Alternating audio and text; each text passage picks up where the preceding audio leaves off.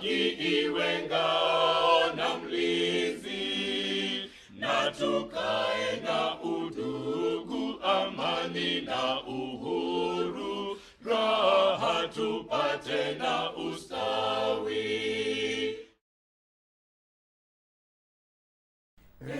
Mungu twaomba uilinde Jumuiya Afrika Mashariki, tuwezeshe kuishi kwa amani, tutimize na malengo yetu.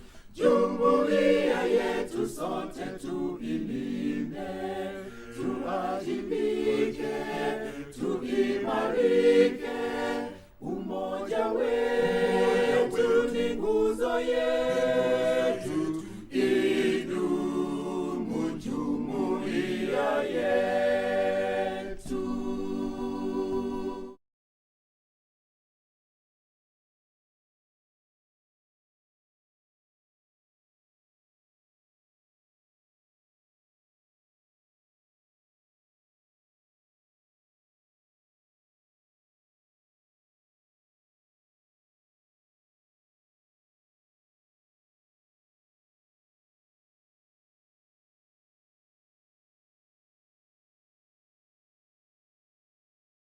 Our hotel as your meeting place. First, I'm going to assure your security while in the hotel. As most of you has experienced, all the vehicles, people, and luggage are thoroughly screened before they are allowed in the hotel to make sure that anything suspicious is detected before it gets into the hotel. The hotel has an advanced fire detective system that in case of any smoke, the alarm will be triggered, and we kindly request you not to panic.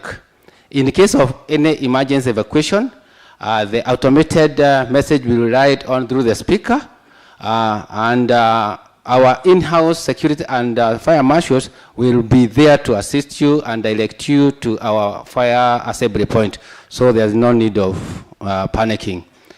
Today, we are not having any planned fire drill, so in case you hear the evacuation order, kindly take it seriously. The room we are, it's called ballroom, and our washroom are outside as you have come in on your left side. Once again, we normally say security normally starts with you, so in case you see any person suspicious, kindly feel free to consult us. Thank you once again for choosing our hotel as your meeting place. Karibuni sana. Thank you, Peter. Hata anaposema usalama unaanza na wewe, hakikisha kwamba unajua jirani yako. Usiseme huyu ni nani, huyu ni nani. Yeah, so thank you very much. So another quick update. At the center of your table, there is a QR code. Kindly scan it and you'll get the day's programs. Familiarize yourself with our keynote speaker, our moderators for the various sessions that we have, as well as the panelists that will be engaging in the vibrant conversations that we have set out for the in the course of the day. Just to set the tone for the conversations that we will be having from now until 5, I'll ask Warutere kindly to play a brief video. In this current dispensation, what does democracy mean to you? Warutere, take it away.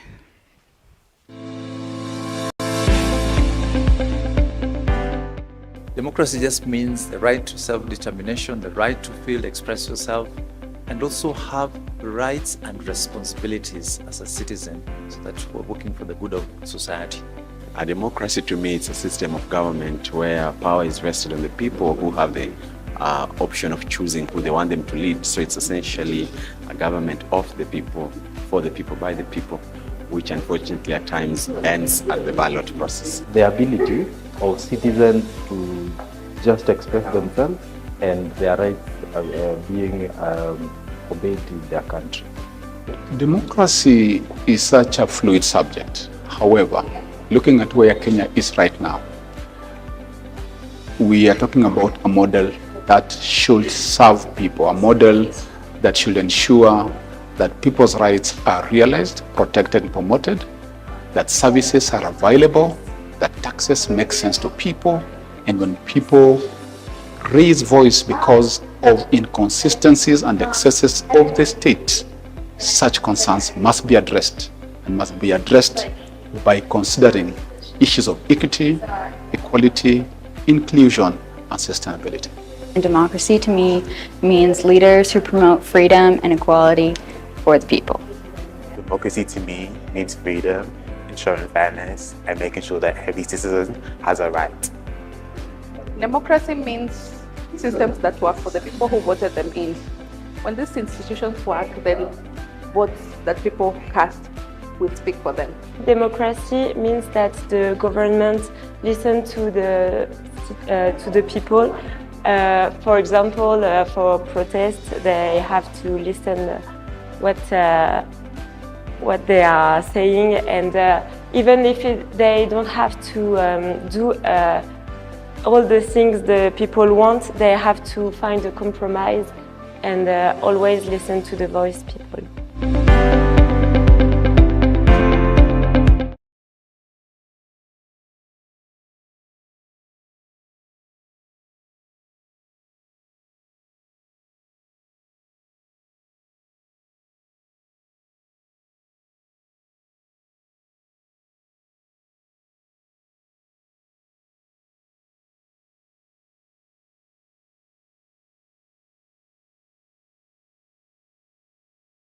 Invite Julie to just brief us on the way forward. Julie.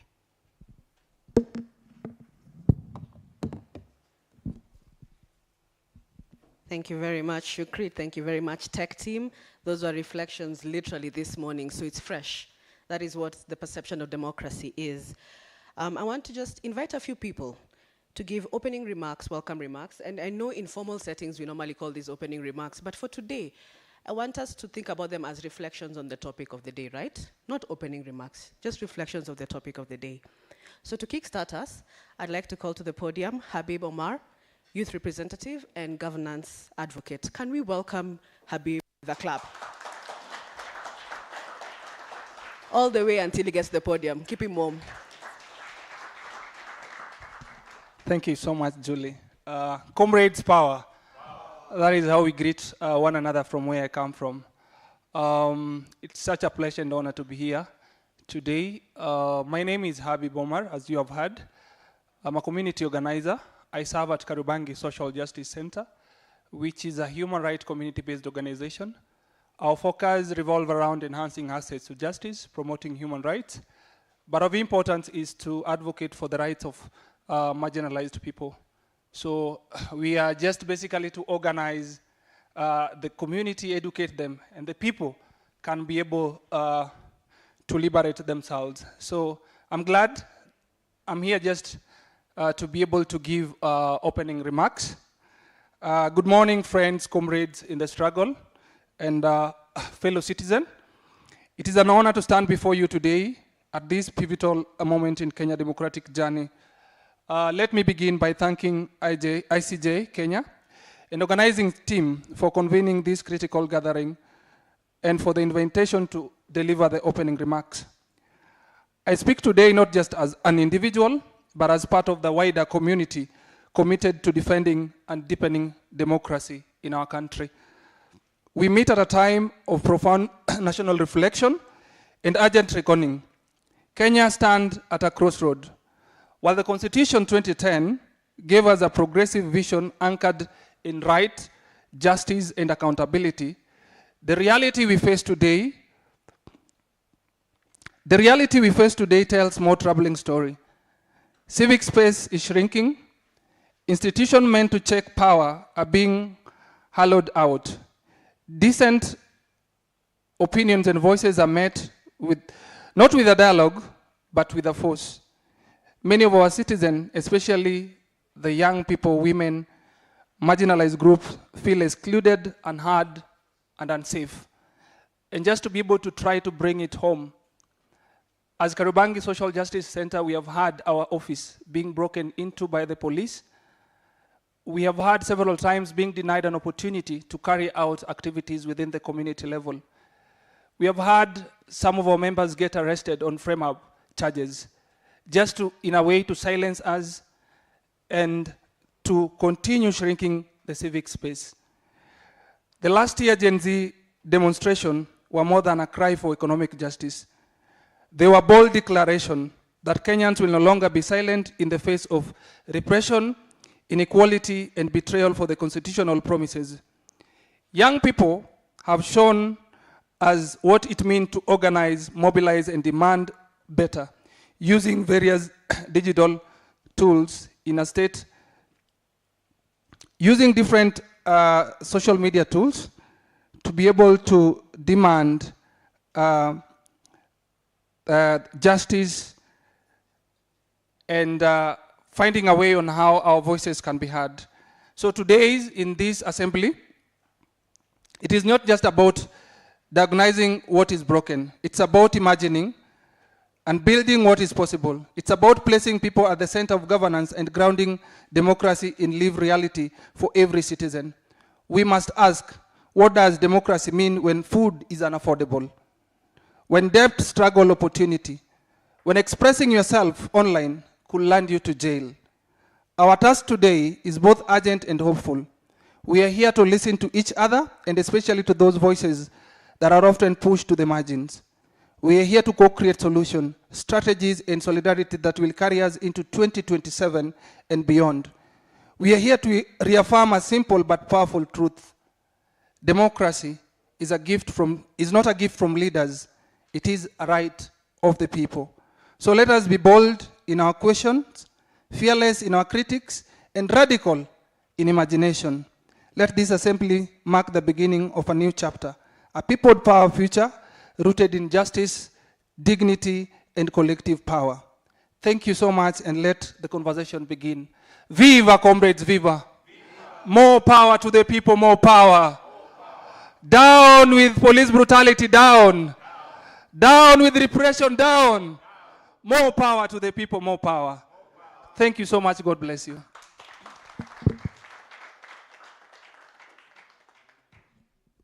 Thank you so much, Habib, for those reflections. Indeed, what does democracy mean when food is unaffordable? What does democracy mean when opinion and expression is criminalized? Thank you so much for those important remarks this morning, and poignant remarks, especially after the documentary and what we saw happening because of people expressing themselves and disagreeing with the policy of the day. Now, it is my honor to invite a man and a gentleman who has actually believed in ICJ Kenya's work, promoted and supported ICJ Kenya's work by giving his ideas, contributions, but also investing in ICJ Kenya. He is a friend to the institution and the executive director of Uraia Trust. It is my honor to invite Dr. Oliver Windi to share his reflections. Tumkaribisha na makofi hadi afike. Take your time, take your time.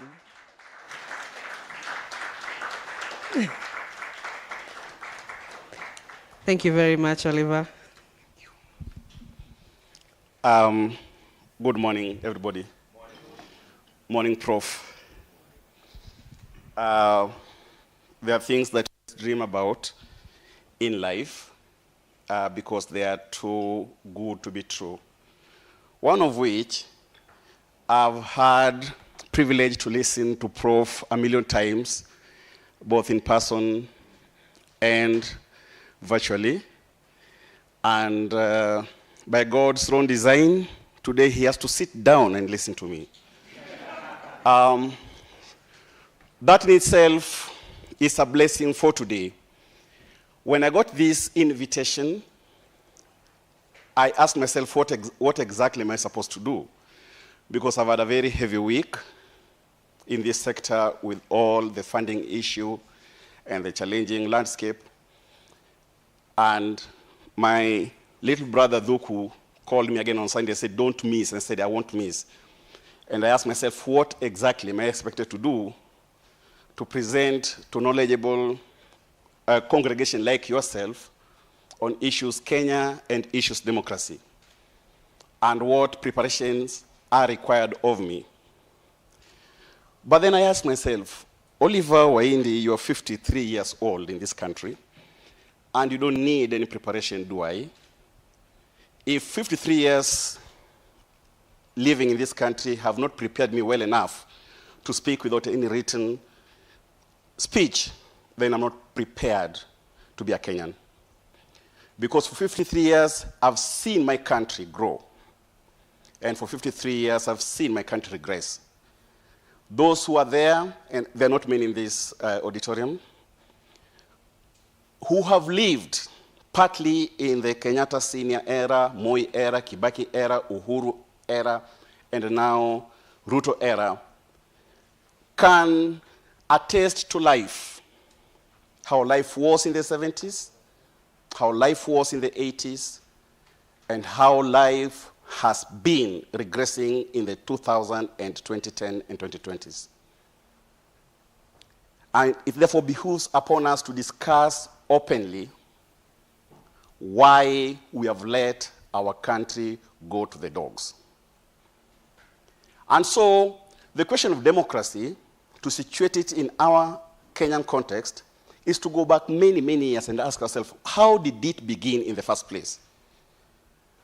Now, students of history, and by the way, I needed to make a clarification from the word go, that the advantage I have over majority of you is because majority of you are lawyers, and I'm not. And I'm told by my friends who are lawyers that they always have suits and ties. And so when I go to talk to lawyers everywhere on this continent, they wonder where I come from. I'm not a lawyer. And so that's the advantage I have over you. So you are confined to code of conduct. I'm not. I'm a free spirit who can think and say anything, and there is no LSK who will reprimand me. A big hand for me. Therefore, if you look back into the history of democracy, where it all began in Athens, and you look into the great books that have described democracy, whether it's the work of Plato, Aristotle, or Machiavelli, you have seen the reason why democracy came into being. And the reason was people needed to feel represented. People needed to feel their voices heard. That is what brought the republic, the discourse, and the politique. 3 important Bible books for the subject democracy. Now, of course, it's been made better by the works of Jacobson in the 18th century, and then it was brought to Africa, and then here we are. We experienced it the first time in Kenya when we had the multi-party rebirth in Kenya between KADU and KANU, and the merger that took place in 1964, and the following subsequent period, which was marked with a lot of anarchy and a repressal of those who had dissenting thoughts and discourse about their country. But of course, an idea whose time has come is very hard to resist. And therefore, the declaration at Kasarani on that day that you want section, what was this section? 2A, the one that brought in multipartism, 2A. And all of a sudden, we see the agitation in my country, and we see the vigor and the oomph in my country, people claiming and trying to reclaim their country. We saw those who were lucky enough to be at Kamkunji, and we were there with few of you. We were still university students at Kenyatta University. And we are seeing with dissenting and counter-dissenting voices. But then we got the 92 elections, which for obvious reasons is one because of the disorganization, state orchestrated confusion in the position rank, and we get into 97, and then Kayabombo steps in for those who are there. But then we have got the IPPG for those who follow, and at that time we got a lot of agitation in the country. How do we make sure that we got some minimum reforms before we get into the election? And for those who can remember, Orange, no election. And we've got all that epoch that is very important for us to understand how to situate democracy in our country. But then what follows again is a period where we've got a reawakening in our politics and our political culture, which of course culminates in Kibaki Tosha, and then Kibaki becomes the first president after 24 years of KANU rule. Now that is the moment that my country then wakes up into the reality. What do we need to do to make sure that there is hygiene in our politics? What do we have to do to ensure that the Constitution says everybody? What do we have to do to ensure that our livelihood and our life standards are raised from point A to point B?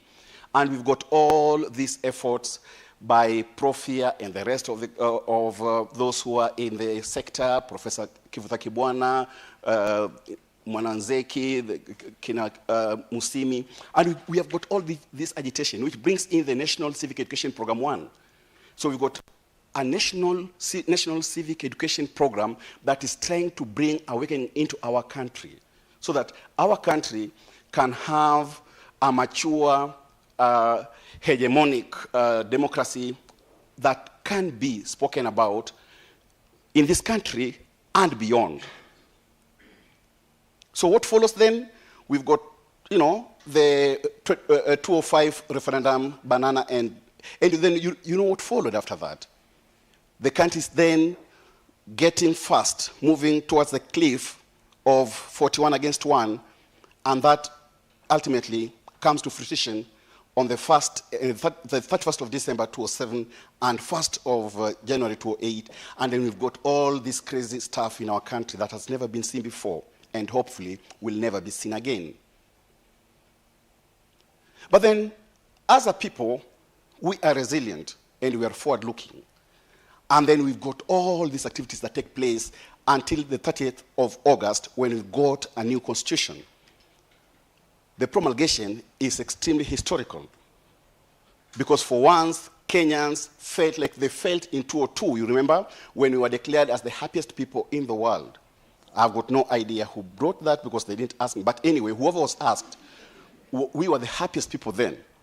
So we've got all this looking forward as a country and wondering how far can we go as a country? 15 years later, we have to ask ourselves, where are we after the promulgation of the Constitution? My first degree is in economics. And one thing I was told, and I've experienced in my life in this world, is that when the economy grows, even your dog in the kennel will tell your economy has grown. So you don't have to be told the economy has grown. Amen? We are in a situation where we are being explained to how the economy has grown by throwing figures and throwing indices that 99% of my countrymen can't understand. And then you ask yourself, truth be told, today, if God, by his own design, increases your pocket, your husband will know, your wife will know, your boyfriend, somebody will know around. It's not about Mbadi telling me, Olive, economy has grown. And so when I met him and I asked him, Mbadi, what is this? I met him at KCC. No, Oliver, it's grown. Look at all the indices. Look at the GDP. Look at our loan ratio. Look, you're throwing figures and jargons that just confuses people who are simply hungry. And then I go to the most basic comparison of where democracy has brought us, and I ask myself, I grew up in Likoni, Mombasa, and every single time we fell sick, we would go to Likoni Health Center. There were every medicine that we needed then.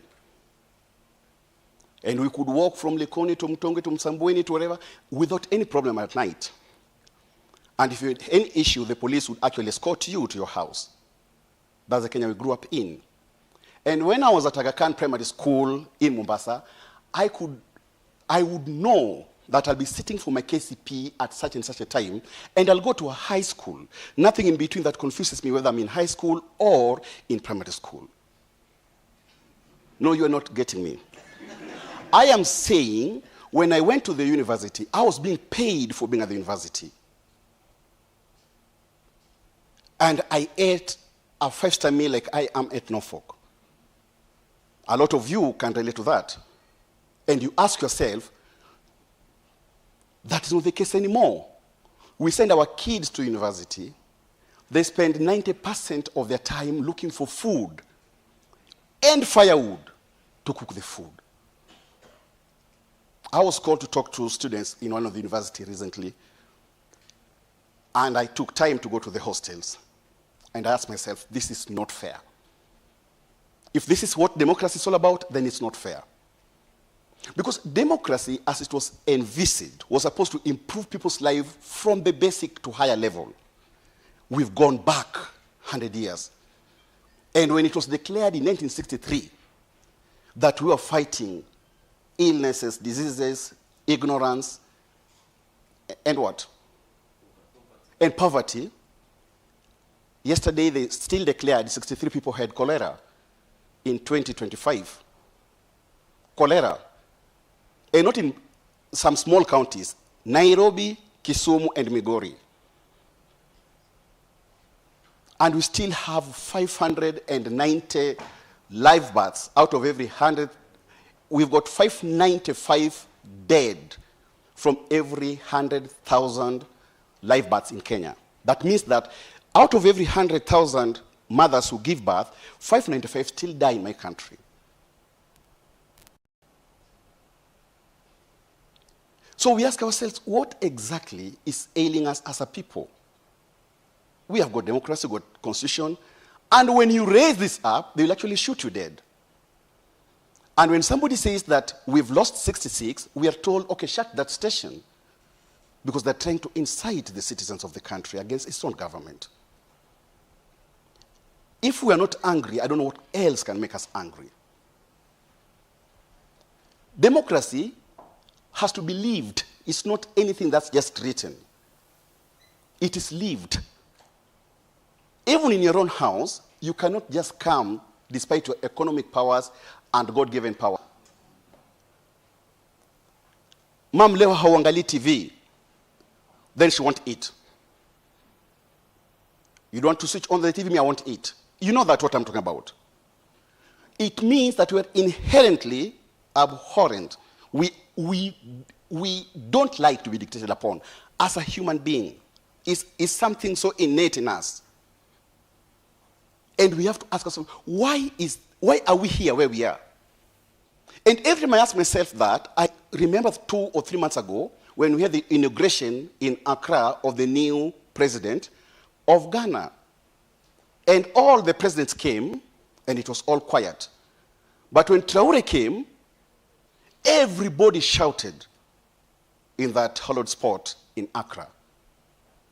Because people are so tired, because democracy is just regurgitating the same every year. And it reminds me one thing that I always say wherever I am. That, is it a coincidence that in the year 1991, when I was a first year at Kenyatta University, Raila was the director of election on a party called Ford. Ruto was, of course, in YK92, treasurer. Kalonzo Musyoka was the minister for education. Mudavadi was the minister for finance. Ladies and gentlemen, I'm talking about the year of my Lord, 1991. 25 years later, amen? The same characters still sit in hotels at our expense discussing our future. And we are okay with that because we don't want to talk evil, hear evil, or see evil. How long will it be that we are 55 million of us in these 54,000 square kilometers called Kenya? And that 2 or 3 or 4 families cannot dictate for us forever. I'm not playing politics, I'm just talking facts. Because if I asked 99% of you today, who was the US president in 91, probably you will not even get it. Who contested against Dukakis and Al Gore? Now, 99% of you will not even realize.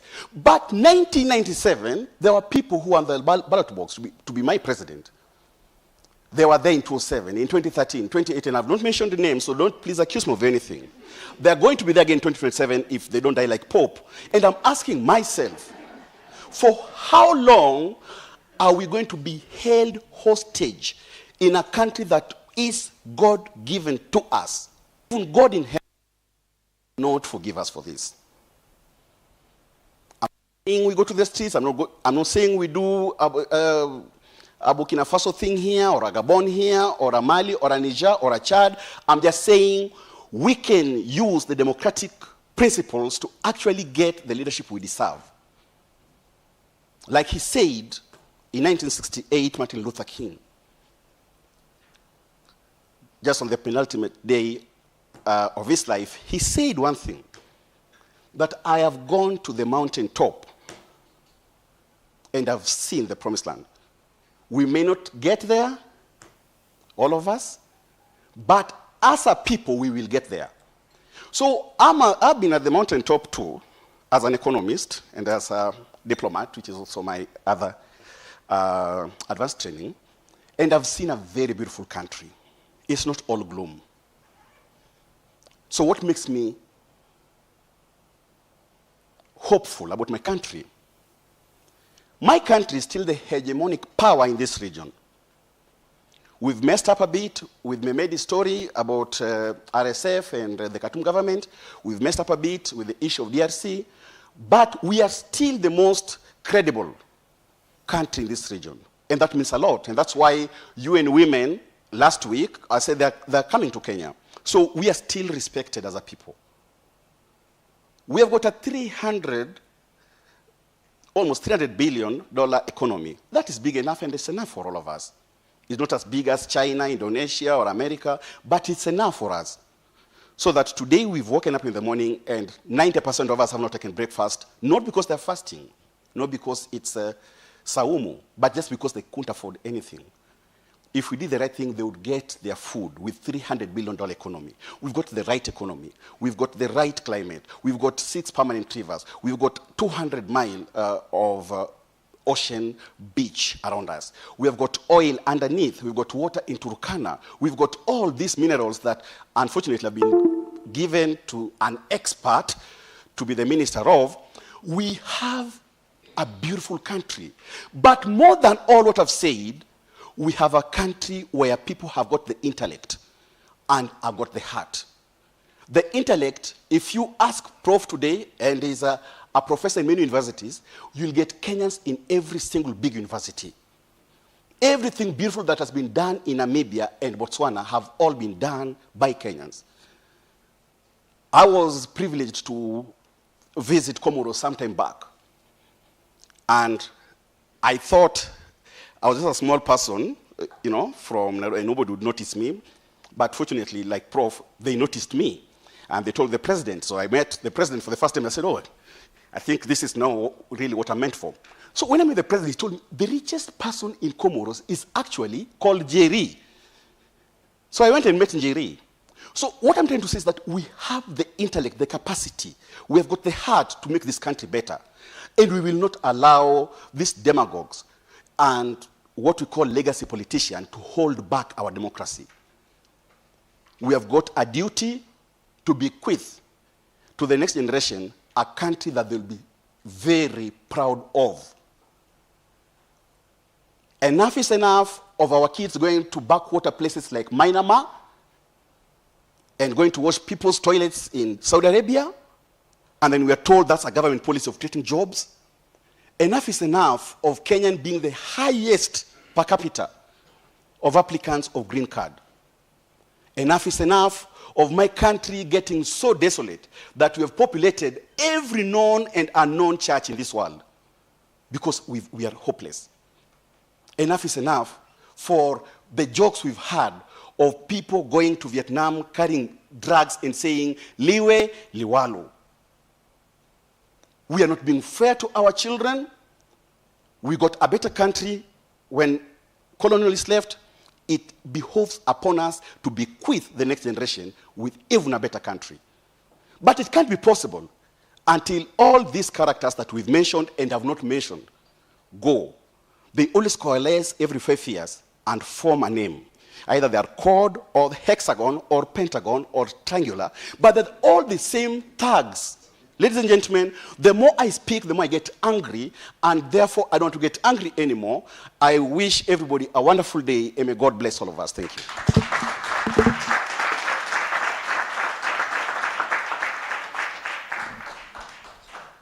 My, oh my, thank you so much, Oliver. That was a journey in our history around where we came from in terms of multi-party democracy, a journey reflecting on the role of young people in the clamor for that multi-party democracy, a reflection of our current economy. Indeed, sometimes we don't need numbers and indices, we just need to look at how we are doing, how we are faring, and that is important. Question that you have raised that we should also reflect on in every single panel: where did the rain start beating us? We will be reflecting on the elections journey. Where did we go wrong? We'll be reflecting on security sector reform. What's going on? When did the rain start beating us? In the afternoon, we'll be looking at the question of the economy. At what point did we lose track on the oversight mandate of civil society? How have we not been able to engage the parliament in regards to their oversight mechanism? Why are we in debt? Those are the questions. So when did the rain start beating us? And last but not least, thank you for speaking to the indignity that our Kenyans are subjected to in going to certain countries to do work that ideally is not meant for them. Because in this country, we can't create employment. We can't create an enabling environment for everyone to live in dignity. So thank you for raising that. And indeed, a lot of these conversations make us angry, but even as we get angry, let's look for the solutions, because we can be the solution, okay? It is now my distinct privilege and honor to invite our chairperson of the International Commission of Jurists, Prata Sande, to deliver the opening remarks. Thank you. Thank you, Julie. Please do another hand clap for yourselves for being present.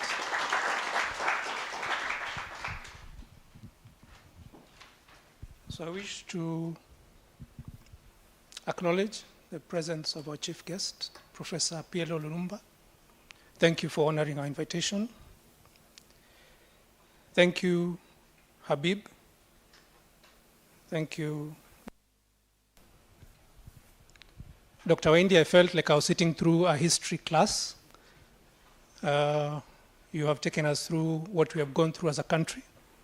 And I think it's important for us to reflect on our past as we assess where we are, and therefore look at where we need to be going. So our civil society partners in the room, our development partners, our esteemed colleagues from the legal fraternity, members of the media, our council members who are present. I've seen Council Member Fred, maybe he could stand.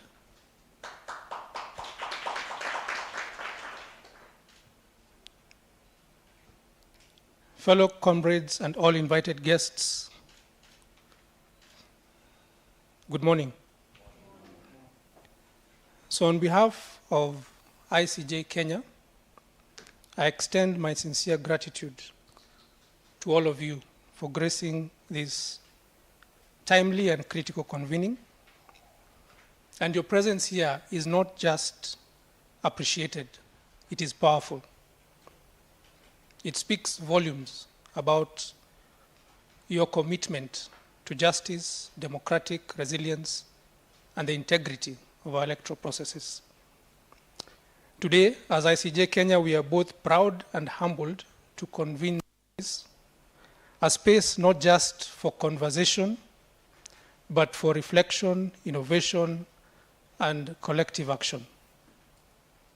For over 6 decades, ICJ Kenya has stood steadfast in its mission to promote human rights, democratic governance, and the rule of law.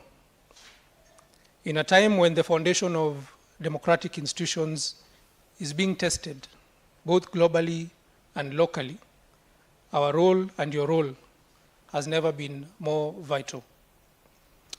This convening could not be more timely. We gather here not just as stakeholders, but as custodians of Kenya's constitutional promise. At the heart of that promise is the right of every Kenyan to vote in a free, fair, transparent, and credible election. And as we reflect on past electoral cycles and look forward to future ones, we must ask, how do we make that promise a reality? This assembly is convened to examine this central question through a series of substantive and intellectually rigorous sessions.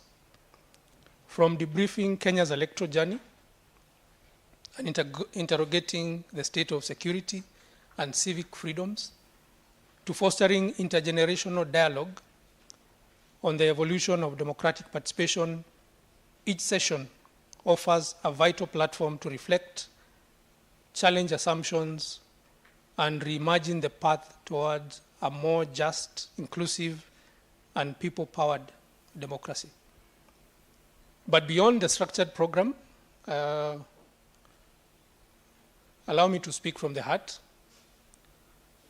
We are living in unprecedented times, and this has been alluded to by some of the two speakers who have come before me, Habib and Dr. Windi.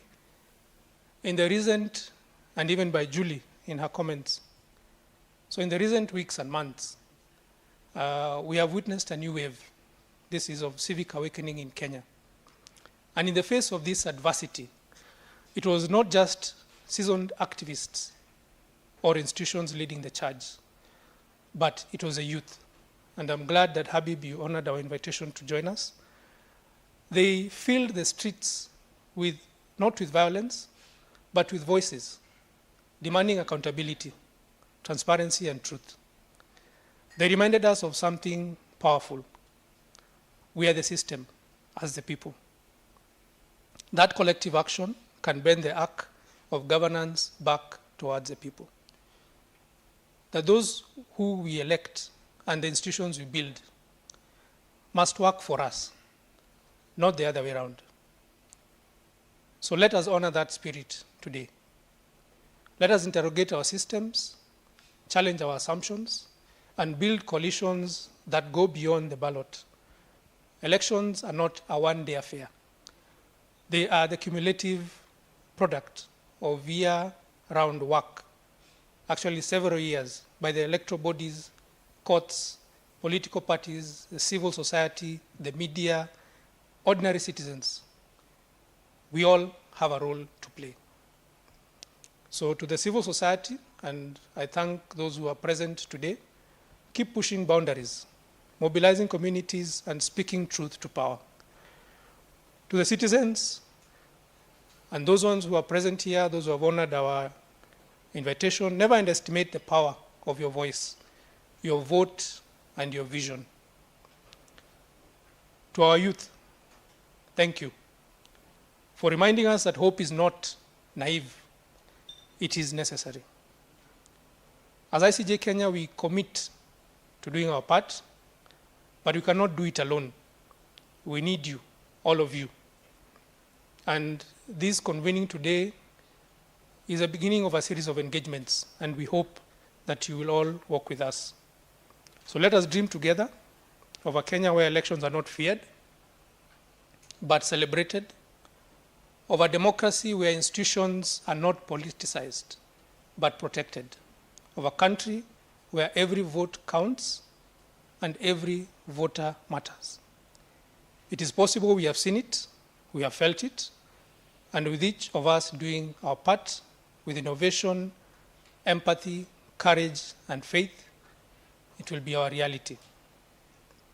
And before I conclude, I wish to also acknowledge the Secretariat of ICJ Kenya. They do quite a bit behind the scenes, and the Secretariat who are present, maybe you could just stand. ICJ Kenya, yes. This is the engine behind ICJ Kenya. So the work that we do behind the scenes, you may not see them here at the podium, but for us to get here, they have done quite a bit behind the scenes. Thank you very much. I know after this, we will get our keynote address. Then we'll have the panels, and I've seen some of the panelists. I also wish to acknowledge them. There is Evans Ogada, who's present. There's Samuel Kimeu. I don't know the other panelists if they're already here. Yes. So, and with that, and Dimas Kiprono was coming. Yes.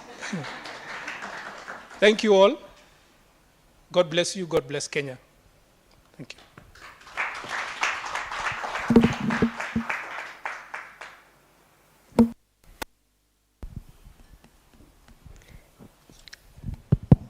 Thank you so much, Chair, for sharing. That's very anticlimactic. Thank you very much, Chair, for sharing the vision of ICJ Kenya, reaffirming our commitment to democracy, good governance, and also our commitment to working with the young people and ensuring that we work together. The voices of the young people, and some of us are in the civil society space, so your voices are our voices. We are actually one. So we affirm that we will work together. And indeed, one thing that you have said, which I often forget, but that we are the system. We elected our leaders, and they are few in number. They are around 3,000. We are 50 million. I'll leave it at that. It is now time for a few reflections. Why did we decide to have this engagement? What made us come together and decide that this is the time to have a citizens' assembly? What is the thinking behind it? And to shed light into the thinking of this conference, I want to invite our executive director, Mr. Eric Mukoya, to do a context setting that will now till the land for us to receive the keynote address by our keynote speaker. Thank you very much, and karibu sana, Eric.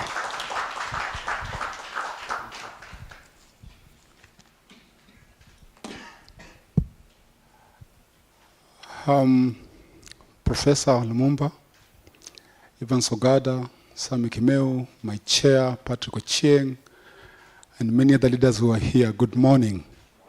Ladies and gentlemen, I would like to acknowledge all of you and say again, habari zenu. And just to begin from where my chair left, and what Julie has just said about youth, I will request us to stand and take 1 minute of silence to appreciate and to acknowledge the souls of the young people who left us because they were saying things that some of us did not find time or were shy of saying. So just 1 minute. And as you do that 1 minute, remember the BBC documentary that has caused hue and cry amongst a few Kenyan politicians who think they have all the power. So 1 minute, then we sit down.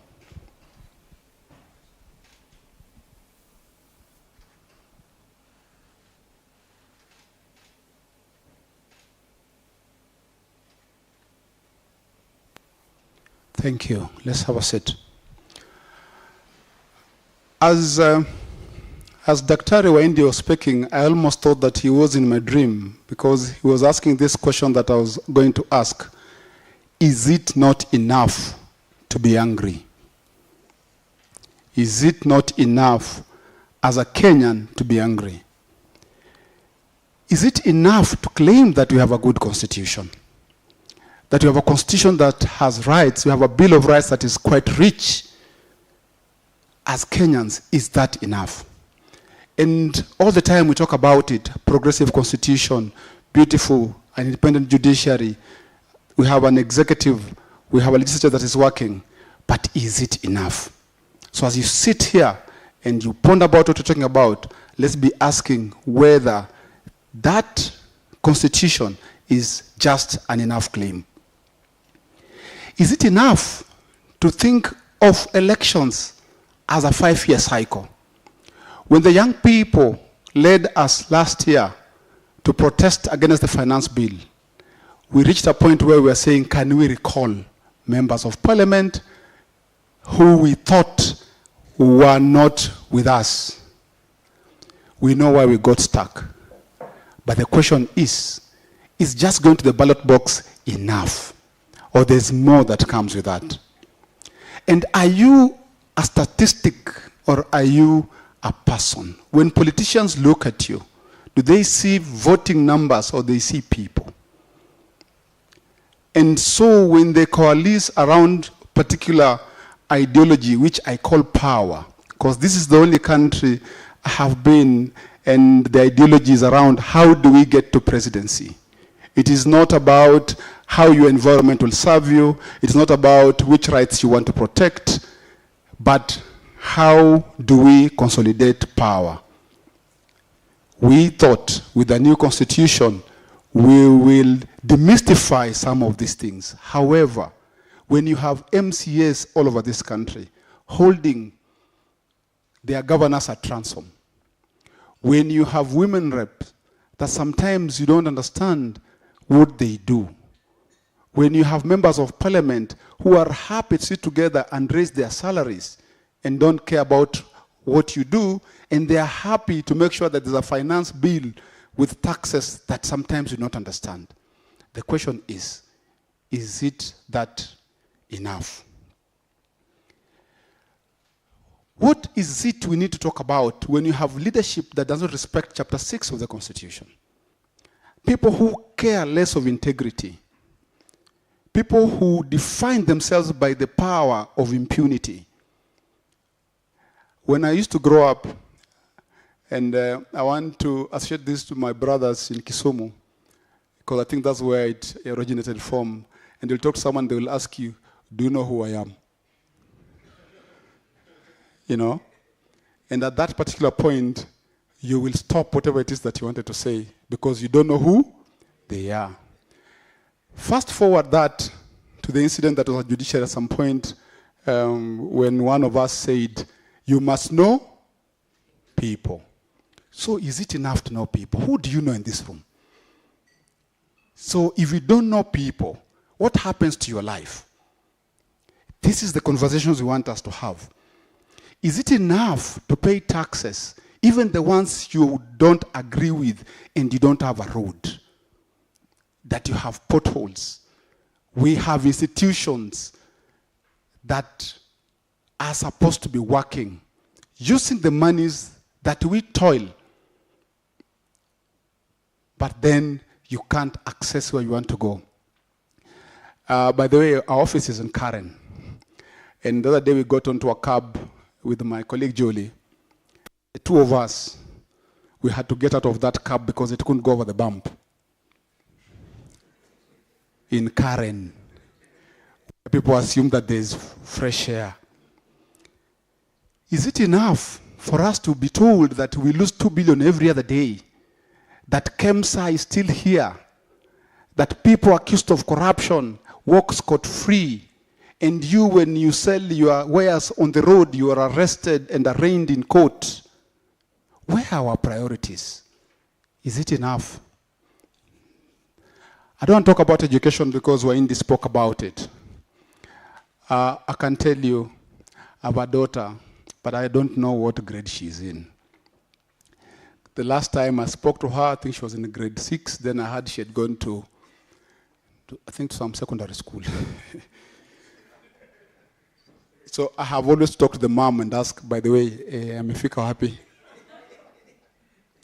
Because the system is so confusing. And someone is seated in an office, a CS, earning a salary from our money, our taxes. Is it enough? That 62 years after independence, some places have no roads, have no food. Some people are homeless.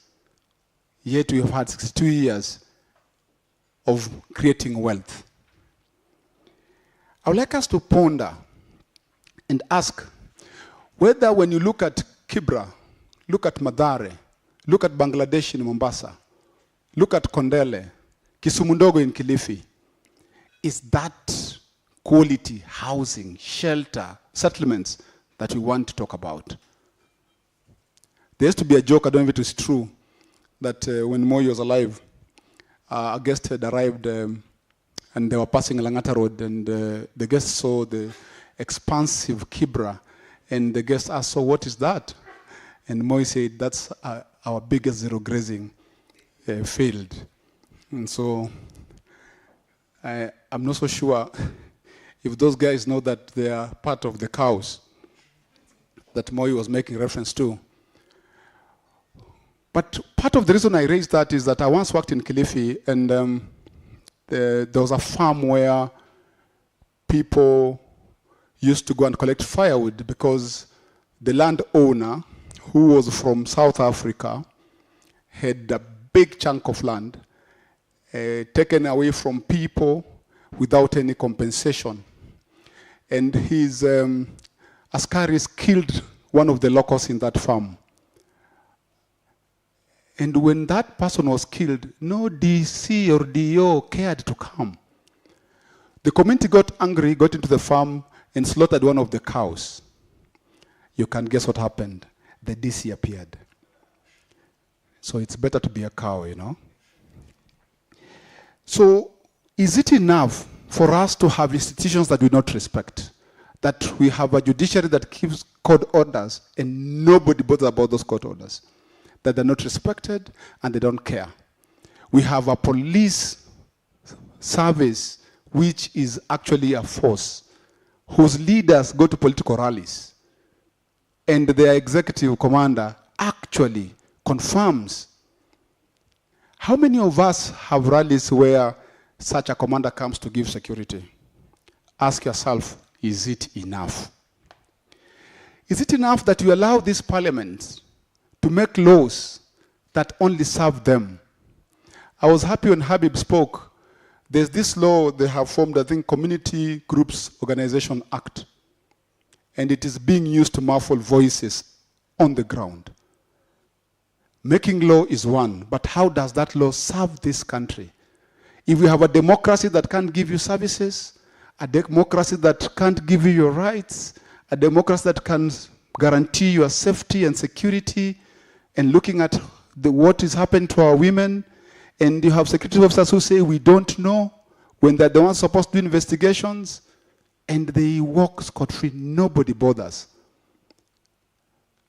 I don't know why we don't have a culture of resignation. I've seen this country, you're a minister, and something goes wrong. Let me go back to the Japanese. Do you remember the Japanese embassy saga? Yes. And some money disappeared over some land. And the man in charge said, it wasn't me. The fact that you are the leader, you're supposed to take the flak of that for your irresponsibility and resign and let people do what they're supposed to do. But we don't have that culture. And that could explain why the old guards are still young at heart. Come 2027, they'll be part of this conversation. My last comment, is it enough that we are still going to China to create more debt when you have an SGR that doesn't serve us? Is it enough? As you ponder about that, let me take this opportunity to invite someone I have respected, I have admired for a long time. You could guess he was the reason why I dressed the way I did. Because I suspected he will do that. Professor Lumumba is a person I consider to have a voice of reason. At the middle of the many bad things that happen, he has been in the mainstream and felt how politicians could behave, especially when he was in charge of our corruption docket. That's a story he can tell you another day. He has taken his time to school some of us. My chair in our private conversation actually told me that Prof was his teacher. And I don't know about Ogada, a Fred council member. So, but because some of us are John come lately, we did not get that opportunity. Please, let me take this chance to invite Professor P.L. Lumumba to speak to us. Thank you.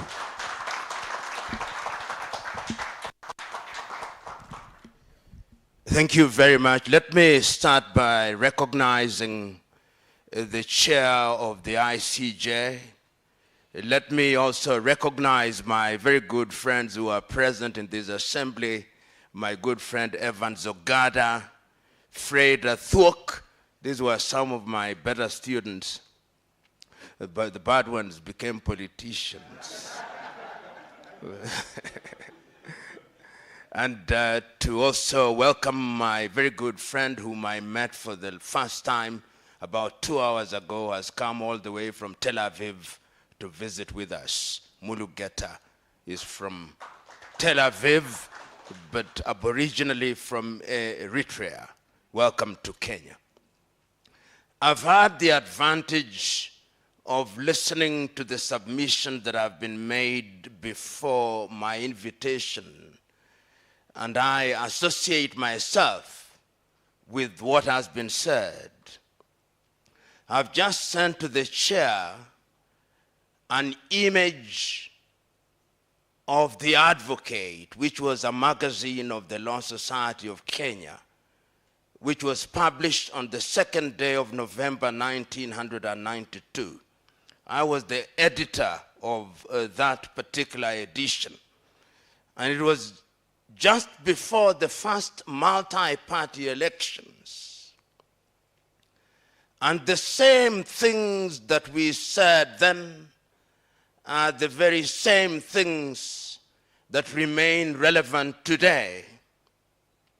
We come here to interrogate what democracy is. I will not give you a typical keynote address. I'll simply identify a number of issues on the basis of which you can then continue with your long day or with your day-long debate. Last night, I was watching the results of the elections that had been called in Canada, snap elections. Canada has 38 million registered voters. Kenya in the year 2022 had slightly under 23 million voters. As the votes were being counted, the winning candidate called the election in his favor. And 1 hour later, the losing candidate gave a speech conceding defeat. Not so long ago, another snap election was called in Germany. Germany has 58 million plus registered voters. Within 1 hour of the closing of the voting, the winning candidate had called the elections and the losing candidate had conceded. In our country, you would still be at Bomas of Kenya, deciding whether 1 + 1 is 2 or 3. We would have printed ballot papers whose cost is more expensive than our currency, and they would have been printed in Greece. We can't count. We have individuals who think that people's is life and death, and they actually cause death. And we cheer them.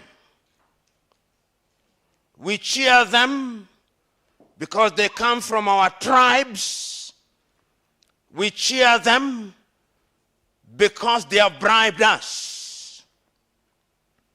We may be in boardrooms before the elections and speak very soberly, but on the day of the election, we are Luo, we are Kikuyu, we are ever succeed on the basis of those systems. And I can't agree more. Look at Africa today. As I speak, Sudan. Look at Sudan. Look at Somalia. Look at Democratic Republic of Congo.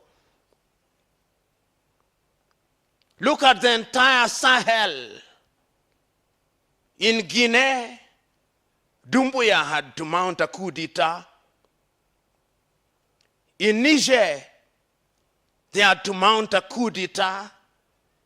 In Mali, Atimi Goita had to mount a coup d'etat.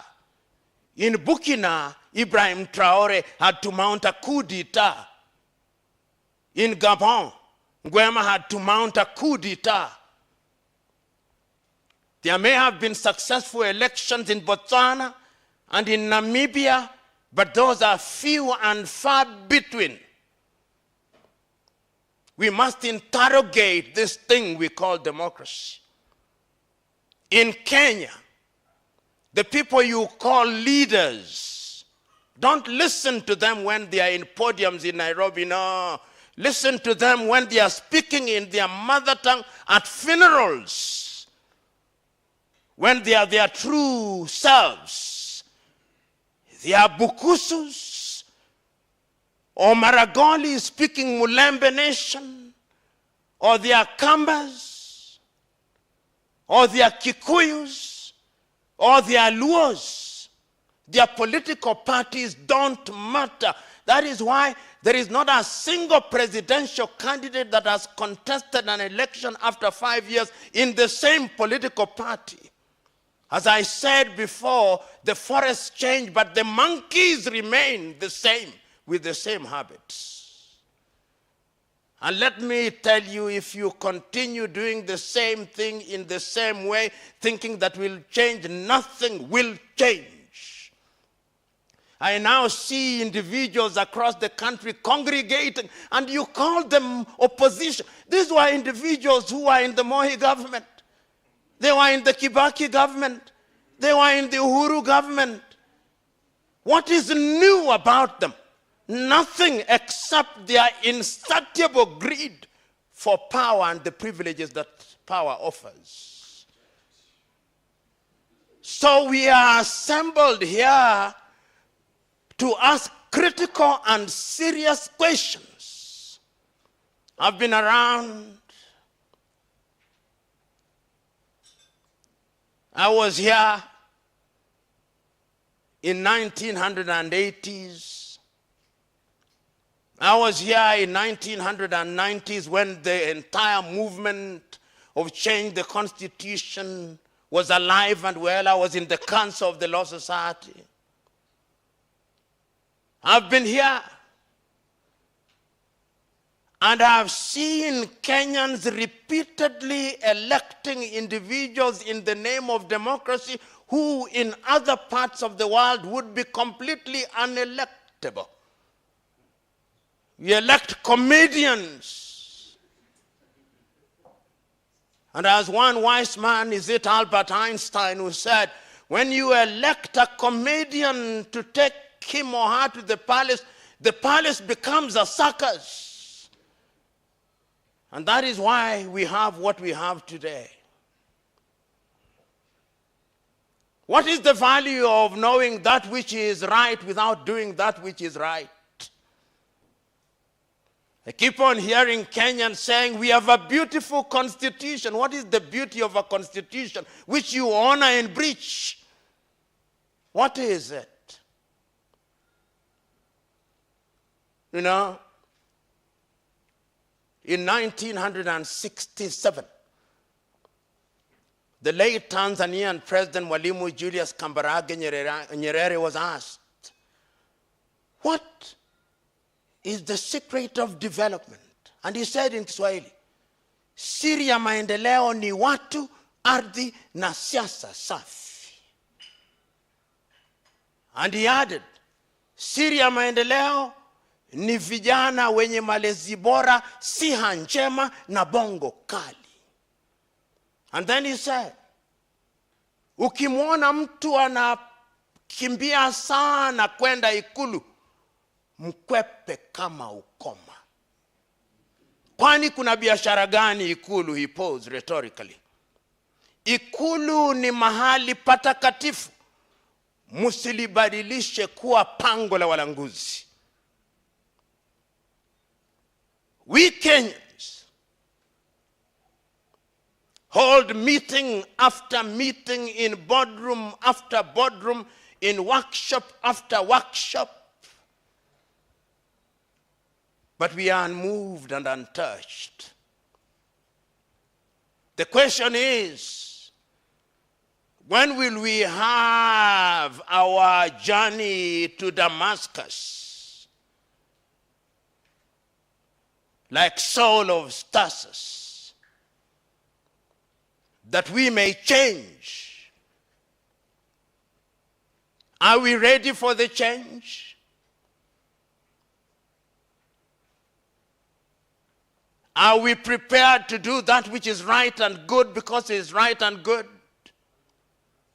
I was involved in the process of making the Constitution jointly with others for 5 years. We produced the Bomar's draft. We made many recommendations, some of which were retained in the current Constitution. We said Nairobi should not be a county. You made it into a county. We said we should have no more than 18 counties, between 14 and 18. You created 47 of devolved units, each of which a governor thinks he or she is running a country.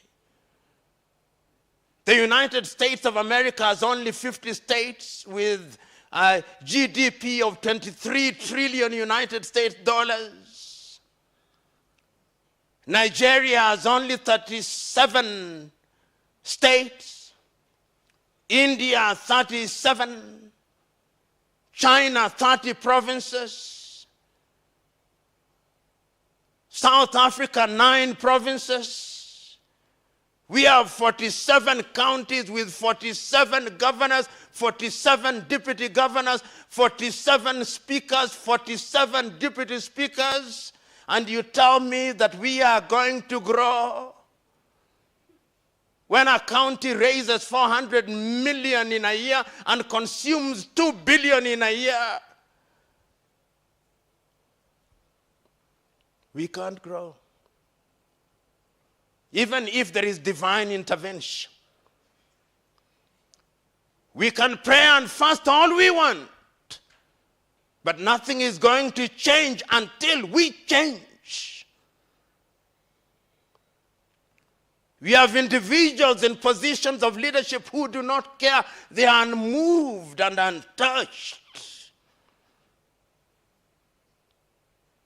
You accuse an individual of engaging in corruption. He has a mob around him escorting him to the offices of the Ethics and Anti-Corruption Commission. And he comes out and gives a press conference. Corruption is the most profitable business in Kenya today. You have individuals whose salaries, even if they lived for 1,000 years and worked for 1,000 years, would not buy them half an acre of land, and they are multi-billionaires. They have never won any Lusenge in Imbo in Siaya County. When I was sick, you would go to the dispensary and you would find medication. Today, unless you are suicidal, you don't visit any of those outfits. When our leaders are delivering children, they go to the United States of America. And we are not angry. We are told that our police officers, and is in the public domain, collect 13.3 billion in bribes in a month, and we are not hungry.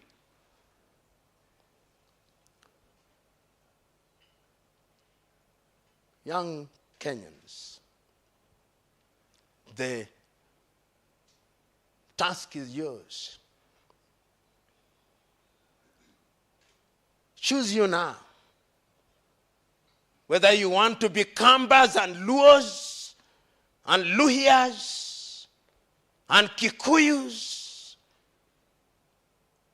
or you want to be Kenyans, with the tribe only being for cultural reasons. Samora Moises Machel said, if the new African nation is to thrive, the tribe must die. Not that you cease to identify yourself as such, but it cannot be the basis for decision making. That I'm voting for an individual because he's from my ethnic group. That is the only qualification. That they gave me 200 shillings, that is the justification. We must rethink governance. Today, we have a parliament whose only claim to fame is that they have insatiable appetite for our taxes. Our parliamentarians relative to our GDP are the best paid in the world. In the world. They want CDF, not because they want to serve us. Ask each one of them how many companies they have formed, where their drivers and brothers and sisters and house helps are the directors. Ask them. Ask them whether they do not trade with the counties and with the constituencies that they run. Ask the MCA whether that is not true. Ask them how they become multi-millionaires within 2 years of joining public office. Ask them. Ask them why, when the courts have declared CDF to be unconstitutional, why they want to constitutionalize it, whether we like it or not. It is a slush fund. And you know, your typical Kenyan politician thinks that we have the memory of a mosquito and a warthog combined. That is why they don't care about us. The time is now that we must demonstrate that our civic duty not only demands but requires that we make demands of them. This is not the time for cowards who die times without number. Because if you are a coward today, your children and children's children will pay the price of our cowardice. We must speak out and bear the consequences. Yesterday, the 29th day of the month of April in the year 2025, you saw how 6 individuals were killed in cold blood. And nothing will happen to them. That is the tragedy. A culture of lawlessness and impunity has taken root in our country. So when you talk about democracy, what is it? It is not true that we did not know democracy, no. It is not true that democracy came from Greece. That was the Greek definition of democracy.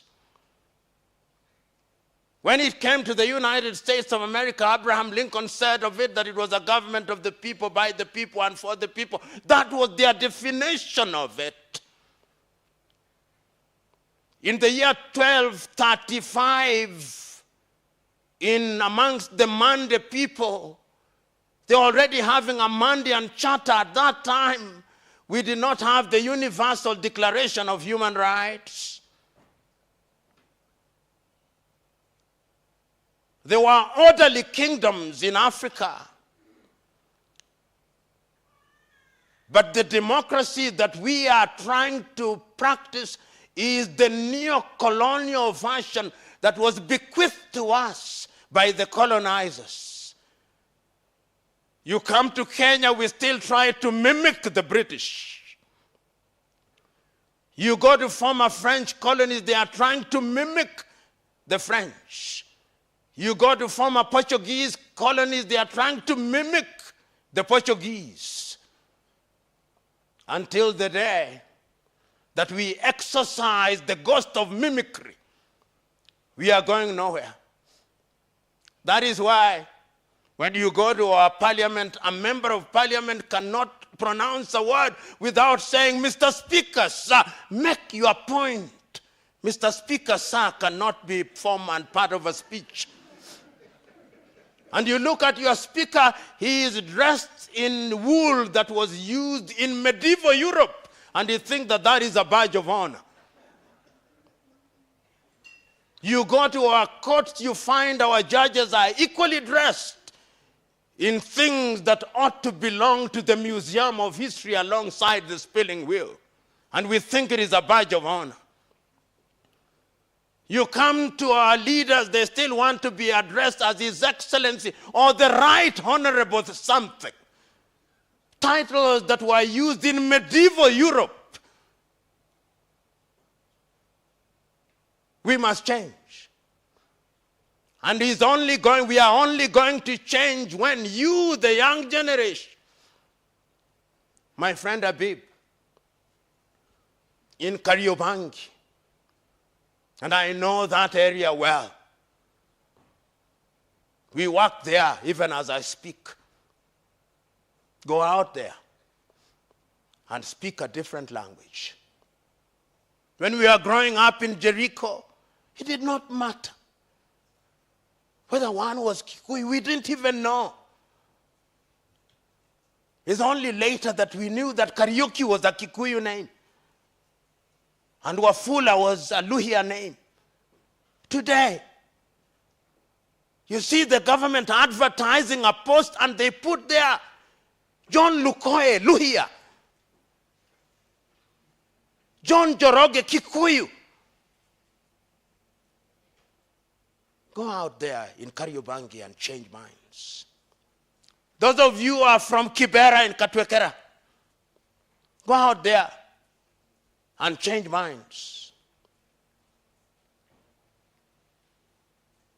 If you are from Kaloleni, go out and change minds. And just don't be in Nairobi, go out there. In Kilifi, let ICJ not be a boardroom arrangement where we speak to ourselves in English. Nendeni mkazungumza na watu kwa Kiswahili na lugha zao za mama. Hilo ndilo jambo ambalo lazima tulitekeleze ikiwa tunataka kulibadilisha taifa hili. Kwa kuwa taifa imepigwa ngeta kwa lugha ya mtaa na wahuni tunaowaita viongozi. Na wahuni hawana haya. Siri ya ubinadamu ni kuwa na haya. Watu ambao tunaita viongozi Kenya hawana haya. Wanaua hawana haya. Wanaiba hawana haya. Wakati ni sasa tuwe ni watu ambao tuna haya. Na tusiogope. Tuwe wajasiri. Uchaguzi ni mwaka 2027. Ikiwa ningeulizwa, hiki kizazi cha wanasiasa ambao tunaona wakiranda, wakipiora, tunawafahamu. Nyerere alikuwa akisema wasipong'atuka tuang'atue. Na tuna uwezo wa kuang'atua kwa njia za kupiga kura. Uamuzi ni wenu.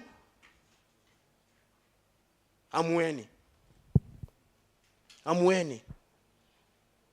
Na namalizia hivi.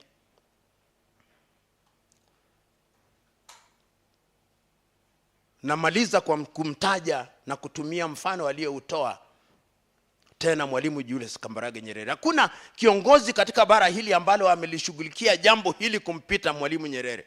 Akizungumzia mambo ya utawala, alisema tatizo la Mwafrika katika mambo haya ya kura ni kwamba Mwafrika ameleweshwa na kasumba ya ukoloni mambo leo. Na kulewa huko kunatokana na vitu viwili. Ama mpiga kura ni mjinga au ni mpumbavu. Na akasema tena Mwalimu, mjinga akiambiwa ataelewa na atabadilika. Sasa naombeni muende katika mitaa na kila pembe za nchi hii, mtoe ujinga. Mwambie kila mtu ukabila na udini haitawasaidia. Na pia akasema ya kwamba kuna wapumbavu. Mpumbavu ni mtu ambaye amepumbaa. Hata ukimweleza hasikii. Ni wachache sana wapumbavu. Mkimwona mpumbavu mkwepe kama ukoma. Na mwisho kabisa, naenda kule Ugiriki. Wagiriki walipozungumzia mambo haya ya kidemokrasia, na nitaeleza kwa Kiingereza ili na wengine waelewe. The Greeks divided their population, as you famously know, into 3 categories. Idiots. Idiots are individuals who may have gone to school. They have degrees, PhD, they are professors, but they are idiots. They do not make demands of their representatives. When there are potholes on the road, they buy 4-wheel drive cars. When there is insecurity, they hire security firms. Gardewald from Canada, Fargo from the United States, 4GS from the United Kingdom.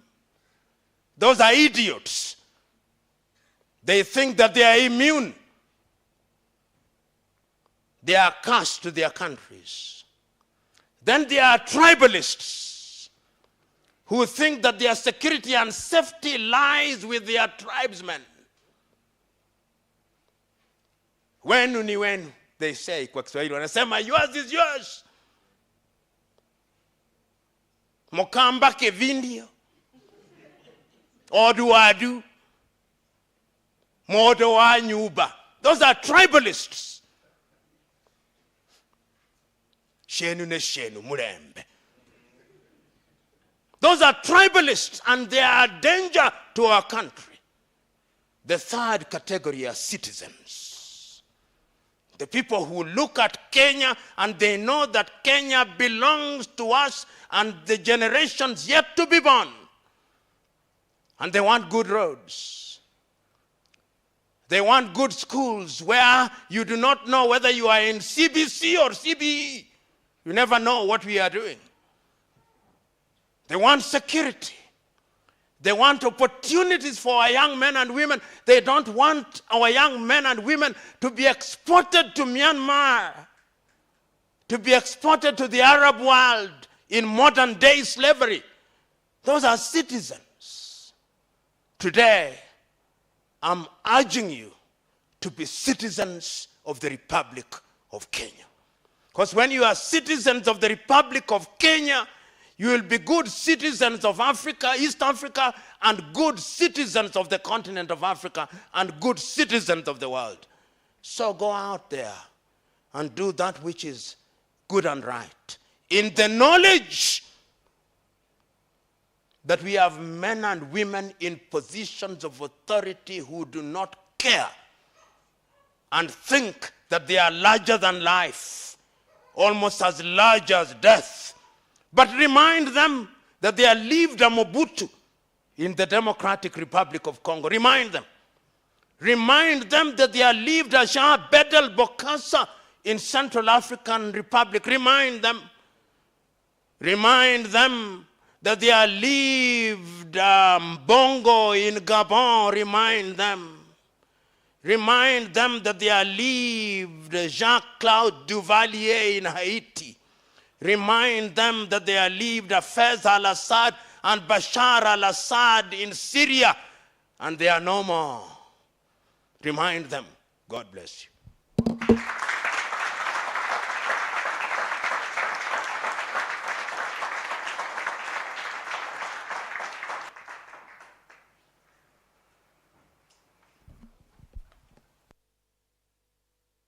Reflections that you were jotting down, prepare them. We will only take a few questions in the interest of time, very few questions. So,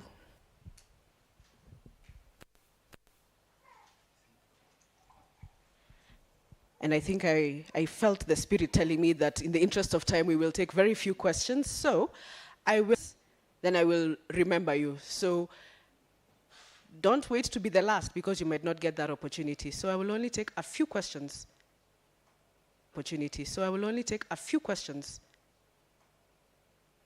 From the floor. Naomba niulize na hata nikosolewe. Kuna swali ndugu Habib? Au maoni? Because they are no. Thank you. Good morning, fellow taxpayers. Fellow Kenyans, habari zenyu. I stand here proud. My name is Prince Brian Kamau. I come from Kiambu County. But more than that, I am a product of Bunge Mashinani Initiative, a product of Uraia Trust, a product of you, Professor, and proudly now I can say I'm a product of ICJ Kenya. I stand with a lot of pain from what I've heard from the speakers before me. And not just the speakers before me, but the very many people that I represent down in my village. We could be in the same league with Singapore today. But the truth of the matter is, that is the absolute difference.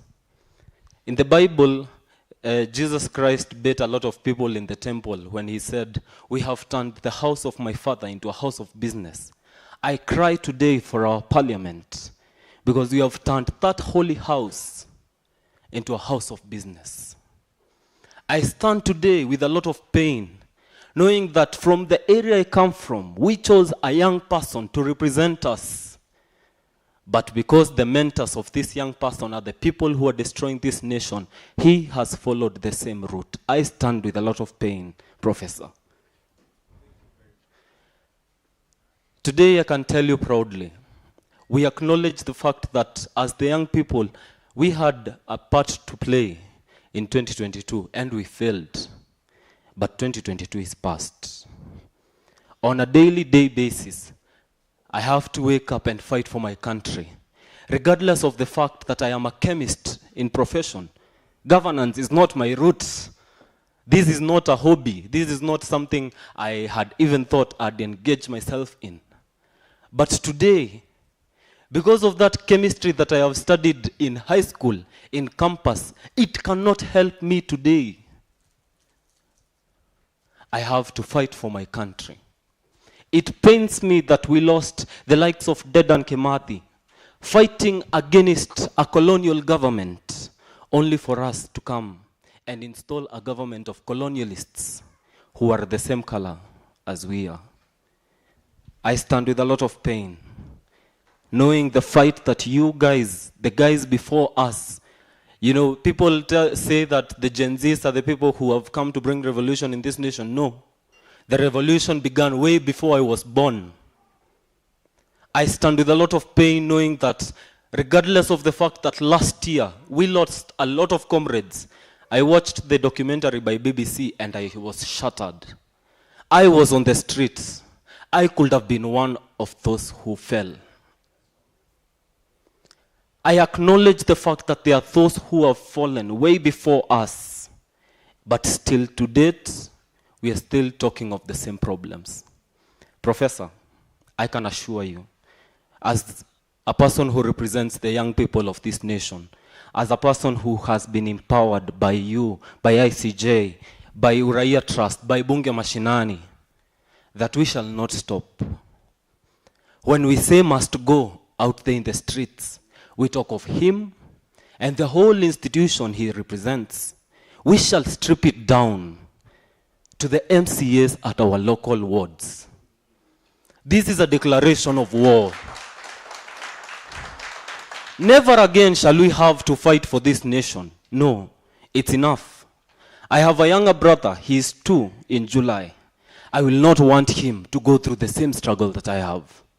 The same way my parents, you guys have not allowed us to go through the same struggle that you guys have, you guys passed through. As I conclude, I know for the sake of time, this one is very passionate to me. Our country is in a situation where daily to day basis, we are misprioritizing our priorities. Currently, SHIFSHA is not working, university funding model is not working. As I was coming here today, I saw high school students going home because of capitation, of course. Yet, there's a bill in Parliament where we want now to legalize the NGCDF, and we want to constitutionalize a Senate oversight fund. I mean, Professor, we share the same pain. Thank you very much. Let's take those two and then I Small caveat to the other questions. Please keep it short. But that was important, and I thank you for that. That was good. Thank you. Were we really listening to a chemist? Prof, my name is Patrick Ocheng. I live in Mombasa, and I just wanted to ask you a small question.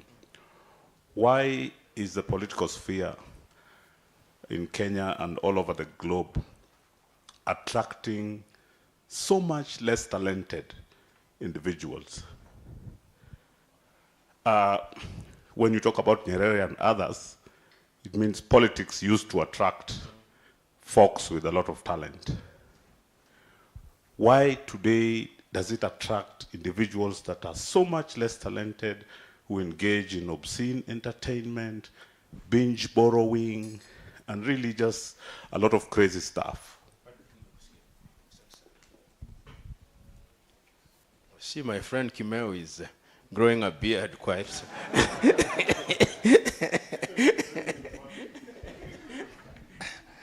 Thank you, Prof. I feel inspired. I'll go directly to my question. I think you have talked about the looters, the killers, coming out as the liberators, and maybe the so-called opposition. For me, I believe we, the Kenyans, are the opposition because sovereignty power belongs to us. But how do we help our community identify leaders of integrity, ethical leaders? Because today we talk about presidential candidates, it is the same people that always will linger into our minds. So then how do we help our communities? Then the other question is, what are you doing, and maybe the future plans that you have in terms of guiding and mentoring young people so that they can be able to take the leadership position? Because yes, I vied in the last general election, but the challenge, tribe, lack of resources. And are you the son of who? So how, again, do we go about these? You have talked about the tribe, stripping of the tribalism. How do we deal with the issue of tribe? Practical way on how we can be able to dismantle tribalism in our country. Thank Congo you. Must be annoyed with you on his name.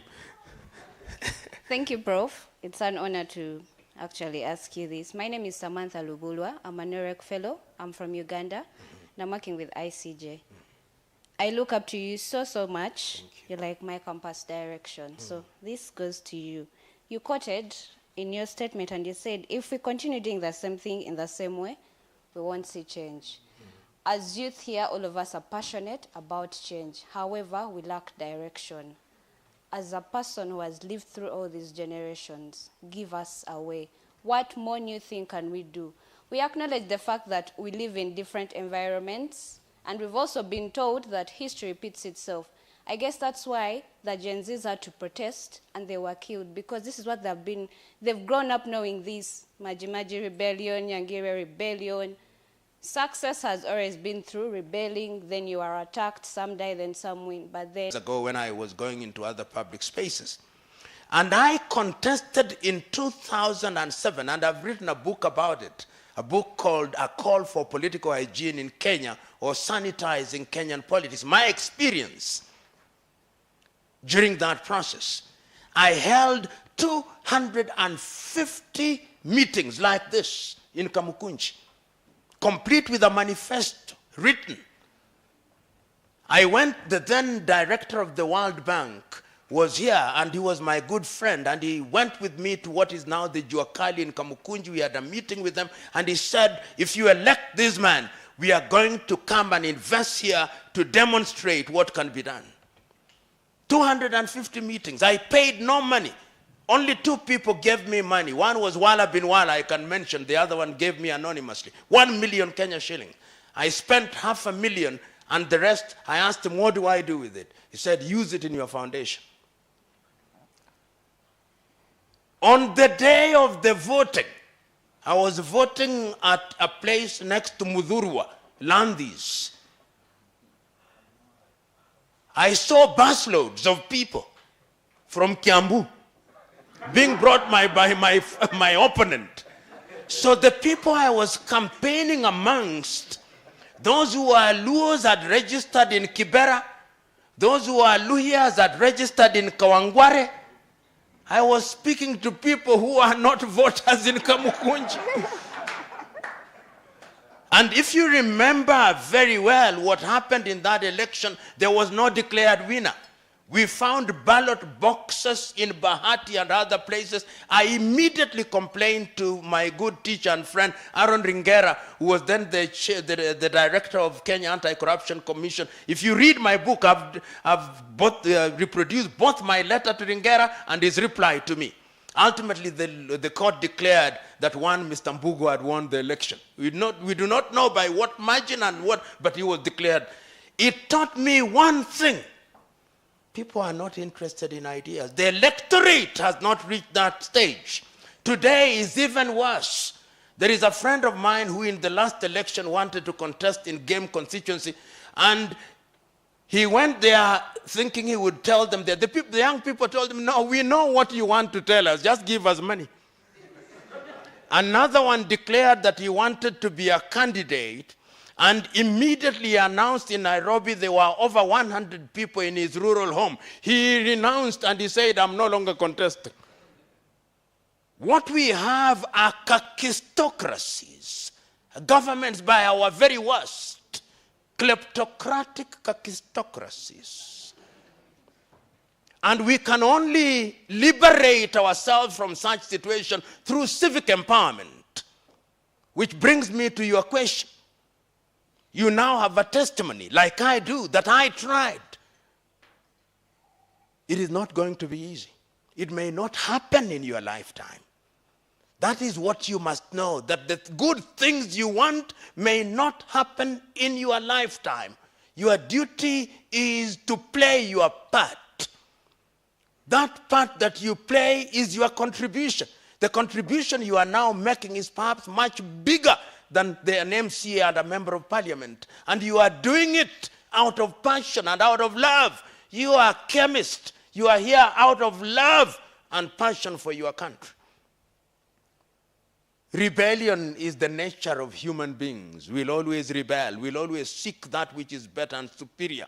And when I want to be cynical, I said that rebellion started in heaven itself. So who are we? The bug of rebellion will always be with us.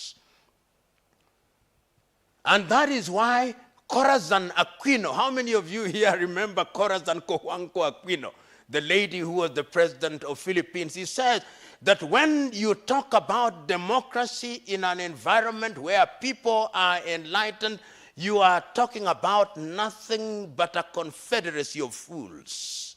Democracy or good governance requires a people who understand why they are voting. Today, you go to certain countries, you see that feeling.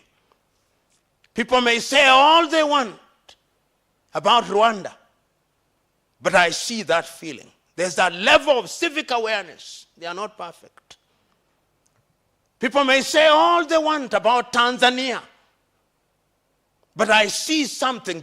I see in Tanzania, they are good friends of mine. They are people who are senior government position. A good friend of mine who is the Deputy Prime Minister, Doto Biteko. Just listen to him when he is talking and he's addressing serious issues. Sobriety.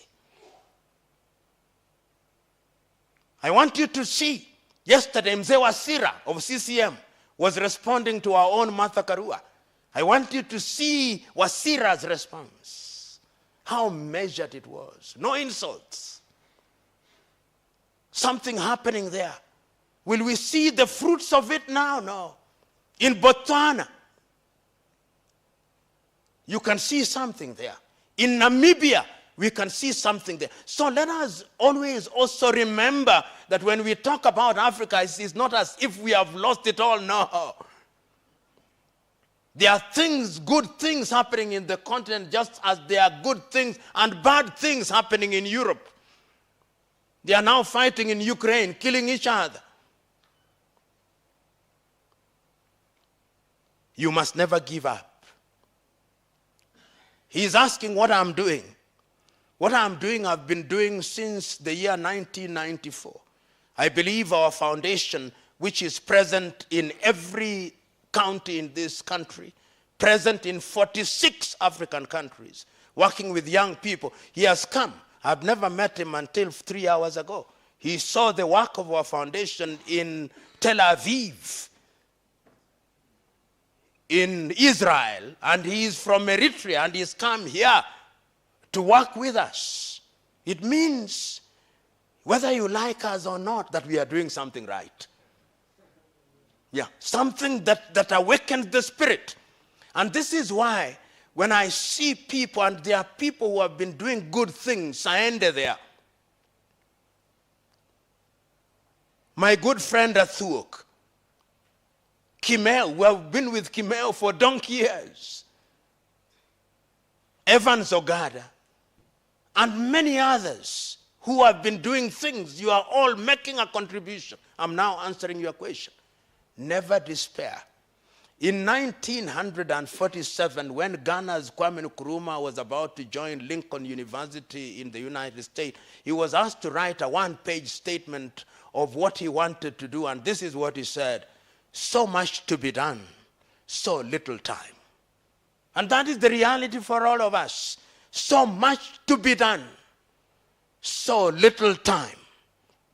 Make your contribution. And that contribution you make, it is our own Wangare Muta Maathai, who several years gave the story of a hummingbird. And he said the hummingbird only brings a mouthful of water in an attempt to put out the fire. Who knows whether it's just that little mouthful that was necessary to put out the fire. So let us go out there courageous. It is the Chinese, and I think we Africans to say, when you are planning for 1 year, plant rice. When you are planning for 10 years or whatever number of years, plant trees. But when you are planning for a generation, plant ideas in human beings. Make sure that within your own sphere, you create positively individuals who are touched by your word, and never fear people who will be better than you. A good teacher is one who produces pupils and students who are better than him or her. That is what it is. If you are afraid of ideas, then go home and sit and never be seen. And if you think that things are going to be easy, that which is easy is not worth doing. You must bear the consequences. So I have no doubt in my mind that all of you, Ocheng there comes from Mombasa. I'm sure you get frustrated. It can be frustrating. But never give up. Frustrated you will be, but never give. Kimeo, as I conclude. You know, there was a time I was the director of the Kenya Anti-Corruption Commission. I went into a forum such as this, and somebody asked, what does the Kenya Anti-Corruption do to eliminate corruption? And I told the individual, the Kenya Anti-Corruption Commission, which is the Ethics and Anti-Corruption Commission, has only 200 employees. What is corruption? I asked. I asked the individual, are you a Christian? Yes. Do the 10 Commandments say, thou shalt not steal? Yes. Have you stopped stealing? Because that is what corruption is all about. The Bible has not stopped you from stealing. The Hindu Gita has not stopped you from stealing. The Quran has not stopped you from stealing. Then you think that the Kenya Anti-Corruption Commission or the Ethics and Anti-Corruption Commission is going to stop you from stealing? No.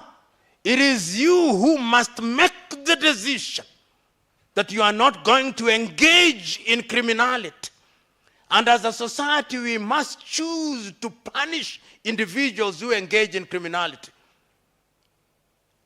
You will remember that the law to abolish my office as Director of Anti-Corruption Commission was passed at midnight to abolish our offices. Because we had asked that several cabinet ministers be arrested.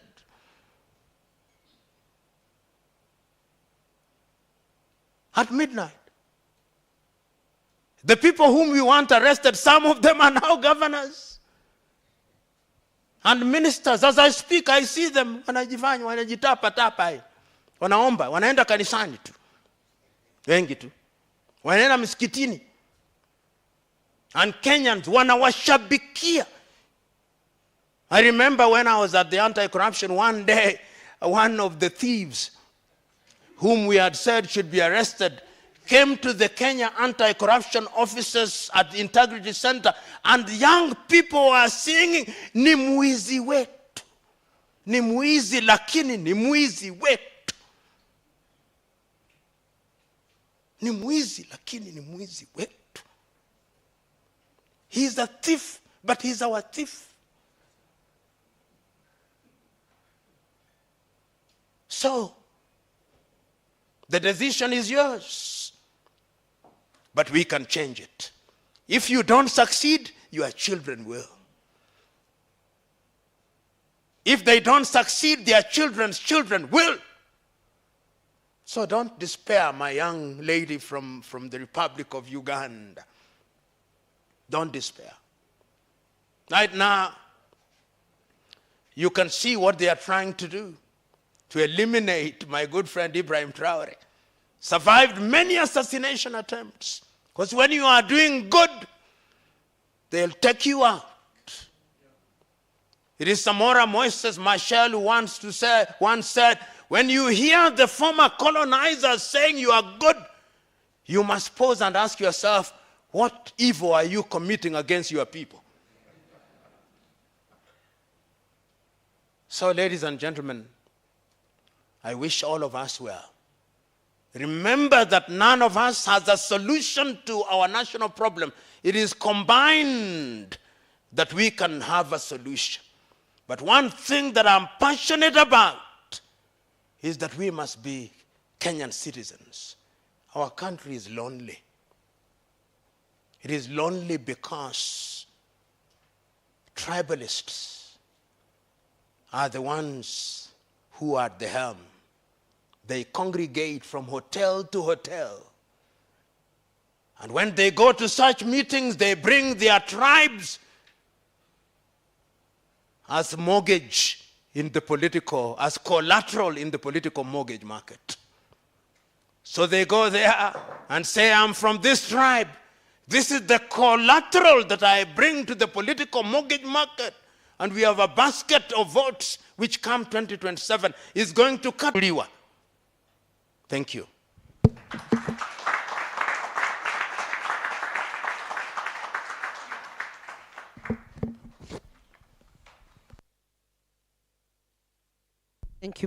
Thank you very much, Prof, for sharing your wisdom with us this morning.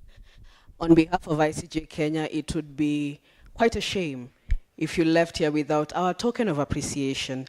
So I'd like to invite you, Prof, back to the stage, accompanied by the Chairperson of the International Commission of Jurists, the Executive Director of the ICJ, our Council Member, Fred Adwok, and David Thuku Mburu, who has played such an instrumental role in the realization of this conference. We would like to hand over to you something of our deep appreciation.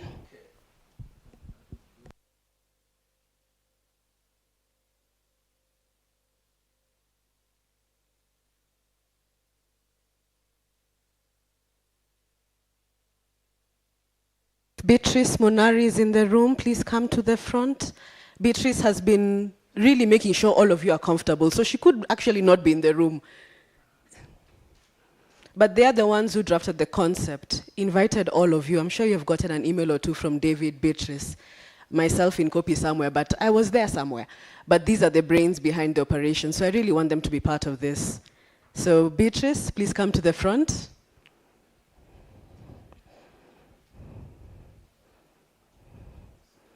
Together, we have put together a small hamper. We're getting into the cold season, so something to keep you warm, something to help you draft your ideas, and something to help you keep time.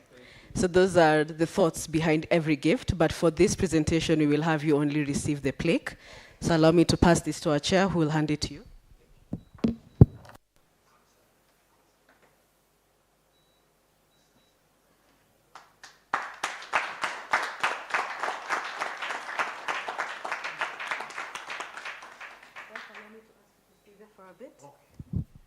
Allow me to ask the panelists, moderators, anyone who is going to be speaking today to join the stage. I see you, Wangeshi, I see you, Ogada, I see you, Luciana, I see you, Sam. I can call you out because I know the program of head.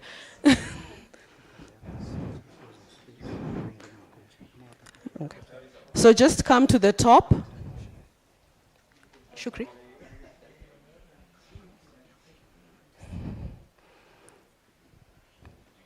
Wedge. I wanted to say wedge yourself inside. You can actually put some seats so that we sit, so that, yeah, so that you have more.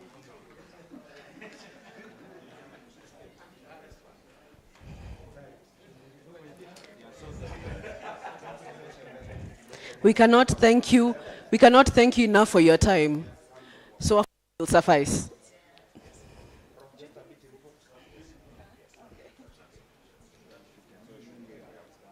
Okay, I might sit so that the manual is less manual. Manual. Okay.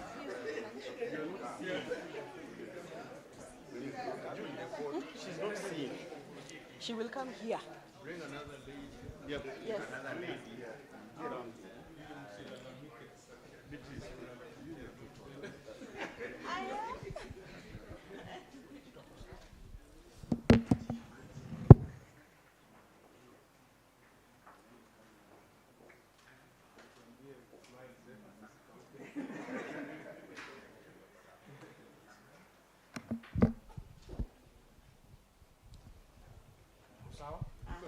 Thank you very much. Just stay seated. One more photo. There are people who have really worked at ICJ and rarely get the recognition. So I'll humbly ask the Secretariat who are in the room to come. So for those of the Secretariat members who are already here, stay here. Secretariat. After this, we will do the biggest photo humanly possible of everyone.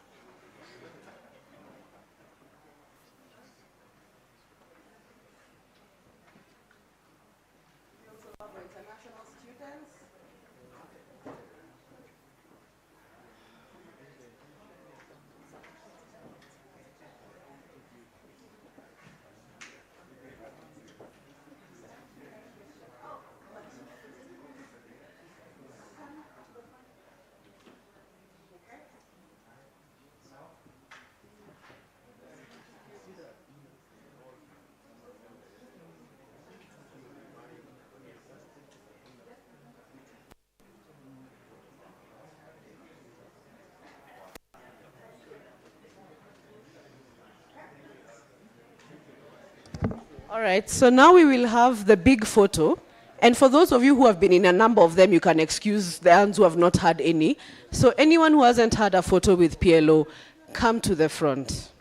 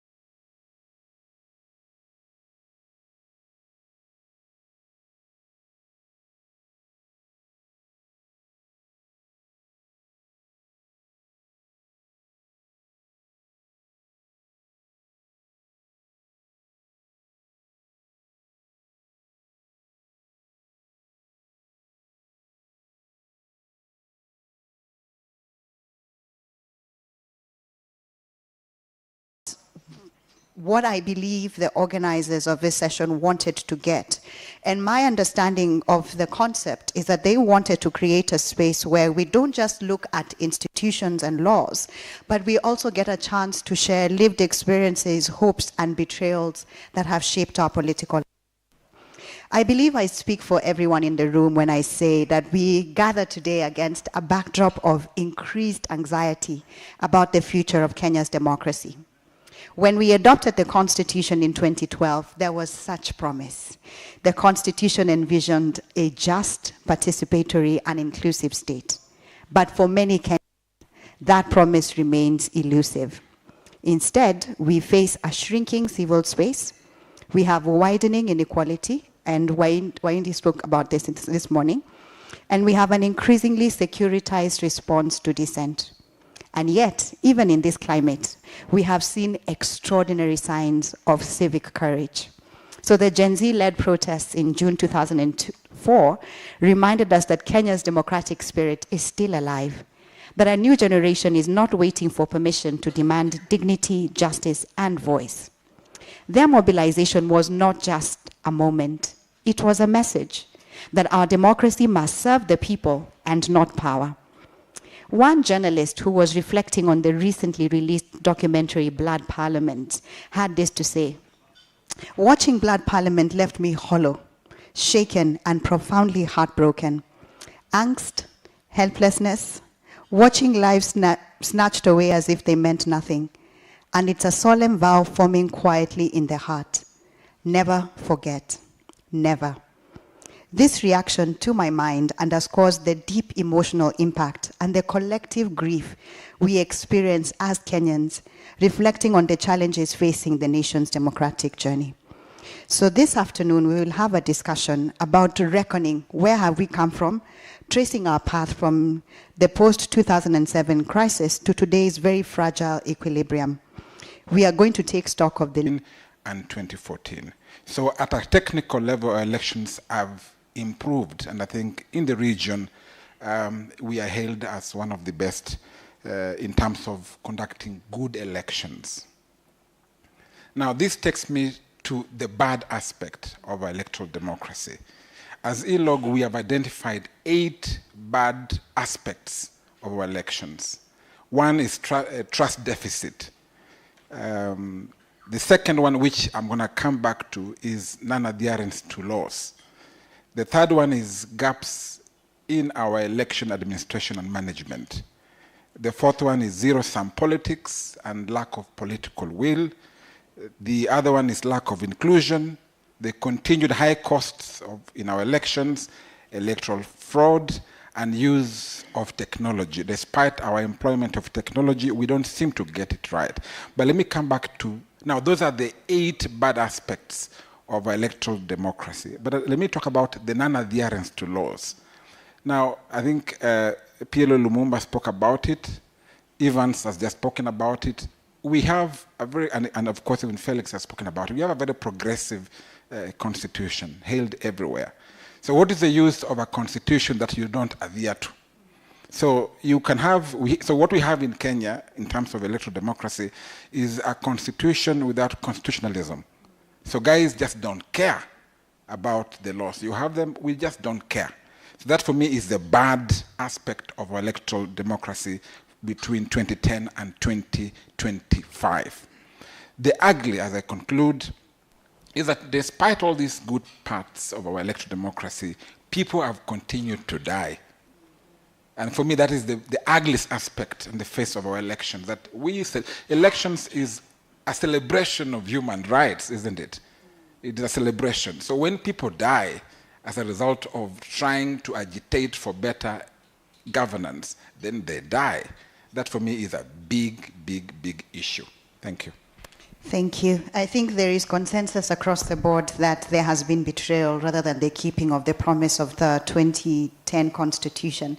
And I want to pick up from where Marcus has left it.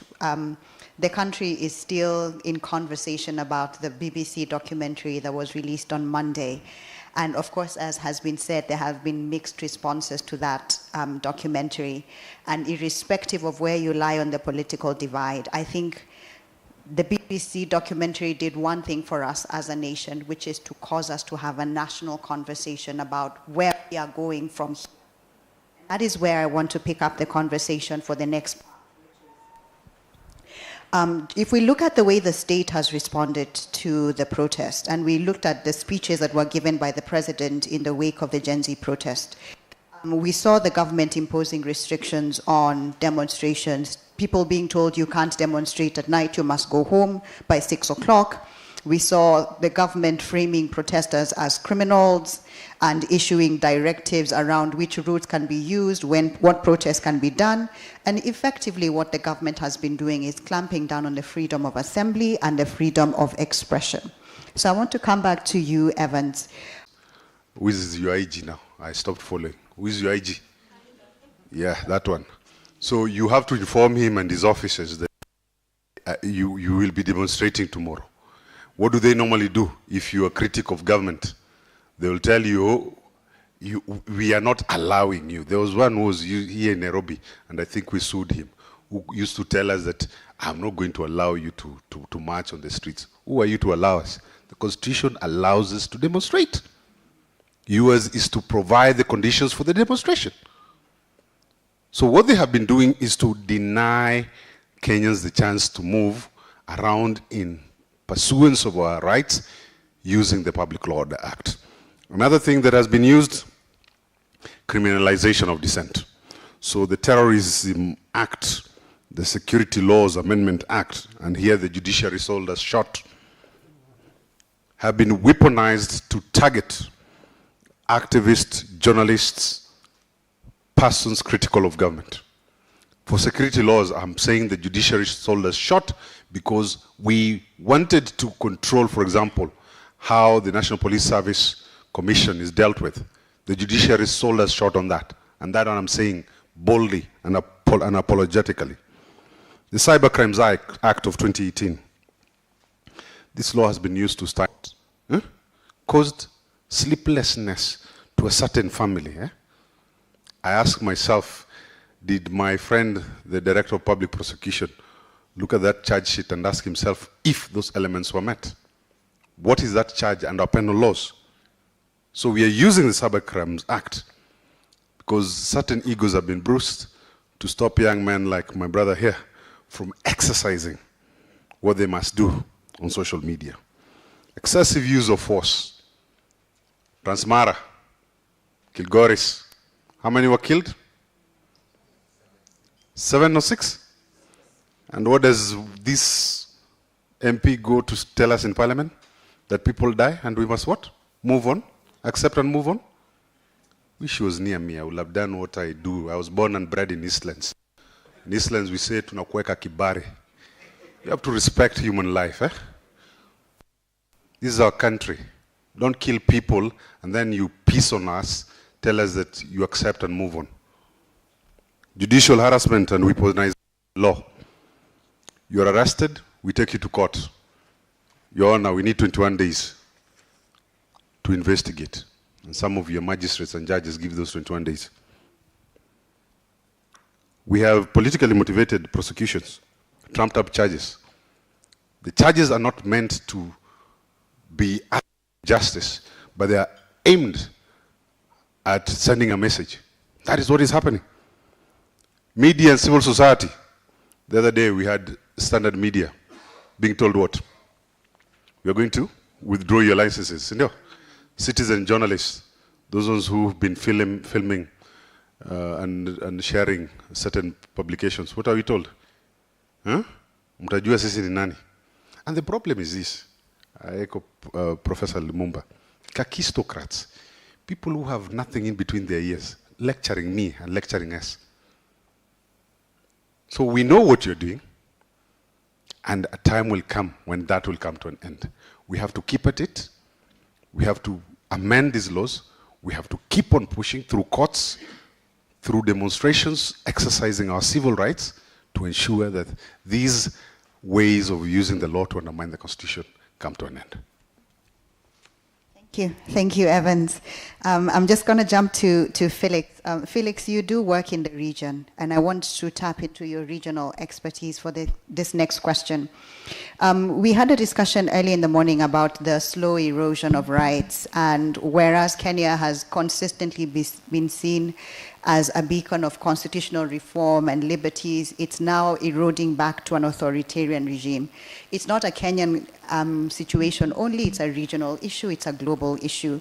So I want you to speak to the trends that you're seeing in the region on authoritarianism, and then speak to what are you seeing in Kenya emerging as the use of the constitution to further entrench authoritarianism.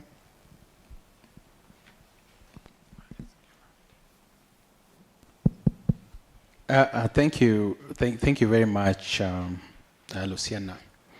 Now, if you look at global and regional trends, as evidenced from a number of surveys, global, international surveys and regional surveys like Afrobarometer and things like that. And if you look at the rise of populism and right-wing globally and to a larger extent in the region, the rise of Donald Trump, Viktor Orban, what is the name of the Turkish Erdogan, and a number of trends and developments in Latin America and to a larger extent in Africa.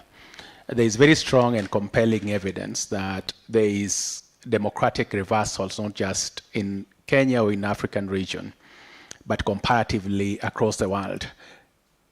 Whereas the happenings, including what is happening in the United States right now, happened with a lot of drama and fanfare. The truth of the matter is this trend had begun manifesting itself in Western Europe. Those of you who have been following even the ODM party elections in Nyanza province, the kind of violence that there was, and the unleashing of the militia to disrupt and things like that. And this is across the board, both the ruling party and the opposition party. So there are comparable risks in 2007 to 2027 that we should not close eyes to. Of course, there are mitigating factors. We have the Gen Zs now. It was not there in 2007, but also we have a strong judiciary. And by the way, if you look at what happened in 2007, in the run-up to that election, there was a deliberate, orchestrated attempt to delegitimize the judiciary. And we are seeing it happening now, including to a large extent. Is to also deal with election integrity issues and to monitor the work of institutions. And Marcus, I'd like you to speak to us about what you're seeing in terms of institutional preparedness, institutional strengths and weaknesses. Thank you very much. In 2022, we had about 40,000 plus polling stations, if I remember. So ideally, if you are to speak to the integrity of the E-Day processes, then you would then have 40,000 plus observers stationed at the polling stations. That would be comprehensive enough. For instance, for our own elections in 2022, ELOG deployed about 5,108 observers that were spread across the polling stations. So we used a methodology that allowed us to sample the polling stations. Now, we are moving into 2027. We expect the number of voters to increase, and therefore the number of polling stations to increase. So the first gap that we see as ELOG is the fact that observers are limited in terms of presence in polling stations. And that for us is a big issue because then there are situations where ELOG can speak to. So that is a big issue, but of course we are recognizing resources that limit us, but also there is a new trend that then perhaps at some point we'll talk about how then to address that issue. The second issue that we see as a weakness as we move into 2027 is inadequate observer training and coordination. So you have a number of organizations deploying observers. Questions have risen in terms of the competence of those observers that are deployed. Now, you can go into a polling station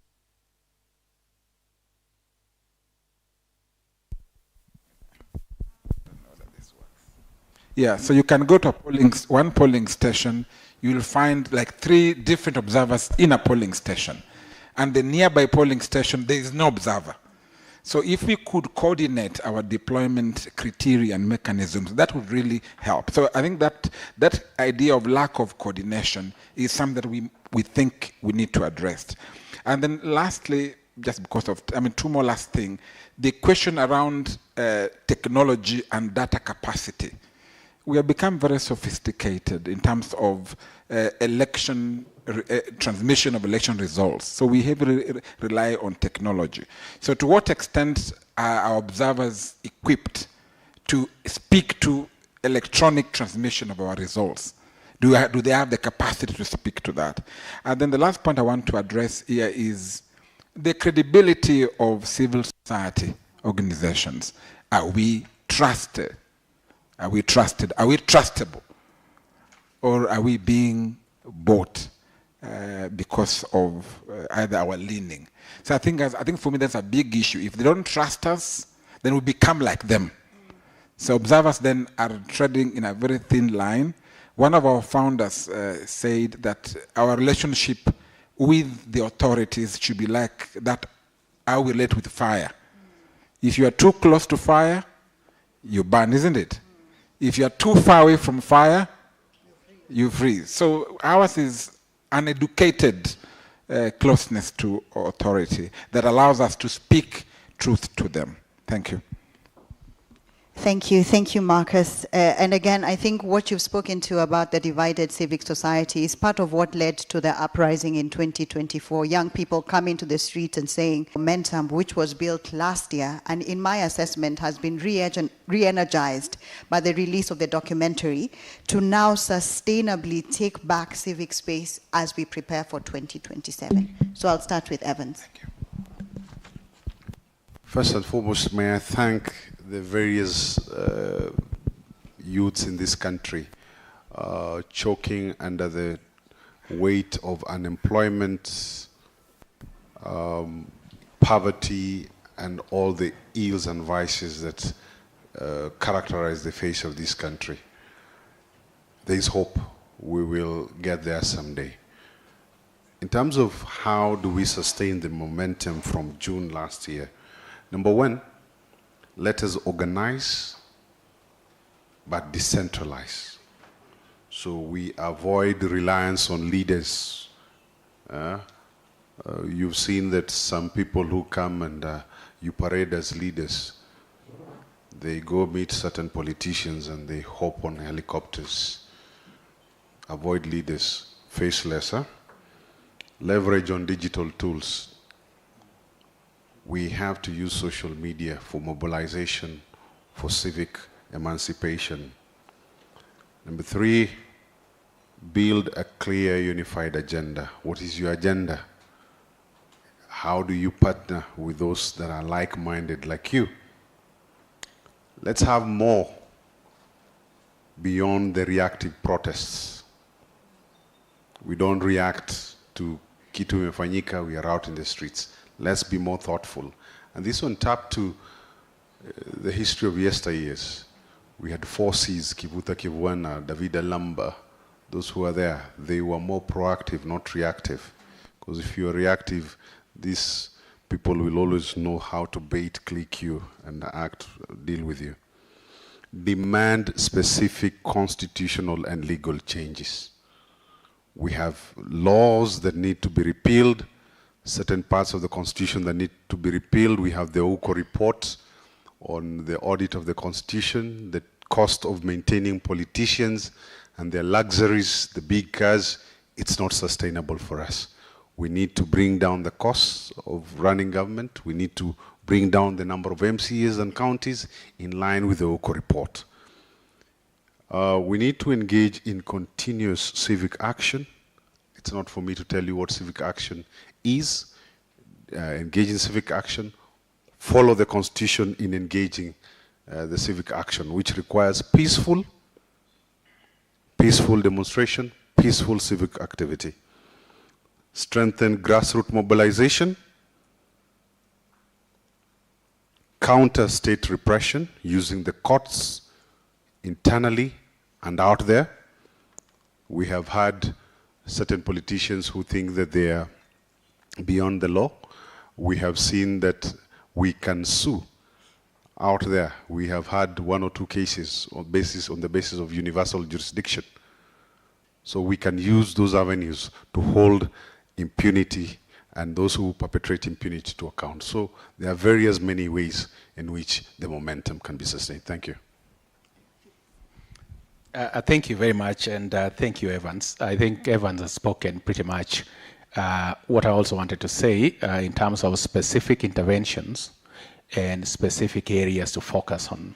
I don't want to repeat anything that he has said, save to say 2 things. One, I think I was encouraged by PLO.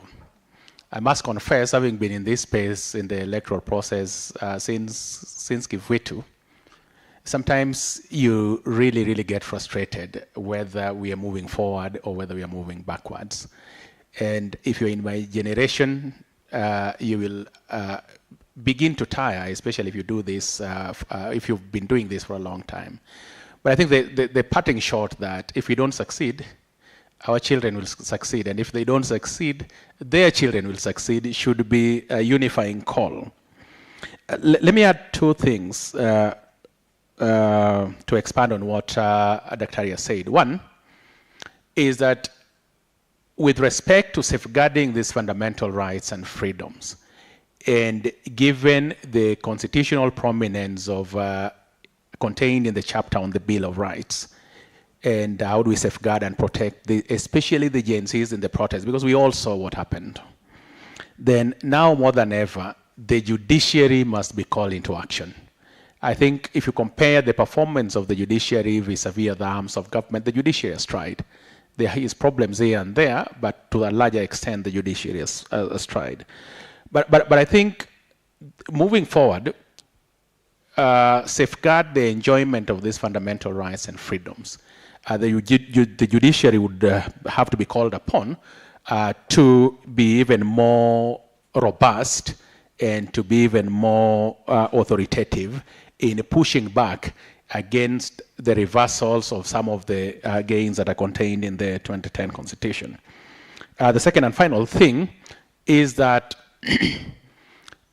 all that efforts, and I think we have a lot to celebrate from the protests that we saw last year, from the Gen Zs and to a larger extent the millennials. We've never seen anything like that. So what is the end game? The end game is to ensure as much as possible that that energy is channeled towards participating in the next elections. If you look at the 2022 voter registration data, we registered about slightly over 21 million voters. And if you look at the turnout in 2022, out of the 21 million voters, 14 million participated in that elections. It means close to 9 million or thereabouts did not participate. Now, when the IEBC was published the voter registration data of the 21 million, in the IEBC's own report, there was drastic reduction in the number of the young people who registered between 18 and 35. And it was attributed to a larger extent to voter apathy, among other things. So it means the young people did not register and participate effectively in that election. And the jury is out there on the 9 million who did not vote in 2022, whether the majority comprised the young people. I think there is no data to that effect. But between 2022 and 2027, it is estimated that 5.6 million young people will turn of age, will turn 18 years old to be able to participate in the 2027 elections. Now, if you compute that number, the 5.6 million who will be eligible to vote, the youth who did not register in 2022, and certainly the number of people who did not turn out to vote in 2022, I can bet you there is that is a major force that will have significant say on the outcome of 2027 general elections. So the key is for the young people to register and participate in the electoral process. Thank you. Okay, let's have Marcus give us his thoughts on that before we... I would like then to probably just highlight a few more points, 2 or 3. First is that, again, learning from the protests. You see, elections belong to the people. It's essentially a people-driven process. And so if they do not see the dividends of elections, then they will rebel. Even to register the youth virtually, to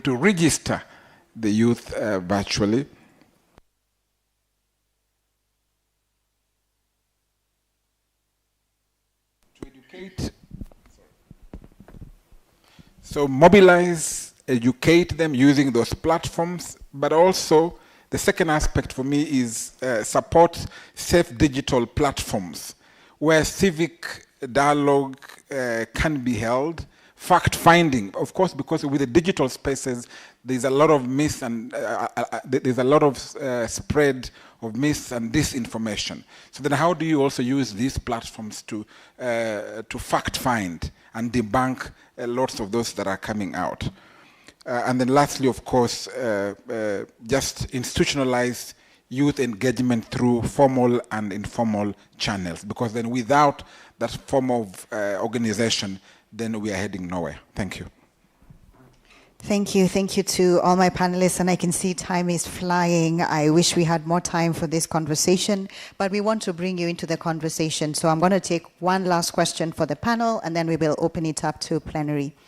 And my last question, again, is just based on the idea that we want to build a collective vision for the way forward.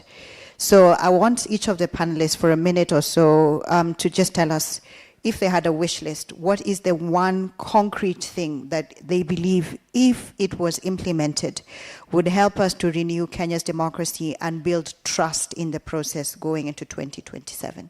So we'll start with Evans.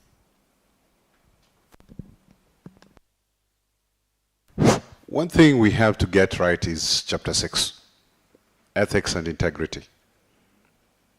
Because if ethics and integrity, Chapter 6 of the Constitution, was faithfully implemented, I bet about 95% of those in politics will go home. So we have to look at Chapter 6, and Chapter 6 can be implemented in a variety of ways, and perhaps what we have never considered is constitutional conventions. Kibaki tried tinkering with constitutional conventions, but it was not discipline in terms of implementation. We need to apply pressure for constitutional conventions and think of innovatively urging constitutional conventions through the court system as well. Thank you. I think a lot of attention would have to be paid on elections management and administration. And this is particularly so for the men and women who will have the privilege to be the next IEBC commissioners. In this country, the closest we've ever come to civil war was in 2007. And the Kriegler report was clear that it was because of the management of the electoral commission at the time. Kenya has held 7 multi-party elections. The 2027 election will be the 8th. And within which time we have changed the composition, structure, and outlook of election management 7 times, and the process that is ongoing right now as we speak will be the 8th time we are changing the IEBC, so to speak. I think it should be very clear, if you look at what is happening now, it should be very clear to the country that political legitimacy is acquired through the ballot, through a very well-managed and efficient electoral commission. It's acquired through the ballot. It's not acquired through, and this was the lesson in 2002. For those of you who remember the legitimacy and the goodwill the Kibaki administration then had. Political legitimacy, as evidenced by the very many coalitions that we have had and alliances, is not acquired through forming party coalitions. If you look at what is happening, and I've had this discussion with my ODM and UDA friends, if you look at the only reason to form the handshake government and now the broad-based government was to bring political legitimacy on the table. But rather than give that legitimacy, for those of you who have followed the politics of, say, Raila Odinga, for example, the coalition actually ended up delegitimizing Raila, as evidenced by the social media platforms, as evidenced by the booing. Raila has never been booed in Kisii, lukewarm reception in Luo Nyanza. So it actually delegitimized him, and there is no evidence that the government was legitimized by that action. What I'm talking about is that we must remember political legitimacy is acquired through the ballot and not through alliances. And let's have some internal renewal and just learn good manners. I think we can be better people. Thank you. Thank you to my panelists. And I have just a few minutes before we go to our lunch break, and I'd like to open up the floor now to the plenary. Maybe you can just indicate by a show of hand if you have a question or a comment that you would like to make, and then the microphone will come to you. So because of time, allow me to just take 5. So I'll start at the back. That's number 1, number 2, number 3, number 4. There's one more slot, going once, going twice, and it's gone. So let's start at the back, kindly.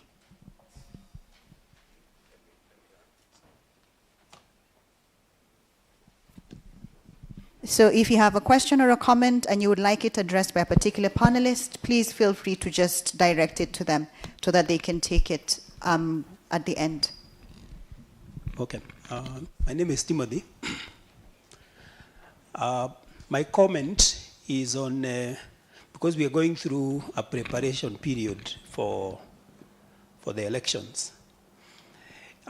Reading the stories after Kibaki became president in 2002, the 2 stories I have come across was about the regrouping of what was then known as Mount Kenya Mafia. And it went to Kibaki and said, no, you cannot make changes too fast. Because they wanted the slots, they also wanted the money, they wanted the benefits. And I think what we must do is for the younger generation, which is yearning to go for seats, is to remind them that the old order will also regroup and will come to them with money for campaign, and you will also come to them as soon after they win the seats, whether they win the seats for MCA or the other seats. They will come so that to try and buy or pay back some of the losses. So my comment is that to all of us, we have an obligation to tell those who are running for seats, and by the way, I have no intention of voting for anyone older than me. I'm among the older millennials. I have no intention of voting for the older than me, but also to remind people that it is not an opportunity to reach your dreams that you have not achieved. It is an opportunity to serve. So that would be the first thing. But then the other issue is because by saying that I appreciate the reforms that Kenyans have.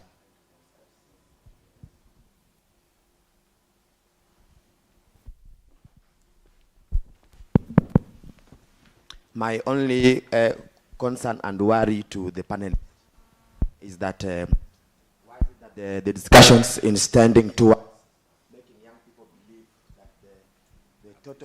that why is it that most of the panelists there are tending to make us believe that the real change that we want, the total liberation that Kenyans want, should only come through the ballot?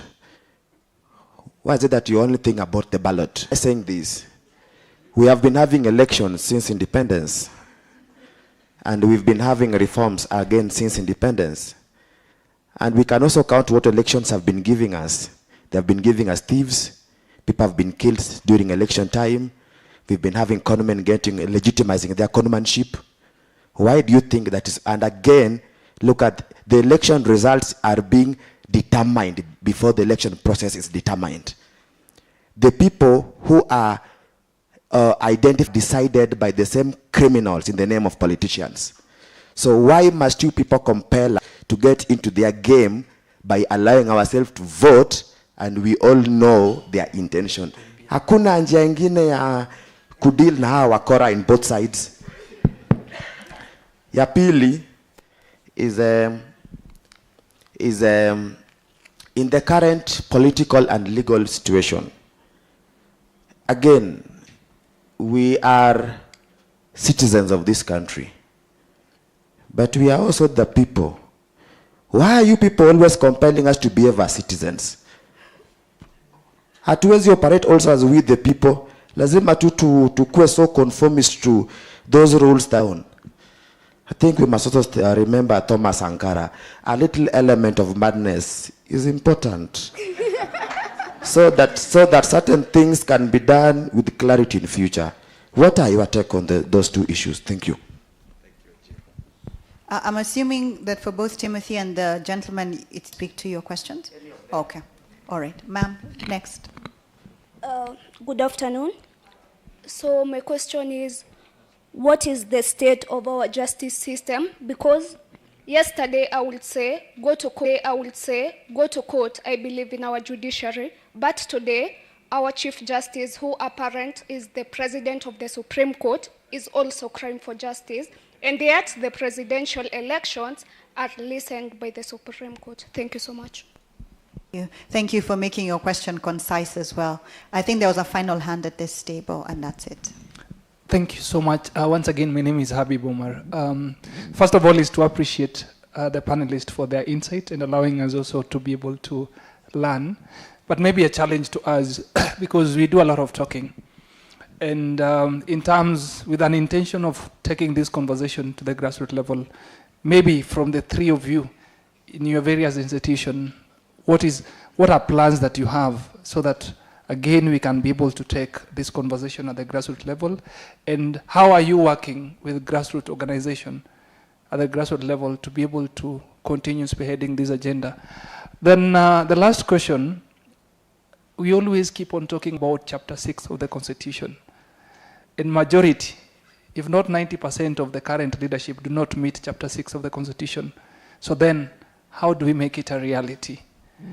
The last question is about we the people, because the sovereignty, but we are dealing with a systemic problem where we have the killers, the conmen, and everybody regrouping. And because they want the status quo to remain the same. So how again do we challenge this in your own thinking? All of you, I know, have been very critical in terms of aspect of election and ensuring that the will of the people at the end of the day count, because the concern of Onjiro is at the end of the day, we have a predetermined election outcome. So then how do we change the game altogether? Thank you. I'll allow the panelists. There's one more, Lucia. Oh, okay. Viva, comrades, viva. My name is Wangoi Wanjora. I'm the Social Justice Movement, Nairobi chapter. And I'm grateful to be here. And I've been listening to this conversation here from the back, and I think I have something I can share. So my point is leaning towards Ojiro's point kidogo. And when people fight, when we go to the streets to protest, we are not fighting for ideas. We are fighting for material benefit.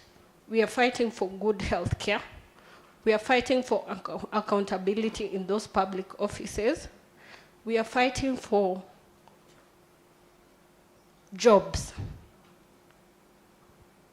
It is estimated about each academic year in this country, and these people don't get jobs. Not even half of the people get jobs. And these people are people who are educated enough. They are people who are in a position to be leaders. They are people who are in a position to provide solutions. So when we talk about reforms, and we talk about so many reforms, and we keep talking about reforms, and we keep talking about ideas, people get angry. And in this room, I am a little bit sad because I did not hear any solution, any tangible solution. Because we can be in a position, when you talk about 2027 elections, organizations that have been represented here are in a position to give us a vanguard of a party. So that when we are, my brother here said he's not going to vote for anybody older than him. So that we give these young people a platform that is not UDA, that is not ODM. Because all these are going to bring a lot of conformity to these people that we are electing, no matter how sanctified they are. And so when we sit here and we talk about 2027 and we talk about people voting, and we are not providing the car, we are just providing the destination to where we are going. It's heartbreaking because I come from Ngong Social Justice Center.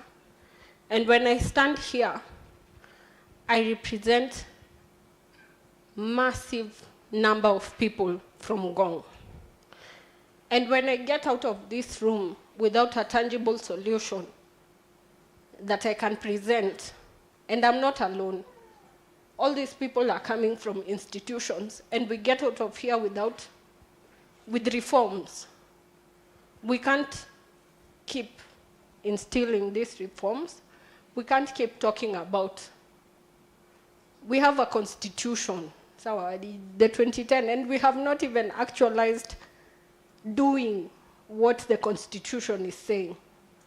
So we can't keep, I think it's very painful coming from a grassroots level because we are being looked upon by so many people.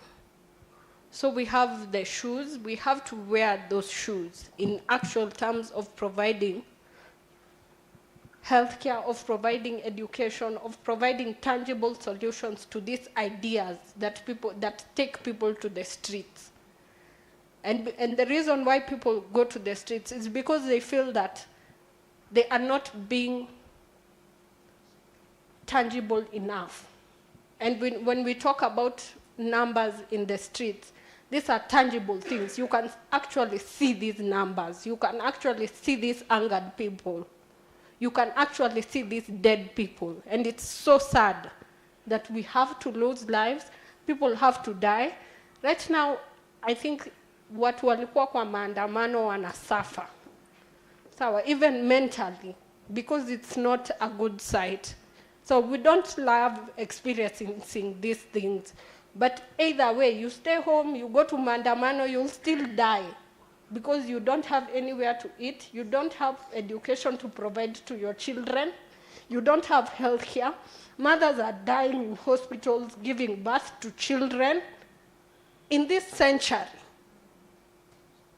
it's so sad. Thank you.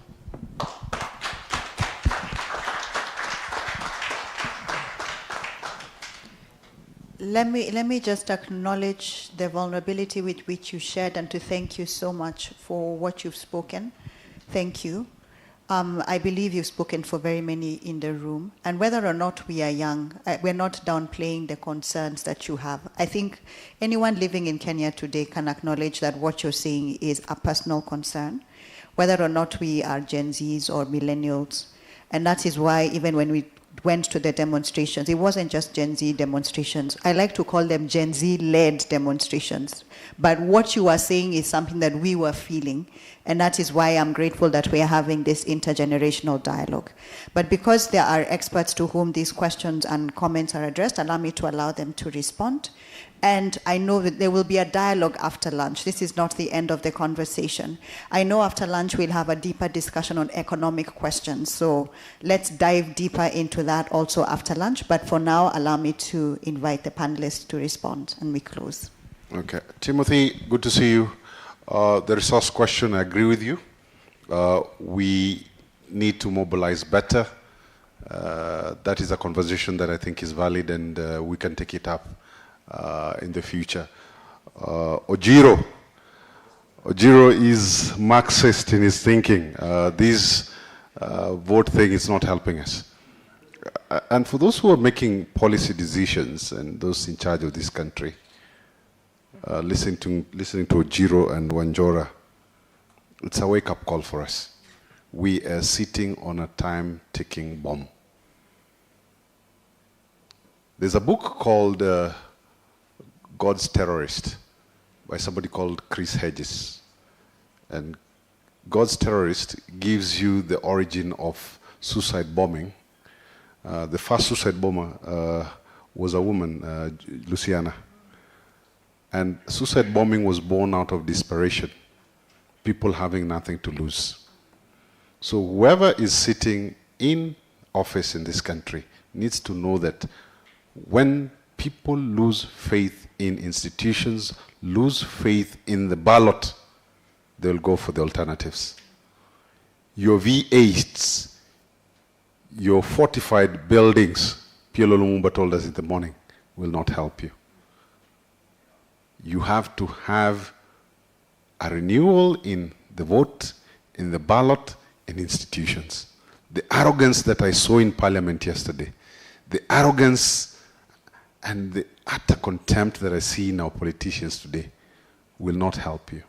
We have a time-ticking bomb, and like I said, Chris Hedges, the God's Terrorist, the first suicide bombing event in the world was by a lady, not an Arab, a Sinhalese lady who bombed Rajiv Gandhi in 1990, and that was out of desperation.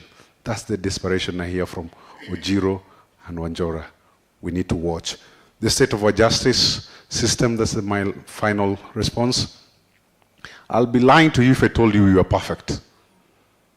I do a lot of research and ask a lot of questions in the judiciary. We have a problem that needs to be addressed. They have done well, considerably well. We have judges who are doing what needs to be done. We have problems in the judiciary. They need to pull up their socks. We have problems with corruption in that judiciary. They need to be solved. So you can rely on us to keep them on their, put their souls on fire, keep check on them, report instances that you need to report, talk to friends in media, talk to friends in law society, reach out to some of us. If you have anything, we know what to do with that information. Very quickly, thank you very much for your questions. And we, as like I said, and I think Luciana mentioned, we share in those frustrations, especially some of us who have actually lived longer, that we have very little to show for serious progress since this country attained independence in '63. And I think I agree with Evans. PLO articulated some of those and painted that picture very well. And my sister from Gong, I feel you. I stay in Gong as well, and it's nice to meet you. We did a political economy analysis as an organization to try and explain why things are the way they are, especially in the democratic governance landscape and in the electoral process landscape as well. And one of the things that we came up with, which explains part of the frustration and explains the Gen Z-led protest, was what we're calling jobless growth. Since President Kibaki introduced free primary education in 2003, at least 5 cohorts have graduated from colleges of higher learning and universities. And whereas in every administration since 2003, and give Kibaki's due, I think he tried in the economic front. There have been talks of projected economic growth.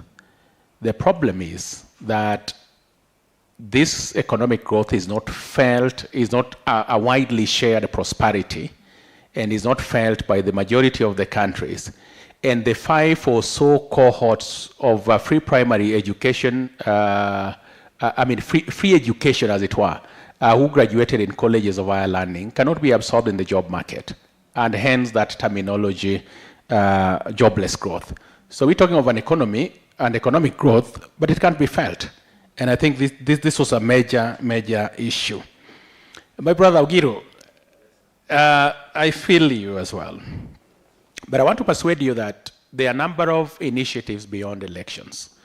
Not everybody has to participate in the electoral process or even run for elective office.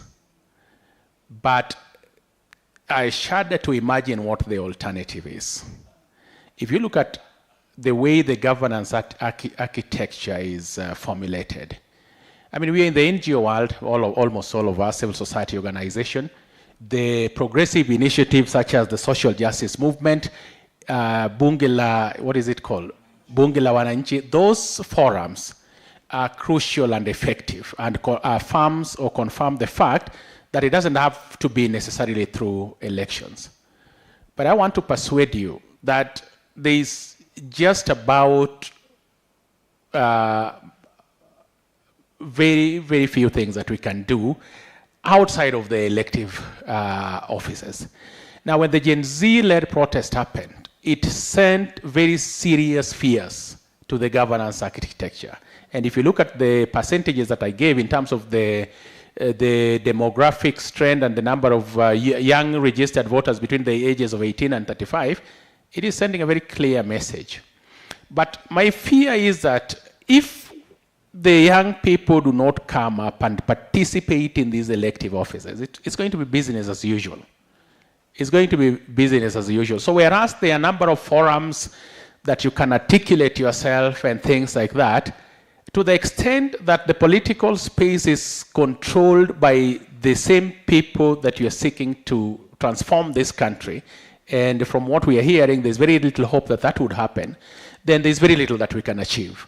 And that is why I was encouraging the young people that that power that was demonstrated last year, if it is harnessed properly and channeled towards the various elective discourses, whether as voters or seeking elective offices, because you showed us that this country can have a movement that is tribeless, leaderless, and classless, and things like that, and achieve that. Some of us have been tainted by the divisions of the past and the tribalism and ethnicity and things like that. But you guys, the Gen Z-led protest, the Gen Zs and the millennials, demonstrated that there can be a new way of doing things in this country that can be impactful and lead to transformative change. Thank you very much. Evans, you remember we were in Tanzania, Arusha, at the ASCOF summit when these things were happening, and we went outside there to join the Kenyan colleagues and singing our slogans. I was afraid. I was visibly afraid of what I was seeing. I couldn't believe it. I think we've had mandamanos before, but what we saw in June last year was significant. For me, the change will happen. It's just a question of time. It will happen. Now, as to whether we have another way of bringing change outside the ballot, if we were to go by constitutionalism, I think our progressive constitution ordains that we vote in and out leaders. We, the people, have determined that as a way of governance. We will stick to it. If it does not work, then we should collectively then look for another way. Is it a bullet? Do you want us to go to the bullet way as we are seeing in Sudan? So I think the options are very limited. I think Anne Kathurima, who is here, has asked me this question during break. She told me, do you want us to go, what is his name, Anne? The president of Traore. Do you want a Traore way for Kenya? I don't know. We make the decision as a country. As of today, the ballot is the way. Lastly, you asked the question about how we move the grassroots. I'll speak about ELOG. In ELOG, we have devolved our structures because elections, as I said before, belong to the people, and elections are held at the local level. So we have 8 regions, which we call the regional observation platform. So we have 8 of them. So we are still trying to ensure that elections are devolved to the lowest possible level. That's all I can say. Thank you very much, Luciana. Thank you. Allow me to request you to just give a warm round of applause to our panelists, Evans Ogada, Felix Odhiambo, and Marcus Agenga. I think it's clear from the conversation that we were having today was whether we have lived up to the promise of the Constitution. And it's clear from the conversation that Kenya's democratic transition story has been a story of betrayal. So we've spoken about repression, we've spoken about exclusion, and it's clear that what we intended with the Constitution is not happening. So what we are living out is a situation of a hollowed out democracy. We have elections that have no capacity to change the way in which people are living, and that's why we are having this conversation. We are living through a time of impunity, captured institutions, a very shrinking civic space, and at the same time, elite deals are being made to sideline the will of the people. Yet, in that same time, we are people who are demonstrating that there is still room for courage. There is still room to use the courts. There is still room to use the streets and social media and organize for the Kenya that we want. The challenge now is how do we reconstruct this resistance so that we have a system that protects rights, that centers what the people want, and rejects business as usual. I want to end with a rallying call. And I will quote here someone like Wendell Phillips, who said, "Eternal vigilance is the price that we pay for liberty. Power is ever stealing from the many to the few." Our call here is to eternal vigilance. We cannot stop. Even if we don't realize it in our generation, we owe it to our children and to our children's children to remain vigilant for the democracy that we want. And if we defend daily, deliberately, and together, then Kenya can be what we want it to be. Allow me to hand over the program back to the ICJ Kenya team and to thank you for your time.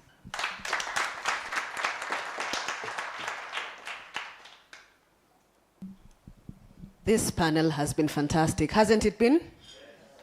So I noticed that you touched on a few things even in your conversations. The role of the youth, the question around security, the question around corruption. That is going to be very well situated in the afternoon panel. So as you have lunch, all the questions that you have already asked, we have factored them in the panel. Another question that I heard was asked was whether ICJ is only working in Nairobi. We do work within the 6 paralegal networks that we do have: Kitui, Meru, Laikipia, Transmara, Kwale. However, during the election, we also brought in other paralegals to assist. So maybe the running call that we should have is, what will be your role during the 2027 election? Will you just be a voter? Or if ELOG calls for more vigilance, they had 5,000 stations manned, but there are 44. We don't know if the number will increase to 66,000. Actually, I think it should increase to 66,000.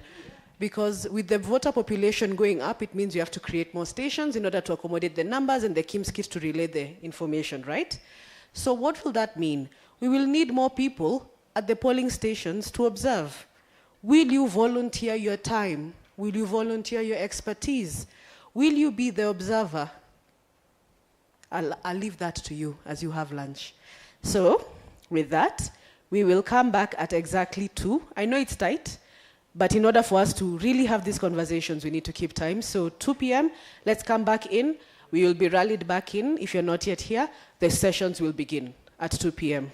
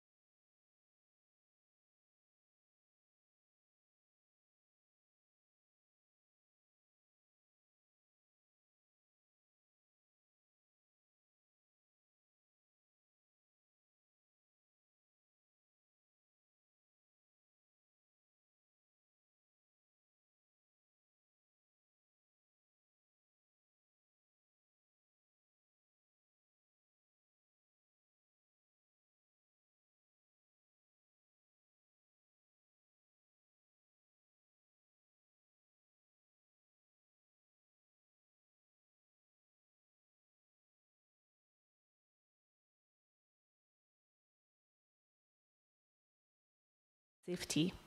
The theme is safe or silenced. This afternoon, we are ready to have an engaging discussion on how security policies and policing impact public safety, civil liberties, and democratic participation, especially for the youth and marginalized groups. I'm here with 3 amazing panelists. On my right, we have Demas Kiprono, the Deputy Executive Director of ICJ Kenya. He has over 10 years experience in the human rights sector.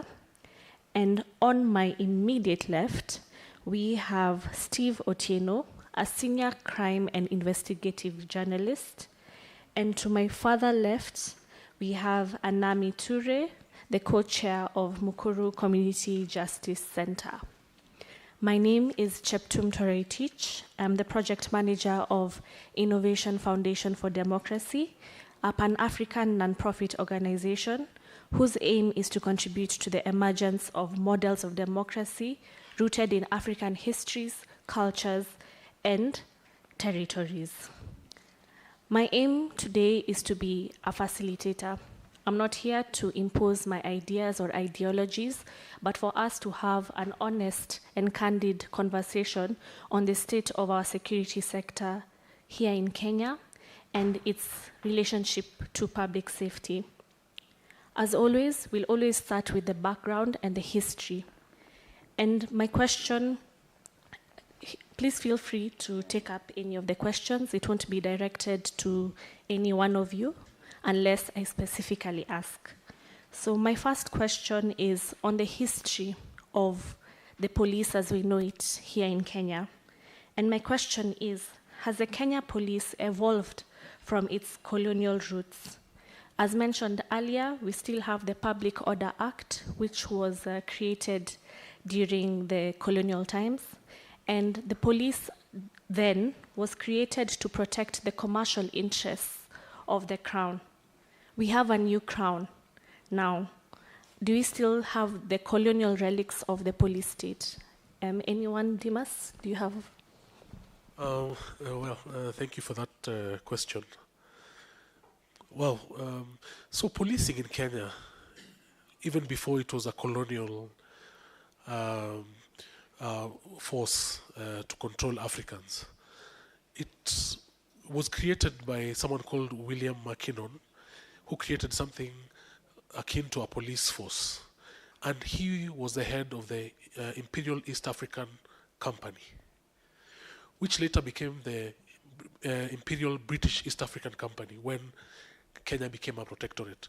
So initially, the police was a private enterprise that was to support the extraction of goods and provide protection for the people who later became colonialists.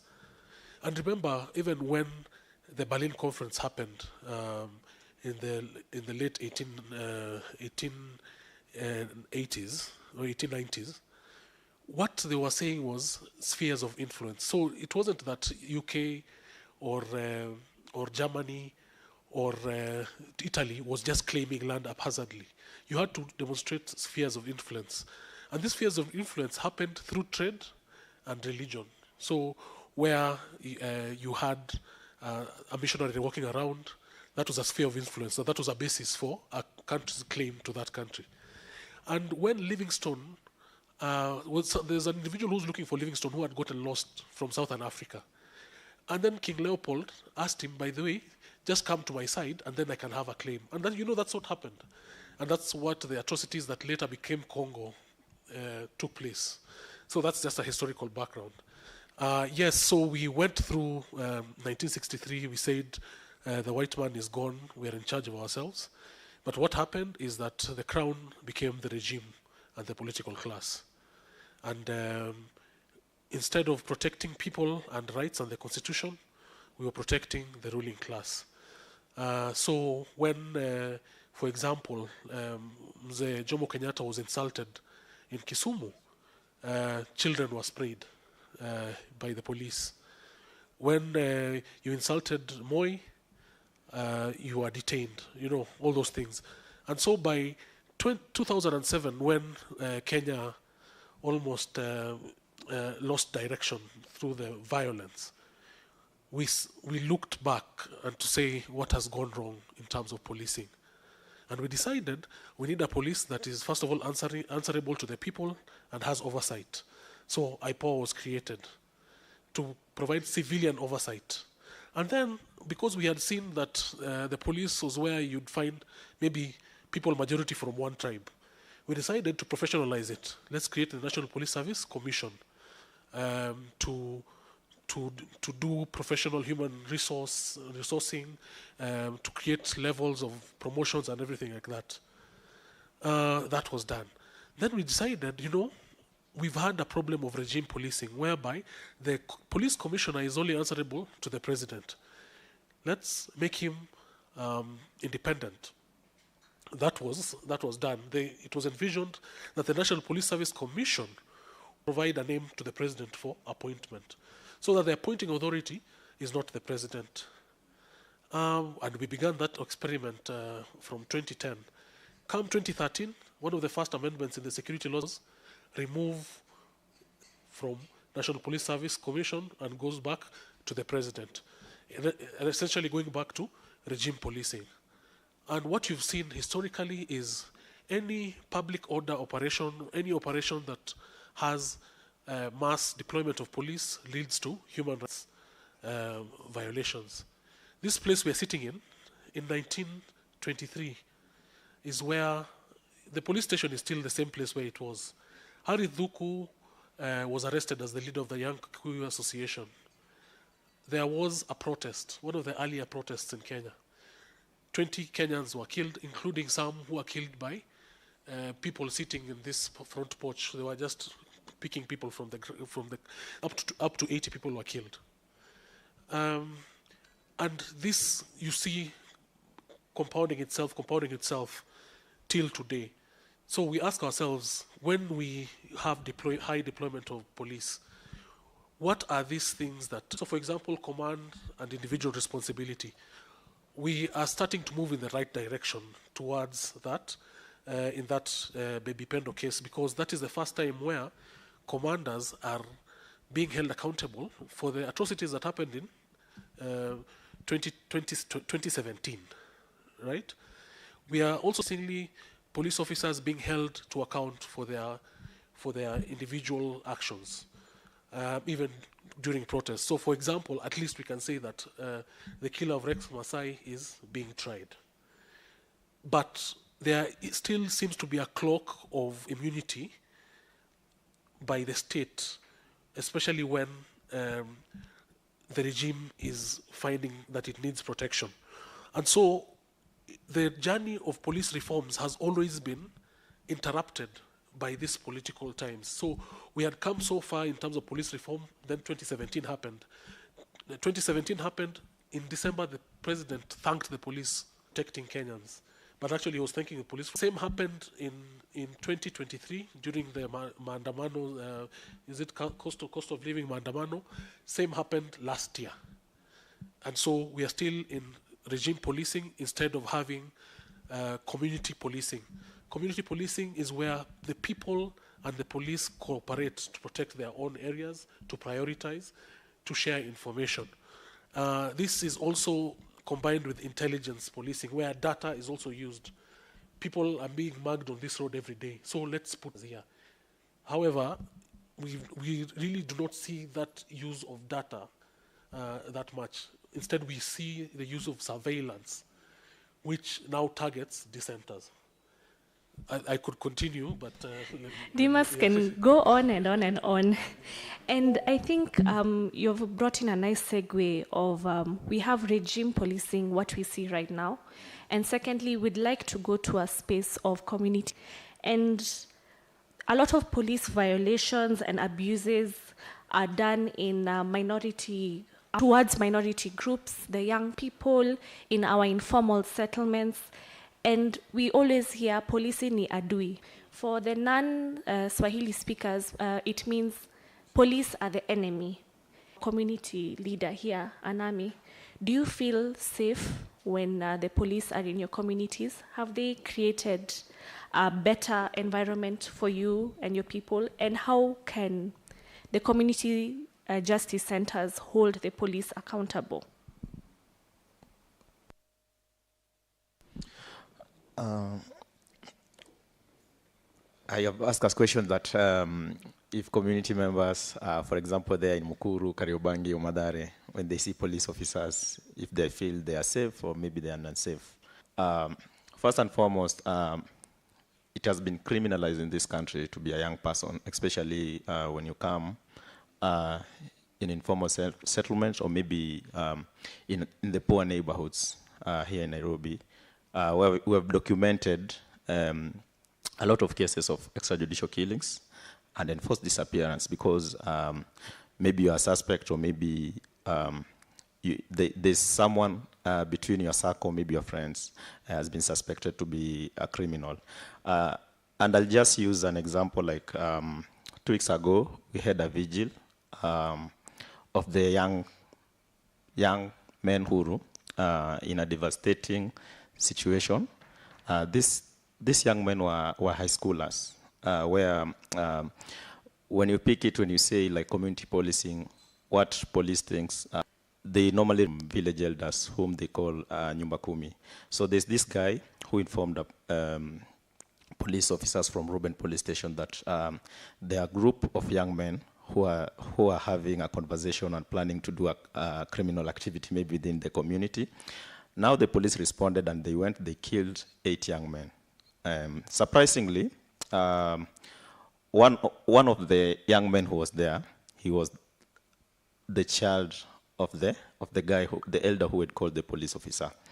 So for this conversation, we've been trying to push in terms of accountability, but the systems are not working. We've been trying to have a conversation with the police, the community. The systems are not working. Where we find we have the so-called officer commanding police station. They are trained in terms of how to present themselves very well and how to talk to people nicely, so you think that nothing will happen. This is just an example, and Habib is here, just a witness. There are members of Kariobangi Social Justice Center who were arrested and charged with robbery with violence and stole some phones. So there are a lot of things, and they were detained in remand for almost 2 months. Habib, is it 2 months? 1 month. 1 month. So for this, for me as a young person, when I walk in informal settlement, when you meet with a police officer, he just puts his hand inside your pocket. If you have money, actually steal your money. If you don't have money, he'll put marijuana into your pocket. Then he'll arrest you, take you to a police station. Then he'll charge you maliciously. He'll tell you that you are having this marijuana inside your pocket. So we don't feel being safe around the police that we are having. And even for that, even people now, they fear even going to report to a police station. They find it safe, like, for example, to our justice center, you find there's a criminal activity that has happened within the community. They come and report to the justice center. They feel it's safe to report to the justice center than the police station. So we have to take one of our comrades to escort him to the police station so that she can record the statement and make sure that the due process is being followed. And this is because of police extortions and a lot of police impunity and how they operate within the community and their ranks. If you need somebody to be arrested, he has done something wrong, you need to pay a bribe so that they can go and arrest the perpetrator. Even the gender-based violence cases, you find that we have a lot of perpetrators within the community because survivors don't have money to give police officers so that they can go and arrest perpetrators. If they don't have that link, maybe to connect with the HRD or maybe someone within the community who has that voice that speaks truth to power, he or she can't get justice. And this is how we have normalized, a lot of people have normalized the way these things are being happening within different communities. Thank you so much for your honest feedback. And I can see Steve is nodding his head. Do you have something to contribute on that matter? Yeah, being a crime reporter for quite a number of years, I have moved a lot in Mukuru, in Kibra, in Madare, and it was also an experience for me when I went to study in Eldoret. I was at Moi University. Every time I go there, it's because I've been called a police brutalized someone. Seldom is it a good news story. I remember we were from watching a match at Eldoret. There's a place called Kisumu Ndogo. So I was in that area for some time, waiting for a friend. Then we decided, instead of waiting, let's go watch a match. Then we'll be picked by the time the match is ending. So where I grew up in Nairobi, I was used to, when I see a police officer, I greet them and I go to where I was going. So in Eldoret, we are from watching a match. It was almost midnight. And I don't know how they know, but they could tell me, you see those lights from afar? That is a Black Maria. So I was telling, okay, that means it's officers, we are safe. By the time I was standing, I was alone. They had scattered totally.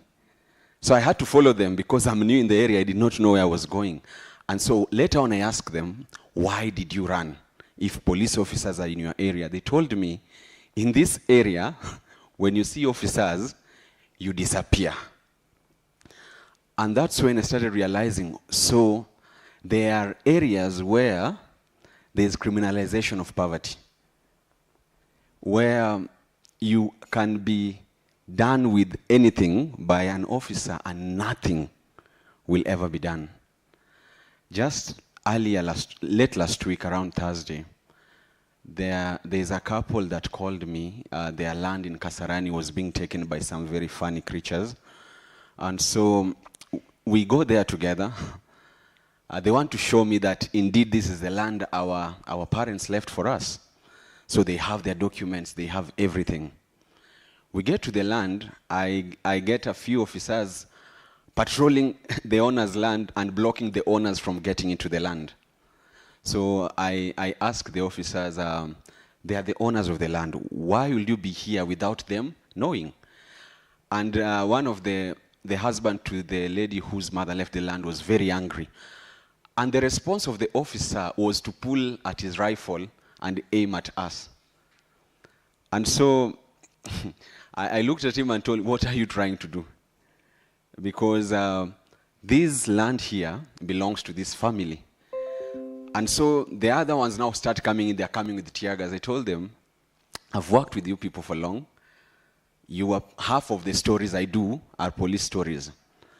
So they started mentioning big names. If you want to know who is the owner, call so and so. Call so and so. So I was asking them who, and I call. So one of the senior officers called the phone, received the phone and told me, I'm not aware. Then I asked them, who sent you here? Then they're now retreating and saying, you know, we are working on orders. Orders from who? So when you go back to the history of our policing, you know, he started it long ago. Mine now starts from state of emergency, 1952 to 1960. You remember the COVID lockdown? Now imagine that for 8 years. And the officers, at this point, they were working for the interest of the crown, and also policing became a tool of surveillance, where every move you're making was being monitored. Where as a young man from one region, I could not cross to the other without express permission from my chief. And that is when the Kipande system began came. Then came the coup in 1982, the failed one, right?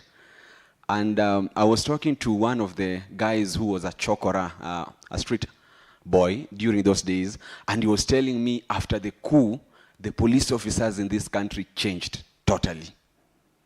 I asked him why. He told me at this point the president was spooked, and that is when we saw balkanization of even some people into the police force from one area, and it even changed the colloquial. Kijana unatoka wapi, unaenda wapi, unafanya nini, geuka nyuma angalia. It started shortly after the coup. And from there, it has been constant surveillance of the people. You go to Madare, a police officer aims at someone directly anytime they are protesting. It happened in June 2025. I was attacked in March 2023 when some people had been hired to go disrupt activities at Northlands. And it happened right before the eyes of officers. I was hit with a pang on the head. And they were observing what was happening. So I was asking them much later, because at that point I had to be taken out of there. So I asked the officer who I went to, because things were stolen from me, my phone, my wallet, and everything. So it happened that the DCIO at Ruai, it's not Ruai, what's this place name? Ruiru, was someone had interacted with several. So when I called him for the P3 forms and everything, he told me, just come to the office, there's something I need to tell you, but don't share this. He gave me the names of the politicians who hired these people, very senior ranking. And he told me, you never had it from me. In fact, they paid for my phone. And that's when it hit me. Much as police are there to serve us because they are a service, the disconnect between the realities of the people on the ground and the ruling class is so vast that they are so blind to understand why a young man in Kariobangi will see an officer and disappear, because they know the interests of the state do not align with the ones of the people down here. So that is just about a partial experience of myself as a journalist. And just hold on to the microphone. And I'm bringing the conversation towards accountability. And since you're a journalist, I have a pertinent question. What role does the media play in holding the police accountable? Because I'm going to reference the recent documentary Blood Parliament by the BBC. And our local media has never released such an expose ever. I've never seen it. I'm ready to be corrected. And I'm aware that local media has been threatened, direct threats to their lives, threatened that their licenses would be withdrawn, threatened that advertising would be withdrawn from them. And we have to rely on an international outlet to release a documentary of such magnitude. And we also have citizen journalists that they relied on. Our TikTokers, our Instagram lives, they were used to create the evidence for that documentary. So my question is, how can local media hold our police and our security agencies accountable? Yeah, it's true. What you're saying is totally true. The closest I can say as a nation we did was an Austin story that was done in October last year, but it was a print format, so it did not receive a lot of noise as it should have. BBC, most of the content I know, connecting with the families who were affected, they got most of their contacts from the local journalists. But when it comes to us airing, because even the screening of the same was bad, there becomes a problem. And I'm not here to say we are perfect. No, even some of our leaders in the spaces could be part of the regimes that we are having currently. But key to us is the complete disregard for what the Constitution says when it comes to the role of the media. When you have a story that exposes, you receive calls, you are followed, and there was one who even told me the names of all my siblings and where I live. And once you hear that, there's something that happens to you. I've been summoned to the vigilance severally. Our licenses have been revoked at some point. I remember in 2018 when we were airing the Maandamano. At times you're on the ground sharing information, not realizing that your platform is already out for some hours. But that's where it comes in is there a way we can mend the Constitution to give us more than it's already giving us? Almost nothing. So it's a clear-cut decision by the executive, mostly, not to abide by what the law says. We have damning stories. We have good exposés, which unfortunately never see the light of day. And at times we are frustrated. We have journalists taken to court. But one thing I'm happy is, one of my favorite lines is, "See you in court." There's a time a minister, they stole money. I'm glad he was fired and given some funny roles at State House currently. But they stole a lot of money within 3 months in power, to the tune of 14 billion Kenyan shillings.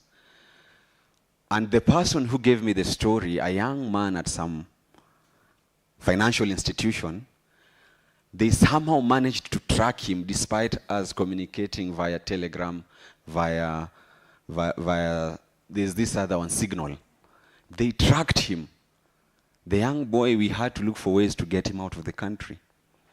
And so for the first time, we are dealing with a government that is so angry at journalists. Even the people we used to talk to face have changed tune. So when you see Kaluma and Co changing tune, it happens. It happens. Asante sana, Steve. And on the issue of accountability, we have spoken about the media. And I want us to go to the institutions that were created by our constitution and the law. And I want to talk about IPOA. IPOA stands for the Independent Policing Oversight Authority. And my opinion on the matter is, I have a question. Is IPOA a barking dog without any teeth? Because recently they released a report on the number of people who were killed during the 2024 protests. And their favorite statement is, "We will look into it, we will investigate. We are deeply saddened." Which other one? We are firm, we have forwarded the files to the ODPP. And the question is IPOA working as it should? And I feel like Anami has some contributions. For example, just for the independent institution that are meant to hold police to account, for example, IPOA. We have documented these cases. We have been into the morgues for postmortems with IPOA, but we find out that there's a problem in terms of even investigation itself. Even like, for example, the recent case, like for example in Mukuru, where a 15-year-old was killed, it took like 2 weeks before even we found the bullet, because the bullet, they were hiding the bullet actually. So we had to do an X-ray. You can imagine that process of 2 weeks, the trauma of the family, and even us as human rights defenders. Now when we found the bullet, we find out that there was a commotion between IPOA and the DCI. DCI are saying that they are the ones who are supposed to go with the bullet. IPOA are saying they are the ones who are supposed to go with the bullet. So you find out that if the DCI, they are the same police officers who are killing the young men, how can they themselves investigate themselves? So we ended up arguing between IPOA, DCI, and even us. But at the end, we found out that there was a call made by, I don't know who from IPOA, somebody from above, you know, simu imepigwa kutoka juu. DCI, they went with the bullet. So even, this is just one of the cases, but a lot of cases, when a police officer kills someone, we as human rights defenders, we push for investigation and everything. A police officer the police is being transferred to another area. Now they transfer a problem from Ukuru, they take it to Wajir or maybe another area. And even you don't know where he goes, if he'll go and kill other people and maybe continue with the same behavior and the same impunity. So there's a challenge there. And for the issues of police abuse of power, for example, extortions and everything, when we document these cases, to take to IPOA, they refer you to internal affairs unit. They say that now, this issue need to be handled internally within the police. They have their own internal mechanism and how to deal with it. Now go and report to internal affairs unit. When you go there, you find out that even you yourself, your information will be leaked to the same police officer. Most of our comrades have been called by the same police officer. You have gone there, you have reported a case, for example, for extortion. And most of young men are being arrested during weekends, like, for example, on Fridays. When you go to these courts on Monday, you find there are a lot of people, a lot of young men being taken to remand and other prisons, maybe other courts, because they refuse maybe to give out bribes or they don't have that money. So, in terms of holding police to account, it has become very, very difficult. We'll do this, we'll do that. They release a lot of statements on social media, and they come with fancy things. That's bullshit. Thank you so much. Sorry. And thank you for saying it as it is. And it's very unfortunate that we have become desensitized to people, to the loss of life. It's very unfortunate because one life is too many. We can't just be talking about 50 people have been killed and moving on with our lives. And I still want us to talk about IPOA, and I want to bring the conversation to our legal expert in the room.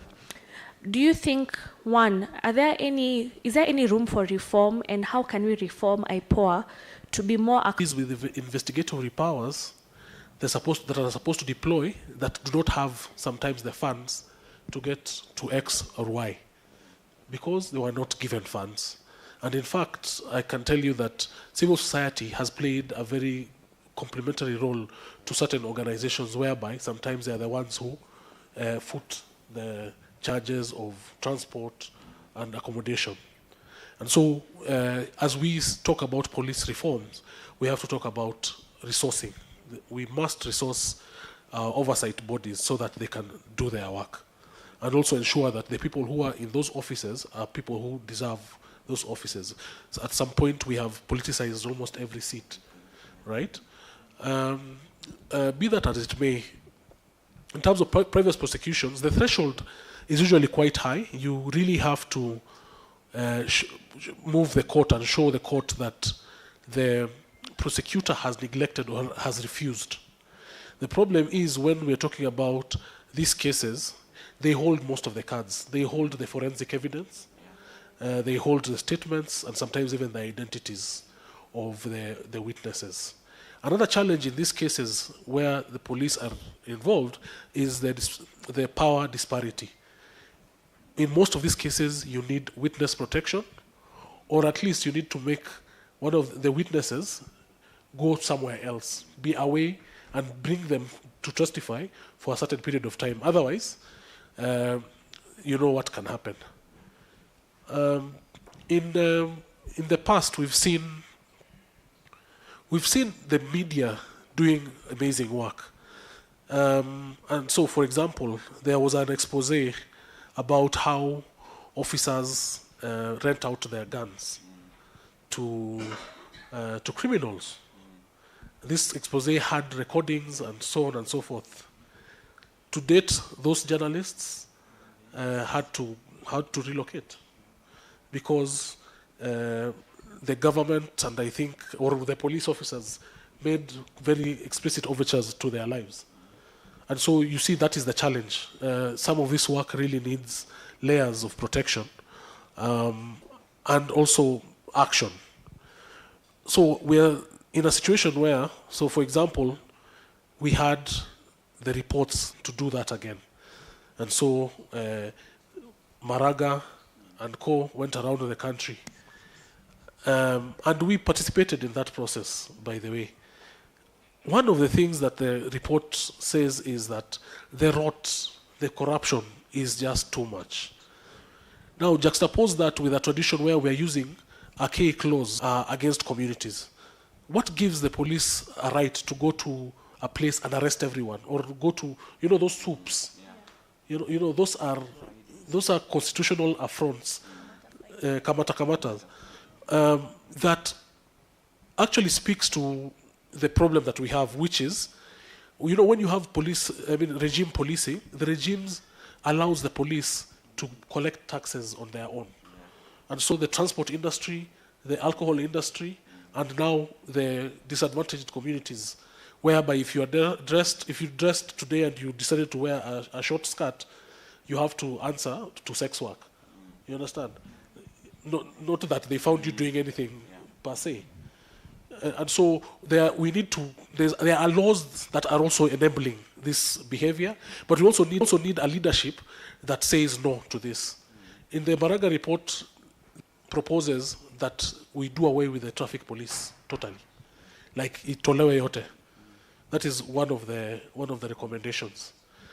However, I think last month, someone went to court, and I can see why they went to court, because if you ask yourselves, what was in the Maraga report that was not already in public knowledge, and how was it formed?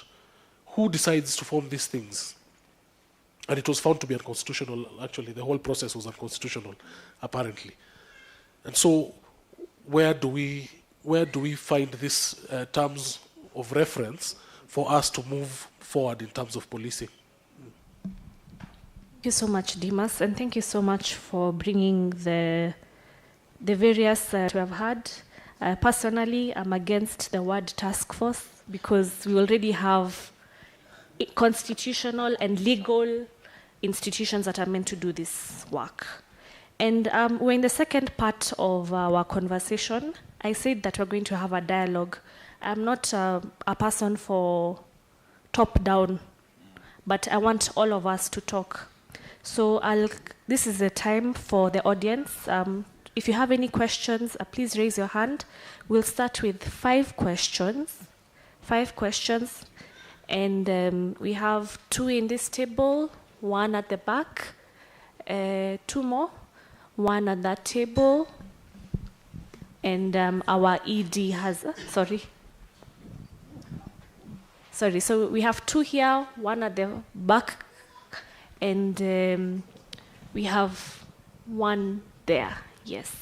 So I will start with the table at the front, and you can just say who you want to answer your question.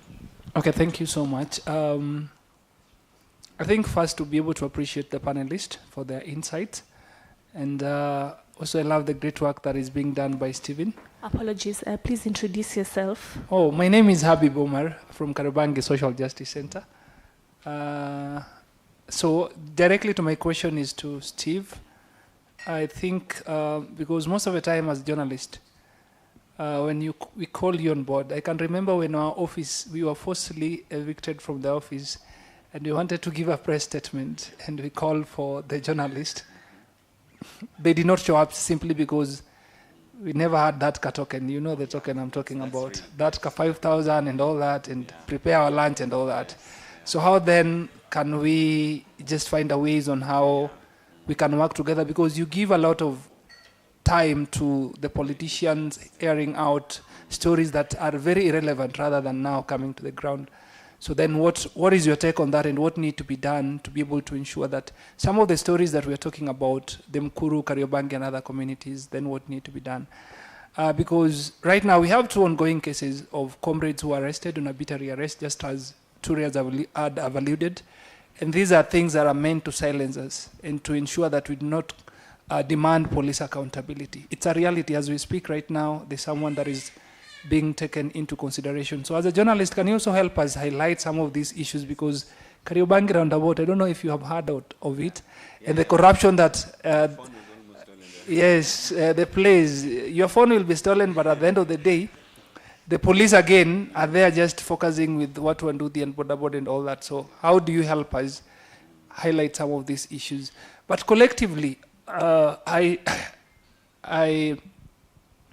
ICJ, as an institution, how then do we hold the police accountable? Watu wameuliwa Ngata, it is like normal. We have normalized police brutality to a point where it is something that is normal. People are being killed, their body paraded on social media, but there's nothing we are doing. What is your own thinking that we're not doing right? Because we have documented these cases. If it's about advocacy, creating awareness, we have tried as much as we can. and I don't want to continue documenting the cases or my children also. We are still talking the same things. What is it that we need to do differently just to be able to ensure that we can put an end to police brutality? Because right now, this regime is using police to silence and rule people through dictatorship and by force. So then, how do we pick it from there in a way that today I can still continue speaking out and be in a space where I can continue doing my work without fear? Because there is finance bill that is coming on board. We have to be on the street, by the way, because for some of us, ambao tumepeperuza kidogo, it is worse than even the last one. So, and the other day, uliona walipitisha, walikubaliana. So, then again, will I be able to fear that when I go to the street to demand for my democratic right, will I get shot, killed, or all that? So then what do we need to do differently to be able to ensure that police are held accountable for their actions? I think we can take, so we're taking 5 questions, and let's have the first 2 questions, and then we have the panel to answer. So please proceed. Okay, I have 2 concerns. I appreciate Bona Daudi there. Me and Daudi have a very similar experience when it comes to the police. Last year during the Maandamano time, that whole period, and I think also a couple of months afterwards, there is absolutely no way in heaven or hell or wherever that you would allow somebody in the administration, be it the police, be it the chief, to know where you are staying. I might release a tweet tonight, and tomorrow morning I'm the hashtag.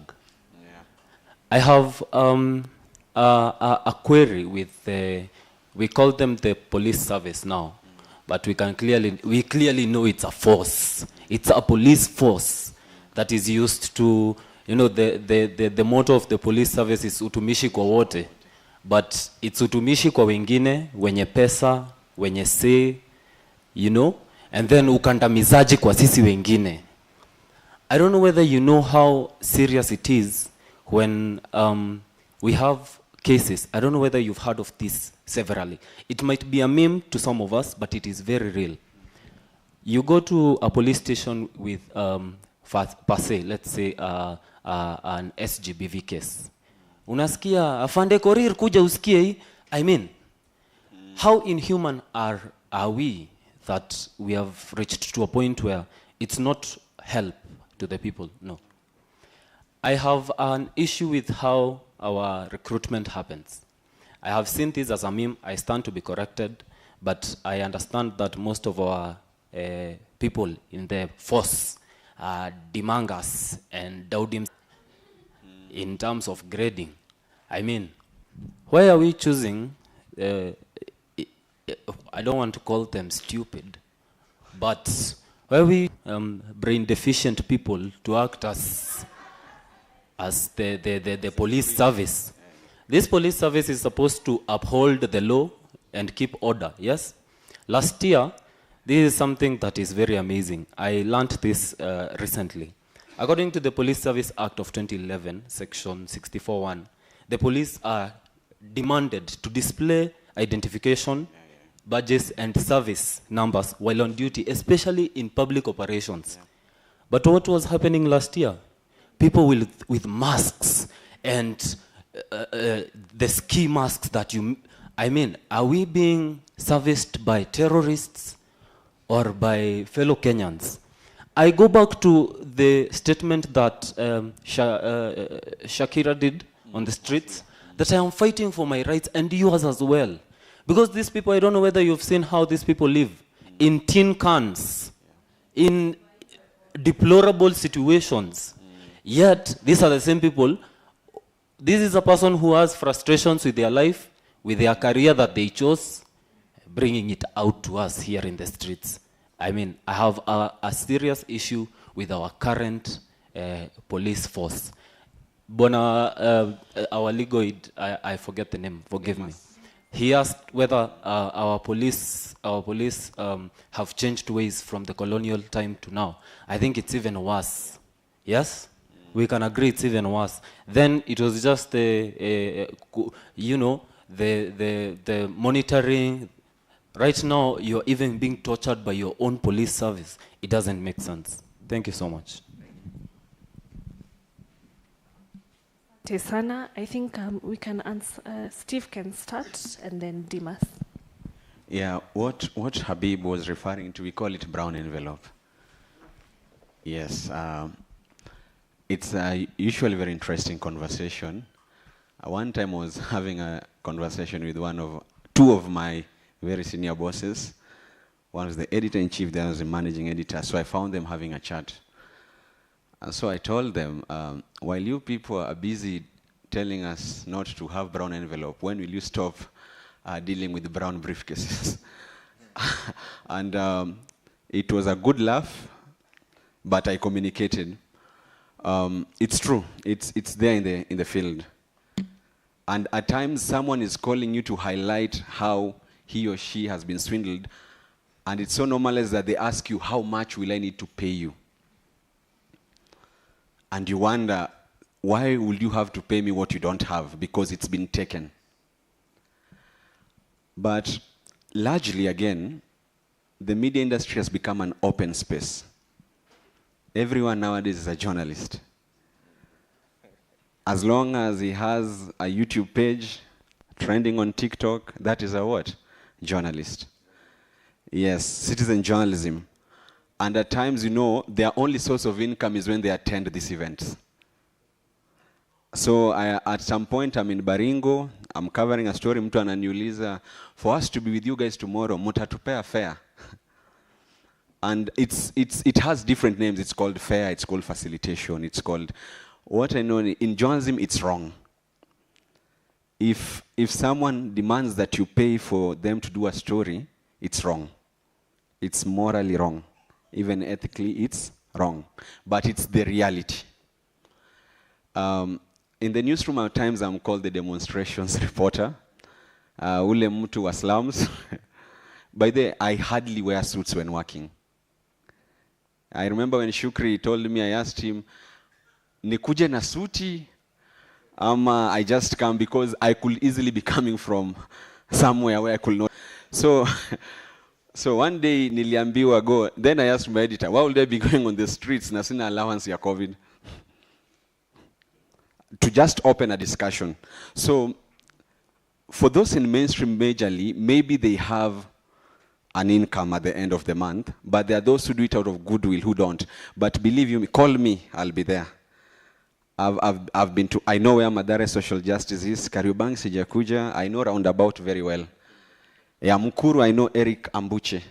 I'm wondering why he did not call me for the 8 deaths. He's one of the wazes in the area. Kibra, I usually tell my team I can walk in Kibra with my phone on my hand and I'll be invited to have lunch. So, pole for that. It's wrong. Mtu akikuitisha pesa, I'll give you my number. Just call me whether I'm there or not. I will try. Then on that issue of police, they should.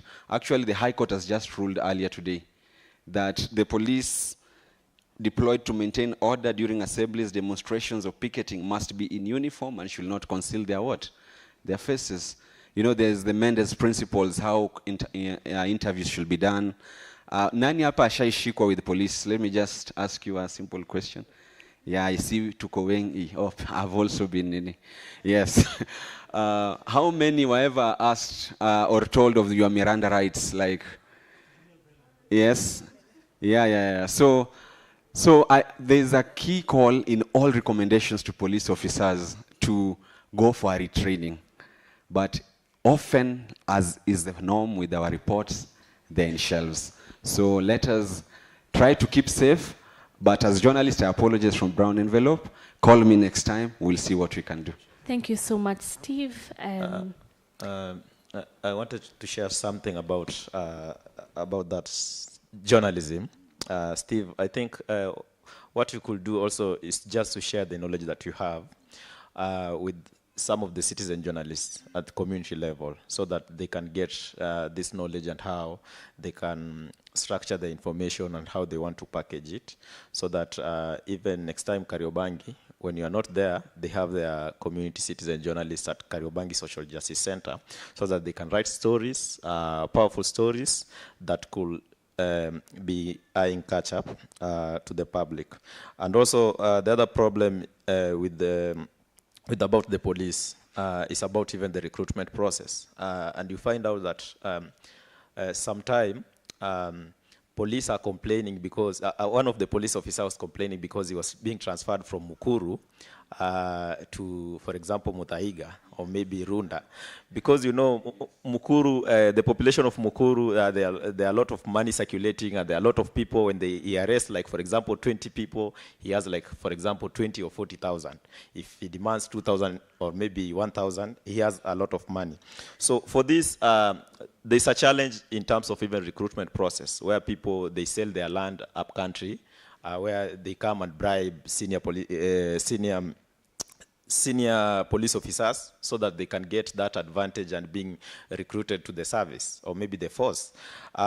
So for this, we need to monitor also this process. When they are being recruited to the service, now they want to get now back their money, or triple, maybe double. So when they come to Mukuru, they are frustrated.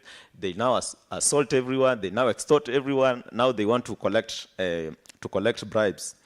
And then the other thing also is about the training, because they dehumanize police officers. When they get from the training, when they come to the community, they see Ture, now they see Ture ni adui.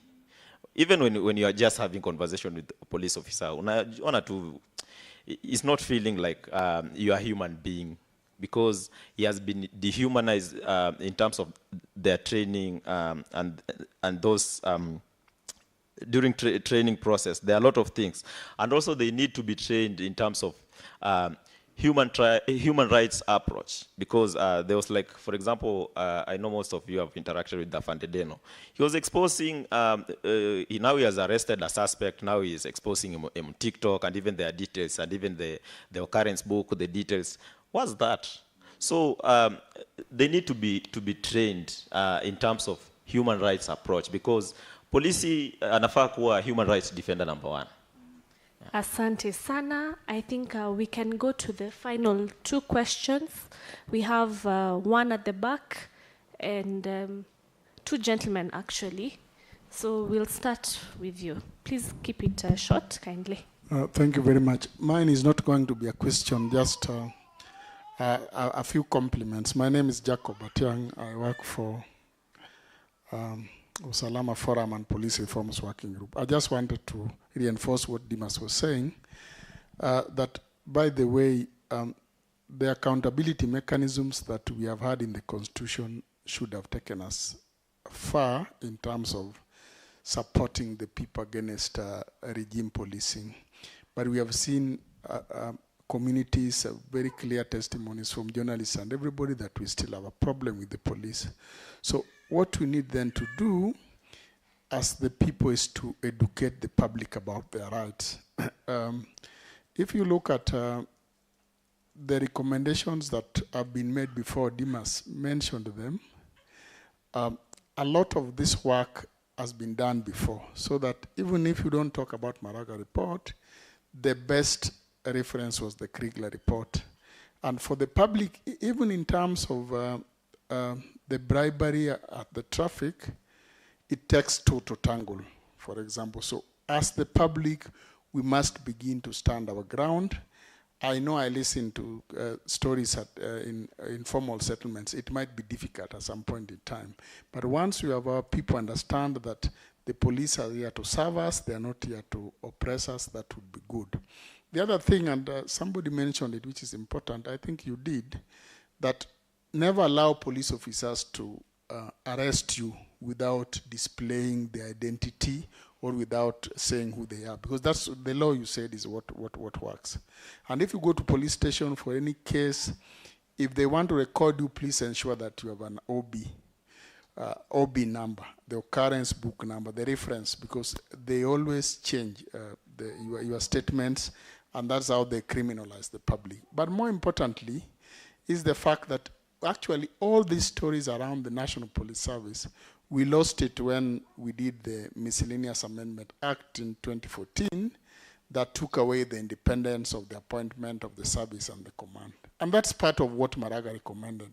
So I have a problem. Anyway, this could be strange. I have a problem with the ruling of Justice Mugambi, but in terms of the content. But in terms of the fact that the president appointed that commission, he was right. He didn't need to, because those things that the commission did had been done before. But it is going to be a bit of a crisis, because most of those recommendations that Maraga did uplifted from especially Kriegler and Waki. Justice Kriegler and Justice Waki made very good recommendations that would be able to help us. So as people who are looking towards accountability, we need to strengthen IPOA. It's been talked about. We need to strengthen. There's what is called Internal Affairs Unit of the National Police Service. So even Maraga, again, Kriegler recommended, Maraga did, that you need to strengthen the leadership of those institutions by what you call very open and competitive processes of appointing the leadership. Then once you appoint those leadership, then you bestow independence in operations of that leadership. But lastly, because I'm not asking a question, is that part of the challenges we have with the police are about implementation in terms of the command structure. You have a county commander in Nairobi who is not doing their work. You have sub-county commanders, then you go to station commander. So if you have a problem, and Kriegler mentioned this very well, you see 2007-2008 general elections, the police was found to be very highly culpable, because the leadership, instead of using the command to support the public, they used the police going down really to maim, kill, and of course harm the public. And that's why you see now in the Baby Pendo case a very good step forward, that you now the courts have now pronounced themselves in what is called command responsibility. So we are in an era where a police officer has individual liability when they do a mistake to the public, but the commanders has what is called command responsibility in the areas that they work. Those could be able to help us pushing this forward. But in terms of the journalists, I agree with you, it's a difficult task you are going through. I have seen stories of the Standard Media Group, more than 9 months without salary. So it becomes difficult, but I agree with you. I don't want to repeat, you said, let's work on this. For those who have some cases, they can refer to you and the others, so that we work around this, because I know even though we have social media, the journalists, the traditional journalists that was trained and working would still facilitate the process, even in partnership with everybody else. Thank you. Thank you so much. So now we only have 7 minutes left, and we have 2 more questions, so please keep it short and to the point, kindly. Very well. My recommendation is we need to stop transferring police officers when they commit offenses. This is because if you know that at 23, you'll be deployed first in your village, like my primary school teachers. They taught us, they taught those who are older than us, they have taught our children. If you know you're going to stay there for the better part of your life, you're highly unlikely to violate the very people that will be teaching your children. You're highly unlikely to violate the people that are going to go to church with you. That would be my recommendation. And it is drawn from my interaction with police officers, 2 cases. One, a police officer transferred from northern Kenya, came to Nairobi, Kayole, and then he was transferred to Voi. And he became a drunkard when he came to Nairobi, because Nairobi was not giving, okay, in the Gen Z language. Nairobi was not giving, so he became a drunkard. So by the time he is transferred to Voi, he's a basket case, and he could not even travel home. I remember we carried this officer from Voi to Nairobi so that we could help him go to the village. And he was given money just enough to transit from Nairobi to the village because of, those transfers. The second one is the case that happened in Makadara. You all remember when a magistrate was shot. The police officer was a chief inspector. To be a chief inspector in our police service, you probably are in your late 40s and 50s. Means you have served in the service for long. And he had gotten to a point where he knows this. He now realizes that this system is not working for him, a system that he has faithfully served in 1,001 stations. So my take is, my recommendation is, let's have police officers, a significant percentage, let them serve in their home. And if not in their home, you go to a station, you're going to serve there for 15 years. It will pain you to know that the man you shot or the woman you arrested for loitering is actually the teacher to your own children. Perhaps it could change the way we live with our police officers. We humanize the service by how they live. Thank you. Asante sana. And our final comment or question is from that end, kindly.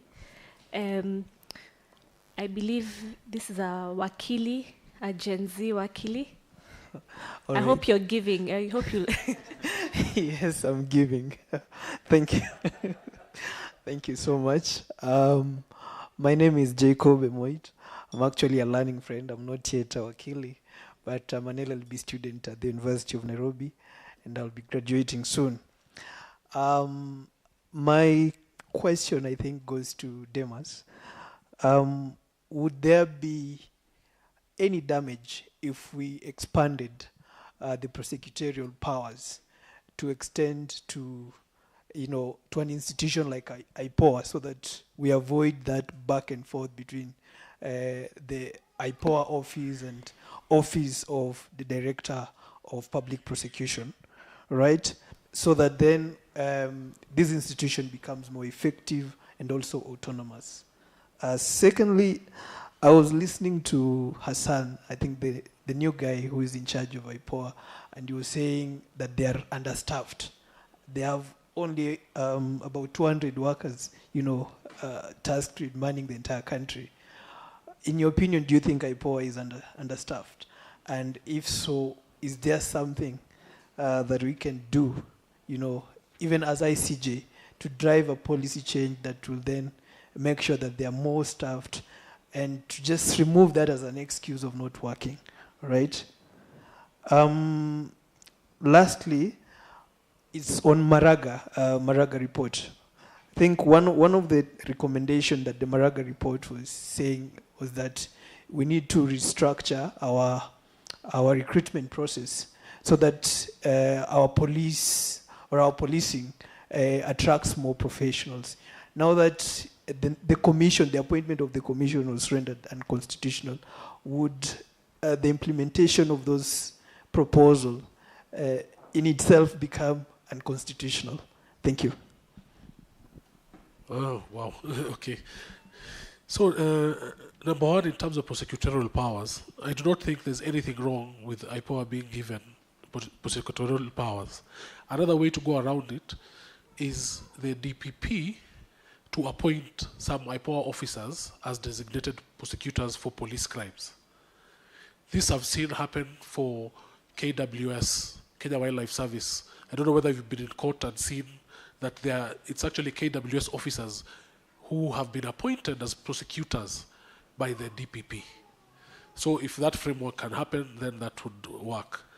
In terms of staffing, I agree to some extent that IPOA is understaffed and under-resourced because their budgets do not allow for robust field visits, robust field investigations.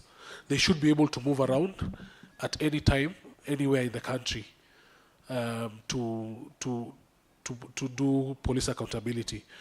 On the Maraga report, I believe to some extent that it means that even the findings cannot be actioned the way it should be, But that does not preclude us from learning from the process. Because they indeed sat down, they looked at the issues, they listened to different constituencies, and had a lot of capable people. So we can use the report as an advocacy tool. It earmarked a lot of things, some that have been raised. For example, even mental health issues. We forget that, for example, if you're a police officer who went to training expecting to come and serve the people, and then you go to a place, and then your work is to walk around bars and collect 100 shillings or 50 shillings from every bar. And that is your Monday to Monday for years. You know, you will become depressed.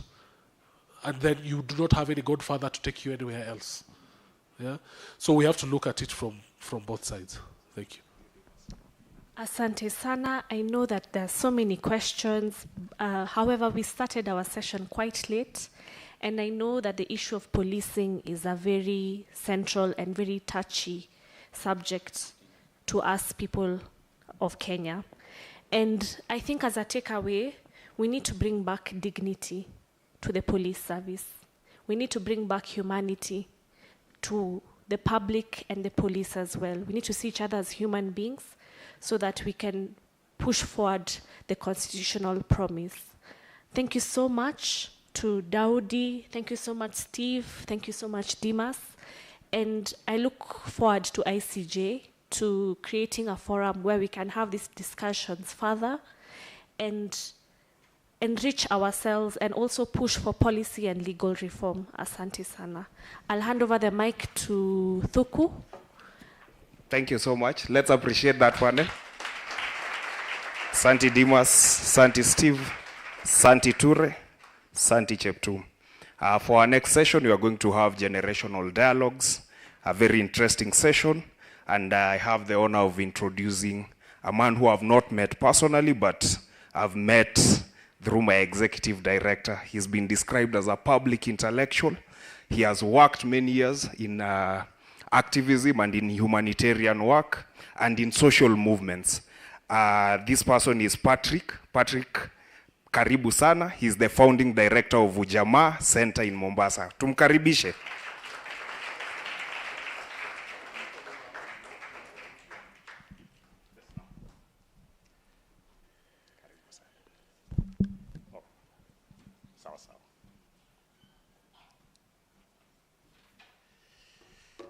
Good afternoon, comrades and friends. If you know you're my panelist, please just walk up without me mentioning your name. Karibuni sana. This is going to be a different session. If you have a tie, you can loosen it up. It's intergenerational dialogue. It's when I was invited by ICJ, I realized I don't have a suit. So I really tried, and then also realized I don't have shoes that can be polished. Karibuni sana. Where's Kenya Human Rights Commission? Is there anybody from KHRC? Davis Malombe didn't make it, eh? Okay, so we can work, so please move closer. Yeah, move closer, please. I want to feel warm. Yeah, so thanks to the last panel, and thanks for discussing police issues, and thank you so much for painting the picture of what the situation is like. Karibu, Davis. Wanjira. Karibu. Yeah, if you ask me, I think the problem with our policing is that it has become an identity. Police in this country are like the 44th tribe. It's like an identity. If you become a policeman, you acquire a new identity. You cease being a member of your ethnic group, you cease being a member of a political party, you become police as an identity, and I think that's a problem. And so that identity, the problem with it is that it does what is called othering. So youth are seen as the crisis, the problem, and we will be discussing a bit of that here. And because youth are seen as a problem, youth must be dealt with. they are the criminals. And so in this country, if you don't have a job, you're a criminal, the way the police think about us. If you are not married, you're a criminal. If you have rasta on your head, you're a criminal. If you dress like a youth, you are profiled by the police as a problem. And I think that's a discussion we can have another day. I am here with a very distinguished panel of generations. I think I'm the oldest. And we want to discuss the emerging transition. Kenya has been having transitions from independence. We then started fighting for what is called the second liberation. It means the first one didn't work. Then when we were through with the second liberation, we realized we didn't go very far. And so we started fighting for the third liberation. And I think the Gen Zs have upped it, and they are very disappointed with my generation, that we didn't finish the job, and so they are trying to finish the job that we didn't finish. And the whole of last year, you witnessed a very, very organized Gen Z movement that was saying things haven't been going right. But that has not been happening in Kenya only. If you look around the globe and the continent, young people are restless, and they are saying things. And I have a colleague here from Tunisia, who, as you know, Tunisia also went through things, and those things generated certain results, and I'll be asking her, what lessons can we pick from there? And so I don't want this to be a question and answer session. I really would like us to just reflect. And in these reflections, I really want to hear what your dreams are as you know, different generations, folks who have been fighting to see change. What have been your dreams? Are those dreams facing any challenges? Challenges are real and they're usual. And in the last session, we'll discuss what do we think we can do with each of those challenges. And maybe we, the people, then and now, is a comparative panel. We want to compare the generations. And I want to invite the audience to really follow this through, because the conversation will come from you, not from us here. Wanjira, you guys did some really good stuff June 25th. Did you corner the president? I think he was cornered. Just take the mic.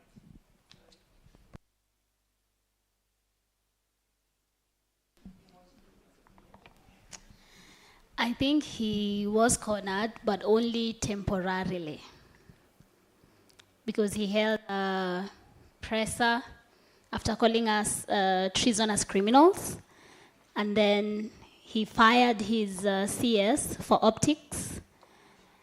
He reshuffled, yeah, for optics, and then he hired them back, and then he brought the opposition. It was just a whole, he did not listen to the grievances of the young people, to say it shortly. He didn't listen to us.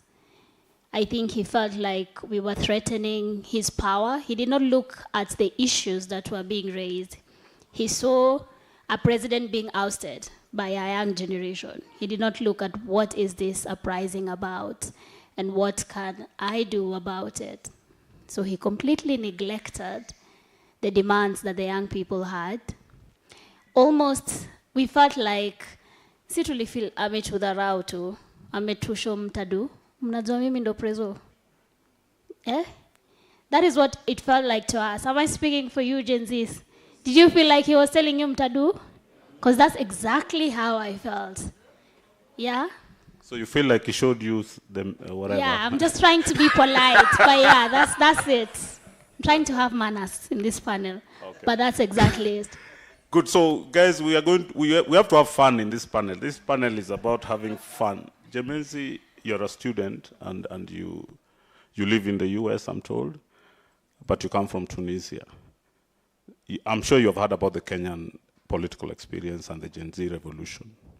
Do you think the political actions by the Kenyan youth were pragmatic? Would you compare them with Tunisia?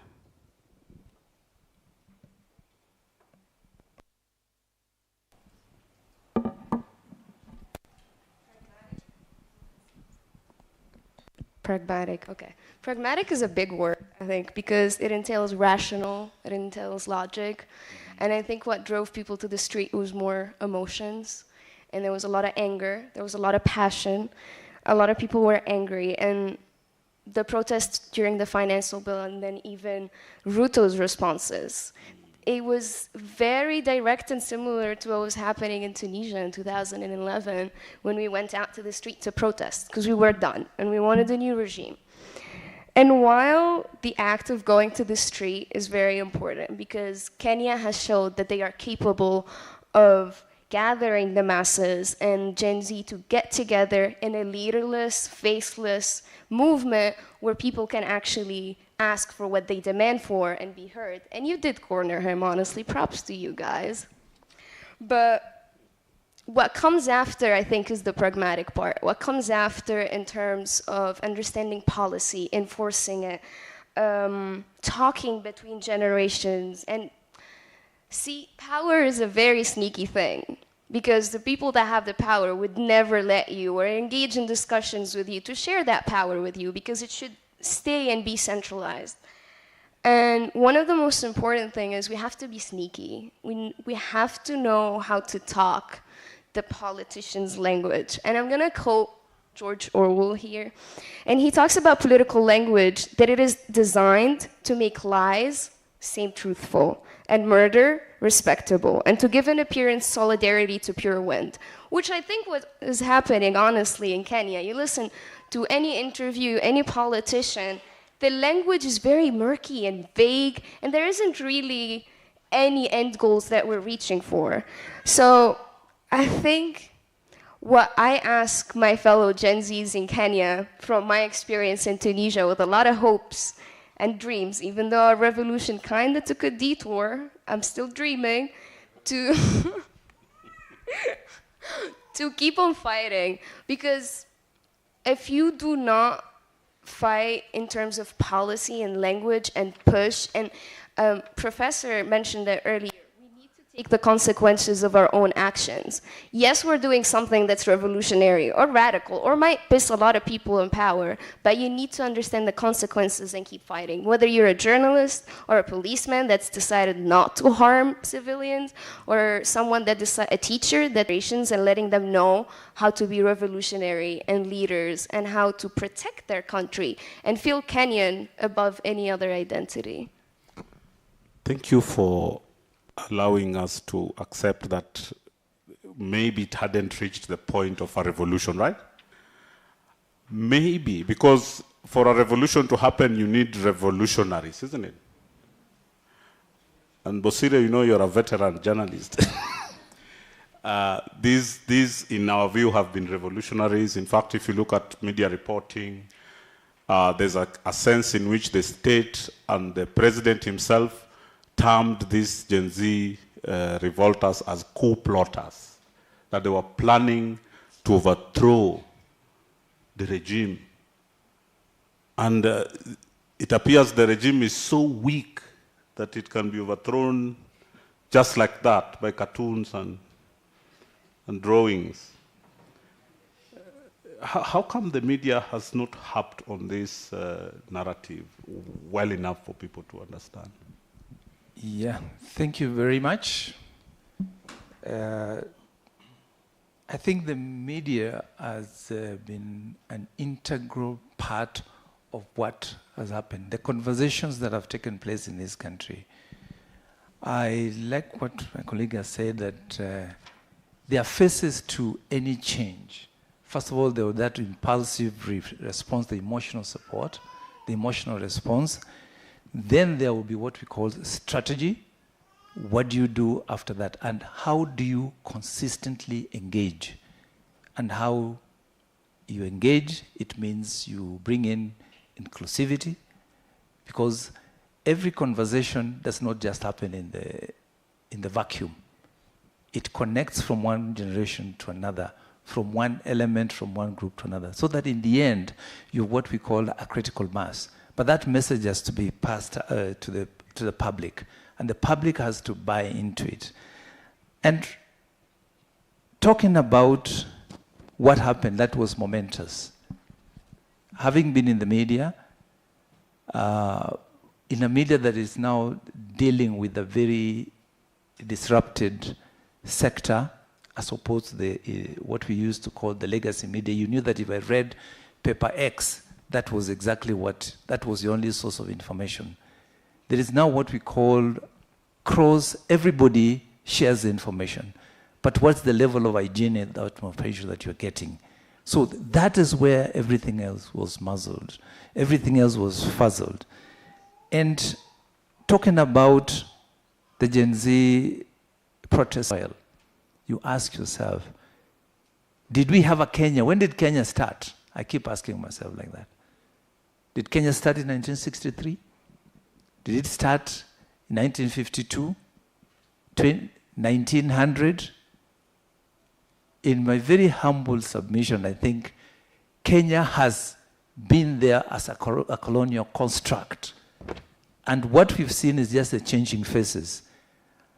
When we talk about media, in those very early stages, there was a media called Standard. The Standard voiced the interests of the ruling elite. When we came to 63, in the early 60s, the nation came and identified with the freedom struggle. And it continued talking the language of the people. In the 90s, when Kenneth Matiba would not find space in the nation to advertise, he started his own newspaper called the People Daily, so that it could also be used. It could use that space too. So the media has been part of this conversation, and when you check what we call the trust element, who is most trusted in telling the story, saying what people feel. Because the media has, besides information, it also gives you what we call, it entertains you, but it's also a public watchdog. The information we give, we speak on behalf of the people. We bring out the stories.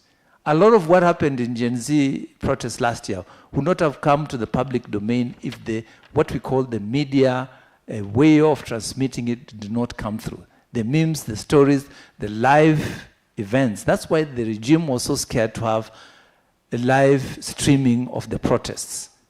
That was how powerful, because whatever happened got into us, and then that created conversations. So the media has been part and will be part of this conversation. If you can't wish them away, because every epoch, media also documents everything else, so that we are doing the connection between one event to the next event, that give us the collective feel as a country. Thank you so much, Bosire. The media has given you a commitment, Wanjera. They will be part of the conversation as an ongoing. But I just want to check with you. Bosire says your struggle should have been a struggle that connects generations, that it should have been a continuum, that what you were doing was a build-up to what has been going on for decades. But you were very angry with the other generations last year. You were very angry with parents. In fact, you called them cowards. And you said they let you down. Could this be the reason the movement destroyed itself? No, and the movement has not destroyed itself. I think more than ever now, especially after that documentary, if we said tunaenda maandamano, we would feel those streets yet again. What happened was we were angry at the tribal politics our parents play. That every time mtu wetu narrative, and it's because we are always telling them, like me, I'm a Kikuyu. My mom is a Kikuyu. And every time, my mom will vote for a Kikuyu candidate. No matter how many times I tell her, Sasa after elections is when she comes and says, and by the way, you were right.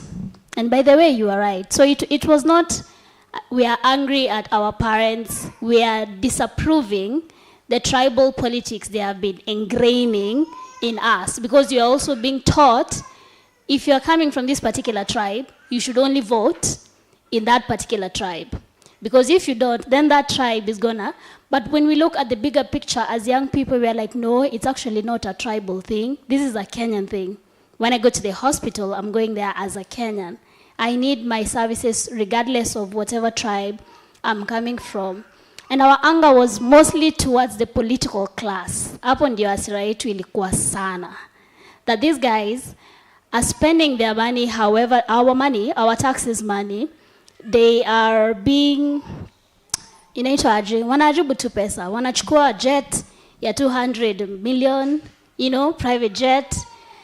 Aya, wanabai magari, wanafanya ma TikTok videos, kurori ayani, wanatuonyesha vile, life iko aire. Sisi on this other side, it's my graduates, hawana ma job, they have young babies, they have wives. You know, we are frustrated. We are like, yani, you guys, we are trusting you with bettering our lives, and you're squandering the little monies that we have as a country, even the loans that you guys are taking. We cannot point to one particular thing these loans are doing, because madaktari wanagoma, walimu wanagoma, nothing is working in this country. So we are like, we are alafu sasa.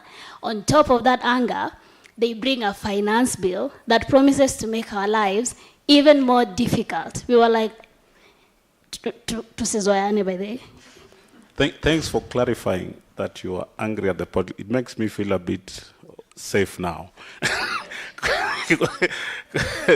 Thanks for clarifying that it was really the political class that you're up against. But let me tell you a short story. One of my age mates came to one of the demos in town because we were tired of being blamed for not playing a part. So I told him, Jacob, you go, then based on your experience, I can go the following day. And so Jacob came back with his experience. I said, look, I was in the streets, really up and ready, geared, putting on the right clothes. But when a tear gas canister was thrown at us, my natural instinct was to run away from it. But all the people around me ran towards it with their cameras on. So I realized we are in the streets, but our visions are not the same. So he came back. So I said, do we try another time? I said, no, we can't, because, you know, it's just too risky. Tell me about the emotions that were running when you guys were in the streets. What was the driving motor that tear gas was attractive rather than repulsive? You know, what was that about? Because it will help us to build a stronger movement and get more people on board, including me. Yeah. I don't know if you saw that guy who had a placard that said, "Sio tear gas, it's the fragrance of change." The emotions that we had in those protests were emotions of, finally, we are actually taking action towards these guys. It was, we are here, we are doing it, we are protesting, we are asserting our sovereignty as the Kenyan people. Article 1 was the driving force of those protests. Article 1. It was all sovereign power belongs to the people of Kenya. Even though it was beating in our hearts, in our heads, and then there was massive solidarity amongst each other. So we felt like, you see, when soldiers go to war the way they are one team, we was one team when we were in the maandamanos. I remembered one time, tukitorokea tear gas, my phone fell. And someone who I was running with actually brought my phone to me and said, Wanjira, you dropped your phone in these Nairobi streets. You know how rare that is. But we felt like We were working together as a unit. We were demanding for what was rightfully ours. Kenya ni nyumbani. Kenya ni home. Sasa tulikuwa home. Tunapigania home ikuwe better because serikali ilikuwa inasema, and I'm sorry you can't hear Swahili. Let me speak. The government used to tell us they are going to get jobs for us abroad to go and do those, those jobs. We're like, no, we want home to be better. We want to build better. We have skills to actually build a better country. We don't want to go anywhere. We have actually perfect weather, I think. I really love the Kenyan weather here. So we don't want to go and struggle with Mawinta, Manini, and those pathetic jobs because Kenya is unbearable. And then we feel like it's not rocket science. It's not anything so difficult to say we're actually going to ensure our citizens get quality healthcare. It's actually a constitutional right. We are going to ensure our students get quality education. It's actually a constitutional right. We are going to make sure no Kenyan citizen dies by the bullet by people who are actually mandated to protect them. We are not asking for anything grandiose. We are not saying tupeleke Dubai. Not hizo basics ndio tulikuwa tunapigania. Thank you very much. Jamezi, I know you must be feeling like these were God's terrorists. There's a book that was described this morning. Do you feel these Kenyan Gen Zs were like God's terrorists? And looking at the Tunisian experience, somebody in the morning was concerned about organizing beyond elections. That is there anything we could do outside of elections that can produce the kind of results we are looking for? To start first, God's terrorists, I don't like that word considering I'm Arab, so let's not use that word. It's the title of a book, so it's not me. Tell that to the American government. Anyway, so basically, I mean, I am very honestly inspired and honored to speak about such thing, but also to learn about the Gen Z protests and to see that there's people at a grassroots level pushing against the grain, which is really hard. Not everyone is capable of going out there to the streets to protest. Asante. Basically, so there's a lot of respect that I have for the Gen Z. However, in terms of organizing beyond elections and organizing beyond revolution, I think this is why I'm here today to talk about. Because 2011, we were really happy. We also had that moment of euphoria. We were the happiest. We were all on the streets chanting. The president ran away to Saudi Arabia. We were finally free. And we went through a way of like doing it also not through elections. We got rid of the political party that we thought was abusing us for years. And then comes 2014, we also write our new constitution. And we're very happy with the new constitution and the rights it provides, et cetera, et cetera. But where we went wrong was we did not make sure there was a system that keeps checks and balances. We were not sure. We changed the people, but did we really change the system? The system kept on breeding the same political parties and kept on attracting the same narrative and political discussions. While tribalism takes a lot of space in Kenya, it's also similar in Tunisia with regionalism, which is a colonial leftover that our parents also instilled in us. Oh, you're from the south, you don't marry somebody from the north, etc., etc. So basically, I think one of the things that I would think Kenya in general and the youth and generations to focus about is that Gen Zs are not hostile in the sense of like, yes, there is a lot of anger, but that anger, we're not asking why they're protesting out there. When Rudo goes and responds, or even the elderly, we're not listening to actually to the streets and employed people. They're not educated. But if you actually listen to the demands, people are asking for economic sovereignty, which is, I think, the one solution that we need to take forward moving in Africa. And Kwame Nkrumah talks about this a lot, in the sense of like, if you want to be an independent country, you need to have neo-colonialism in every possible shape or form outside of your structures. You need to reform your structures in a way that serve you, your community, locally. So a couple of advices and bullet points I thought of. Protect your judiciary. Please do so, because Tunisia is having one of the worst democratic backslidings right now because of the judiciary and the state capture on the judiciary sector.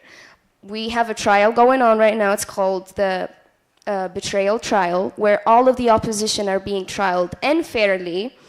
The Supreme Court, our version of the Supreme Court, is also kind of getting a lot of attacks by the president. One of the most influential lawyers and spokesmen in civil society was arrested last week. So truly, we don't have an opposition and we don't have civic space to even speak. So the fact that, Kenya here talking about this is very important. The fact that we can hold space and have conversation is very important. The second thing is, Constitution is written well and done. It's okay.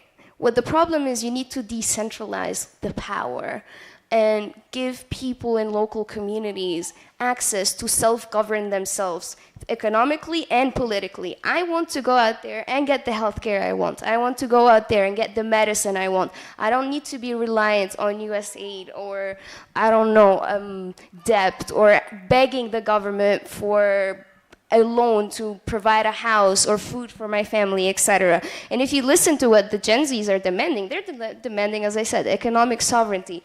And I think that is one of the first steps we could start for. When I know someone mentioned that we should always use a political economy theory lens of analysis to understand where we're going, and that is very important. When you give people social welfare and economic sovereignty, what people can do becomes amazing, because you're not only fixing the problem from a surface wise, you're fixing the roots of the problem and the roots of the structure that are not working, and you're creating a system that will fight for you rather than against you, and start producing politicians that will represent you out there. And even if they're not representing you, we have the mechanisms to get them out and elect new ones, or hold them accountable. The word accountability comes up a lot, and I think we should focus on that.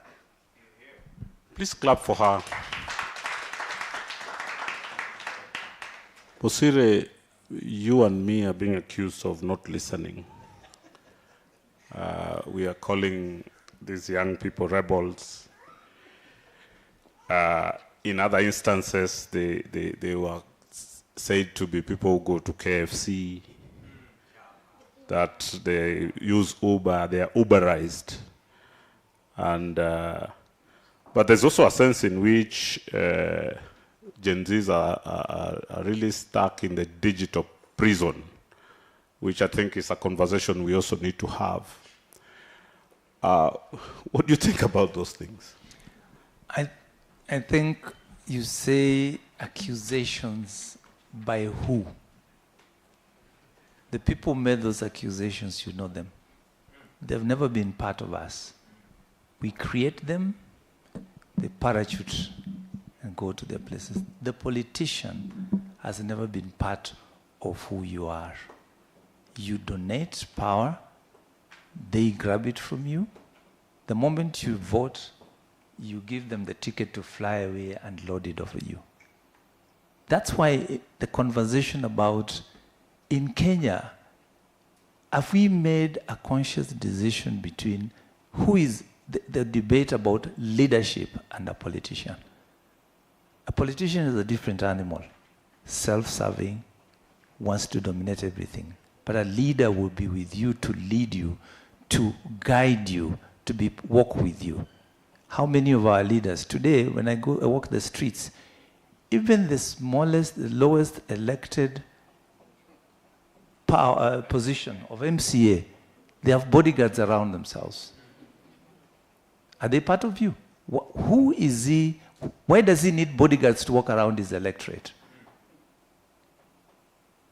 In my youth, I used to see ministers walking from office of the president, and you can bear testimony, walk from office of the president all the way to Norfolk to come and have lunch, across the street greeting everybody else. But today, they can't do that. In the village, they have put stone walls around their homes.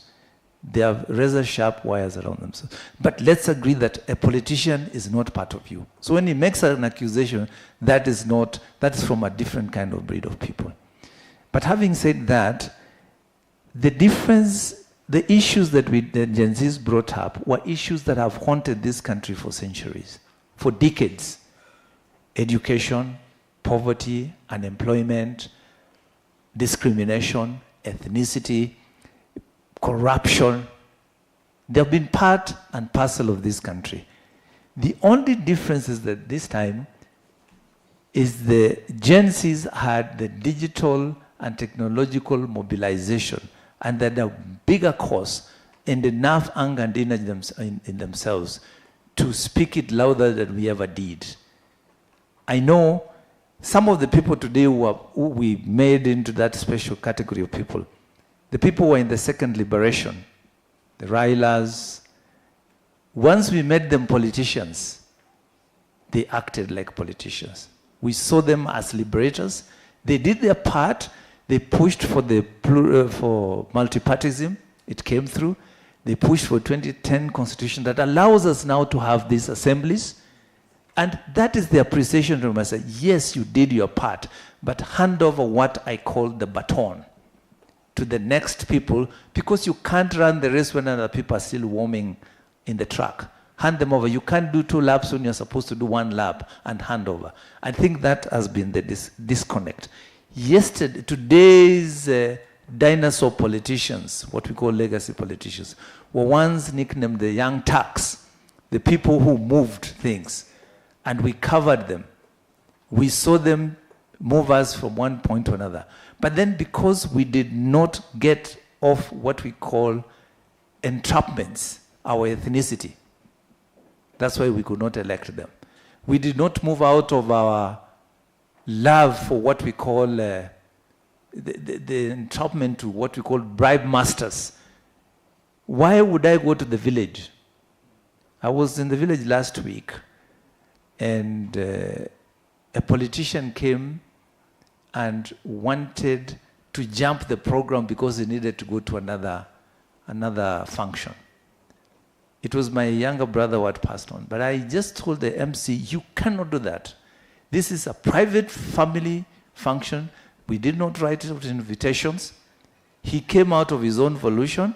And if he wants to, he came in quietly. Let him leave as quietly as he came. He does not have to disrupt our program just because he wears the tag of a politician. And I told him, please take your 10,000 with you. And that's the way you have to speak to them. Are you listening? I didn't have to be 18 years old to tell him, but I stood for a conviction that this man cannot come. And how many funerals in Kenya today are taken over by politicians? Yet, the bereaved family has no say. That's where it begins. Make those spaces very thin, very scarce for them, and they will know that our bad manners will have to be, they have to behave. Unless we make them behave from those very small units, they will still come and misbehave when you give them the bigger positions. Thank you very much, Osiri. Let's clap a round of applause, please. Yeah, so there are just one more question, because I want everyone to answer this question. But the revolution started, and it's still going on, as Wanjira has confirmed. But it needs to be turbocharged. It's lacking charge. I don't know how many of you feel the way I feel, but the revolution in the country is lacking charge, and it needs to be turbocharged because it's urgent that we change this country. How can we turbocharge the Kenyan revolution? Or even with Gen Zs ahead, even with other generations on board. But we do need to charge this revolution. Number one, our economy is going pear-shaped. You can say statistics all you want, but when an economy is good, you feel it in your pocket and at home. Number two, we look like people who are trying to solve a homicide without locating the dead body. So I want proposals, Wanjira. How can we turbocharge this revolution? And as you speak to that, pay attention to the challenges that you have passed through, things you have seen that you would have done better, the change you could make to the lenses you've been wearing. Are there things we could do with those lenses and perhaps make them thicker and so on and so forth? That is the conversation I would like us to have. I'll give each one of the panelists a minute, then I'll come to the floor. This will not be asking panelist questions. We want to interact with this revolution together. I think that we've been very clear that the goal for the Gen Z movement is alternative political leadership, because it is the political class that has caused us all this problem. So how do we organize towards an alternative political leadership? How do we drain the swamp, ideally? So that means we are going to have a lot of organizing amongst ourselves. And I also think that the leaderless tactic worked during the protest, but I think now we need to develop leadership. I don't know what the Gen Zs in the room feel, but I think now we need to advance to the second stage, which is actually having leadership that will be able to say, for example, June 25th is coming. We need to honor our fallen comrades. We need a program. We need activities. We need to know what we are doing. So we need to have some sort of laws that was established during the colonial time. The civil service is as a cake as they come. So work for institutional reforms that are responsive to the dynamics of the current situation. You can't have an old, is it the people believe in the Bible, you can't put new wine in old? What does it mean? It will burst. So this is new wine, we are putting in old wine skins. Let's change that wine skin, so that when we do that, we know that there will be resilience, there will be relevance, and something that works for all of us without carrying it with fear. Thank you very much. Thank you so much. So I'm going to open this to the floor. Please, if you speak, be very brief. Try and identify if there are any mistakes the movement has done and what we can do about them. And try and respond to the theme of how do we turbocharge this movement. There are mics here, but there's a hand there, number 1. Number 2 in black. Number 3 in white. Number 4 at the back. We start with those, then I'll take another round. My name is Mike Omboro, and I'm from Bunge Mashinani. Now, this is a subject you cannot talk when you are seated. How do we turbocharge the movement? These young people are gallant citizens who said no to oppression, to all the bad things in this country. If you look at this morning, my brother here, Eric, did a very good thing. He called us to stand and observe a moment of silence for those who died in that struggle. But we have the prince here, we have Akina Wanjira, we have Akina Habib, and everyone was in the street. But we only, our conscience only probably remember those that passed. By any chance, Wanjira could be one of those statistics, and so I'm challenging us. Let us all stand up and first give these people a standing ovation, because these are the ones that survived those bullets. They are the ones who said that they are going to fight for it, and these are the remnants.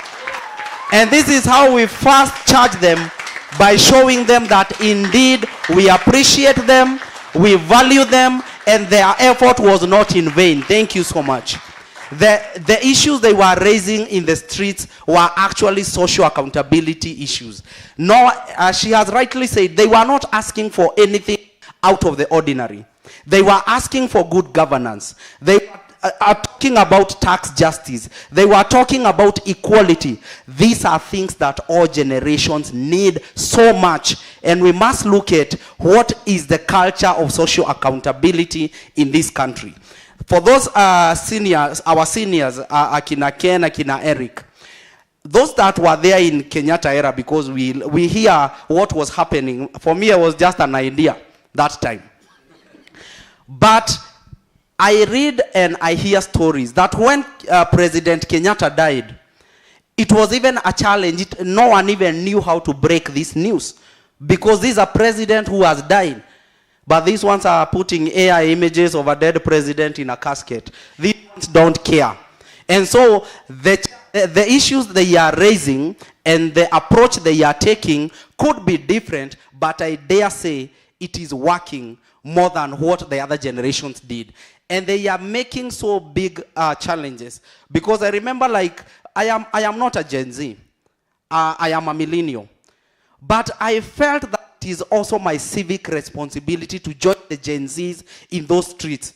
My speaker there, I remember I saw a newspaper item where he had been put as one of the most wanted criminals in Kenya.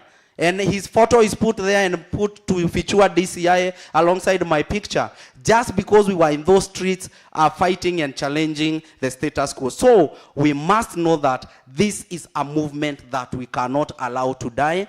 And Prince Wanjera and the Gen Zs, please know that all the other generations are behind you. Secondly, on Gen Z. And finally, so. Yes. Secondly, and there's Gen Z, Jemezi.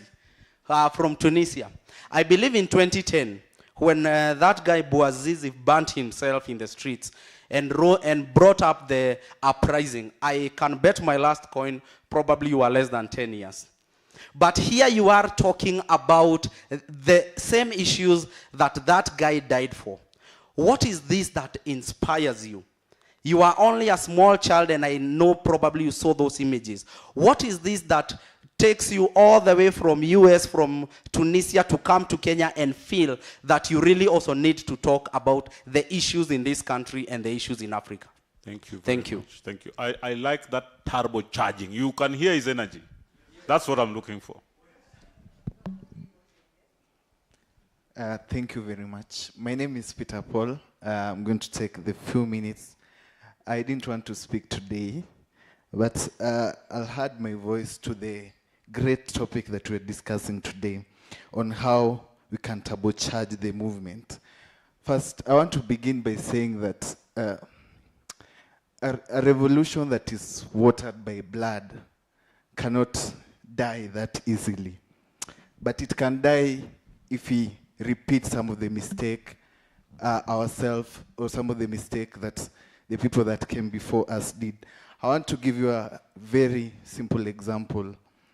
It pains me when some of us, the youth, because I'm one of those people who believe that in 25th of June, we will have made a significant change in this country. But we lost it as the Gen Z at some point because of some of the mistake that we did. But when it comes to us as the Gen Zs, if we want to make change, the change starts within us as well. I call it the transfiguration of Jesus Christ on the mountain.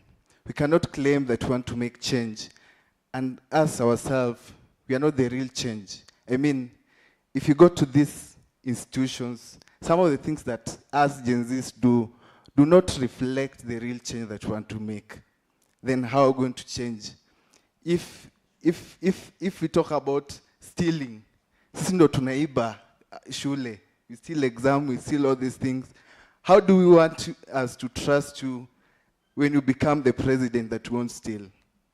You see, it comes down to the simple things.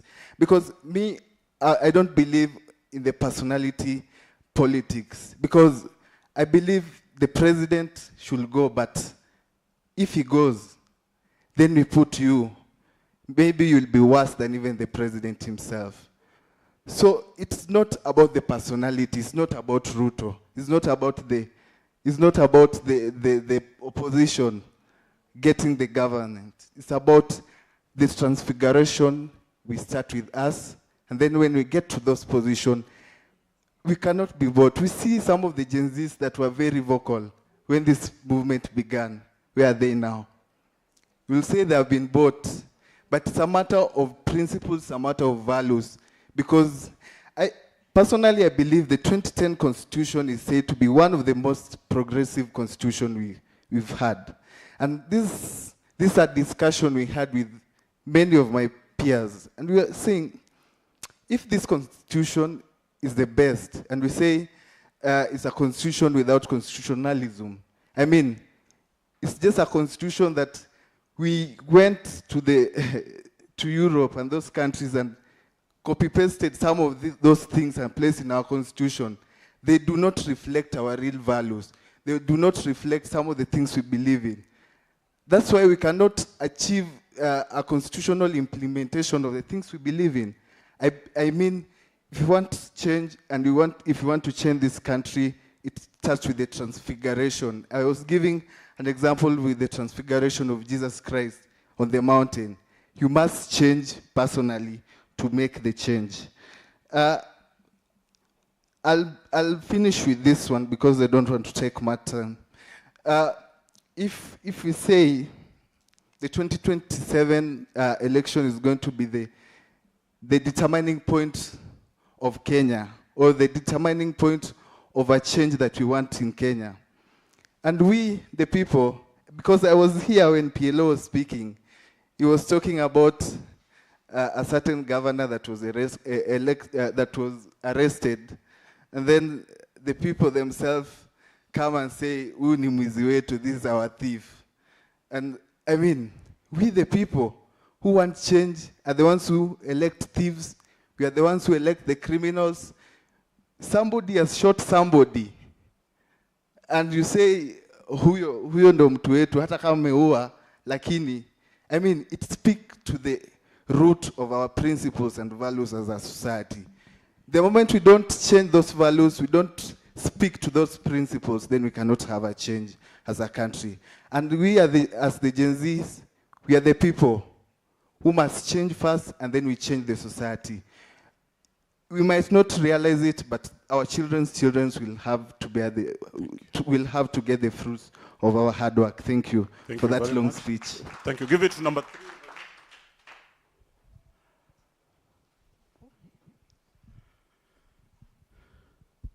Hello, good afternoon. My name is Emmanuel Muchoi, and I want to speak on some of the things that we can be able to do in order to improve on the Gen Z movement. Number one, I think what we need to do is to have a clear vision and a clear purpose. I really appreciate the energy of my fellow young people, but I think at some point we lost it because we were doing it from a point of emotions. Actually, when we were in the streets, if you approached a fellow young person and ask him, maybe give me some of the reasons why you're here, why you're demonstrating, some people didn't have a clear purpose. So I think for us young people, we really need to have a clear vision and a clear purpose. We need to, actually, I am thinking, Wanjira, I would propose, let us have a Gen Z manifesto where we have outlined everything that we need to change. Let us have a clear manifesto saying this is what we need to do, because we cannot change everything at once, but progressively we can be able to say these are the things that we want to start with, then we can be able to change. Then number two, I think for us to have a better country, we need to really invest in education and creation of awareness. I think one of the biggest problems that we have in our country is ignorance. I mean, some people don't know they are right. Some people, they don't even know that they deserve a good leadership system. So I think we really need to invest in educating the masses, because part of the reason some people will go and vote for the people we are complaining against over and over again is because of the ignorance problem. So I suggest as a movement, we really need to really invest in educating the masses. And some of the ways that I would suggest, I think we really need to have young people coming up with materials. Let's say we write books speaking about the Gen Z movement. We artists make songs and maybe poems that really speak to the hearts of people. So we really need to invest in our education. Personally, I've done a book called I Am Gen Z that highlights the struggles and what we the young people really need to do. Then number 3, and I think it's most important, we cannot run an organization that doesn't have funds. As the Gen Z movement, we really need to have financial stability. I don't know how we're going to do it. Because if we do not have funds, if you're broke, if you've not maybe paid your rent and you've not eaten, and that corrupt politician approaches you and tells you, I'll sort your rent, maybe I'll give you 1 million, most likely at the end of the day, you might be like, I need to leave. So I think we really need to find a way, and I think our seniors can really help us how our Gen Z movement is going to have finances. Thank you. Thank you very much. At the back, please. There was another hand at the back there. And then I'll see if I can take one more. I have only 7 more minutes. Viva. Thank you so much, Ture, and all the comrades in the house. As I said, my name is Odiambo Jiro. I think we have been asked to offer solutions because to us that change is real. And we don't want to postpone it. And it is possible. So one is that we need to take advantage of the digital tools and marry them with traditional strategies. Digital tools alone cannot deliver this country. I want to give a very brief example. After the Gen Z protest last year in December, many young cadres were being picked. I'm talking about cadres, those who are doing serious work. Mtu mwenye anachora ile kichwa ruta akisema must go. So some of them were picked, and we asked ourselves as young people, what can we do? Those discussions were live, Akina, Wanjira, Ture here, and many. But we reached out to the old cadres, the seniors, and they told us a strategy that worked for us.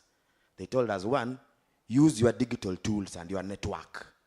But 2, let's also infuse the old strategy. And what did they tell us? They chose for us Aga Khan walk. Because they said, huko magari kubwa kubwa za polisi iwezi ingia. Zile magari za maji hazina njia ya kuingia. Alafu ya pili, they told us, we will bring a chain. A very heavy chain. Then we will tie ourselves with it so that they kill us together or we make sure that we occupy. And the third strategy is that now, in the last protest, you are running helter-skelter and they were shooting you. Stay put. So when they come, lie down. Didn't it work or it worked? So we tied ourselves down with serious people, and the people that were picked in December were all released and given 100 bob to reach home. So bring the two strategies together. Secondly, is another thing that we must also learn is the issue of good thinking. As one of our friends, they have been advising us. You know, even a good footballer, you cannot be playing and think at the same time. You need technical team to tell you, when you are around that area, don't hold the ball so fast, so much. You need to release the ball or aim at the goalpost. The Gen Z needs to work with other generations and all experts to bring their expertise. People remember when we were in the streets here, near Nation Center, we saw people in the hotel throwing for us bottles of water. And we saw what Japrado was doing. And we saw Mashirika kama Imlu, bringing pathologists to conduct autopsies. We need all these experts. We need to think together, work together and ask ourselves, who is doing what at what point? Sometimes we need to, engage in certain extra-legal mechanisms. Then the lawyers will help us along the process, And then the other thing that I also think it is important, the last one, in the interest of time, is we also need serious political education so that the young people can not only put their faith in one singular profession, that you also only have to trust engineers or lawyers or doctors or teachers to liberate this country. political ideology, if well grounded in the masses, will help us realize that there's no difference between the people in government and the opposition currently. That there's no difference between Raila Odinga and Rigathi. It will help you understand that you cannot now call Matiang'i a Democrat. You know? So these are the things that we need so that we can move with clarity. So that we can know that the team of Raila Odinga and Ruto and the team of Rigathi are all hunters and we are the hunted. So be careful. Thank you. Let me give a last chance here at the front and make it very brief. Don't force me to democratically stop you. Yes, I want to do two. There is a problem that was there with last year. Before I begin, Madam Atieno, we are proud of your work. That's why we are on the streets. And we acknowledge the fact that we acknowledge you. Thank you so much, sir, for it. Last year, we had an issue with, my good friend here has talked about it, and also my former speaker, where the numbers of the people who are there, very many. But if you can pinpoint the people who you could ask, why are you fighting against this finance bill? Out of 10, I can promise you, like, out of 20, maybe one. Last year, we had a lot of mobilization work, and it was magnificent. I hosted people from Kisii. I am in Kiambu. People used to come just to stay, because Tuesday ni maandamano, Wednesday tuna rest, Thursday ni maandamano. Right now, I appreciate my seniors here from Bunge Mashinani. We saw that this mobilization is good, but the organization is very poor. You cannot have people who are mobilized, but poorly organized. That is the first thing that we are supposed to be changing. If you have not begun this organization process, then you are failing us as a nation. I can clearly tell you, in Kiambu County today, tell us to organize the youth today, to fight against something, it will happen. We have seen it with our current governor. Alijaribu kuleta wamama wali ati ni political, and we went to the EACC office just to prove that it is not political. Secondly, Wanjera has talked about leadership. From where I come from, we have this saying, I am not the Messiah. If today I was shot, the movement will still go on. Do you know why? Because we are not here riding against one person or one person's idea. We are riding against a whole generational change that we want. And do you know who is the leader of that generational change? Our Kenyan Constitution. Thank you very much. Thank you very much. Let me take this chance to just give my panelists a minute each. I mean, there was only one question directed to my colleague here, but I would like to give everyone a minute each to just give their final reflections. This has been very encouraging.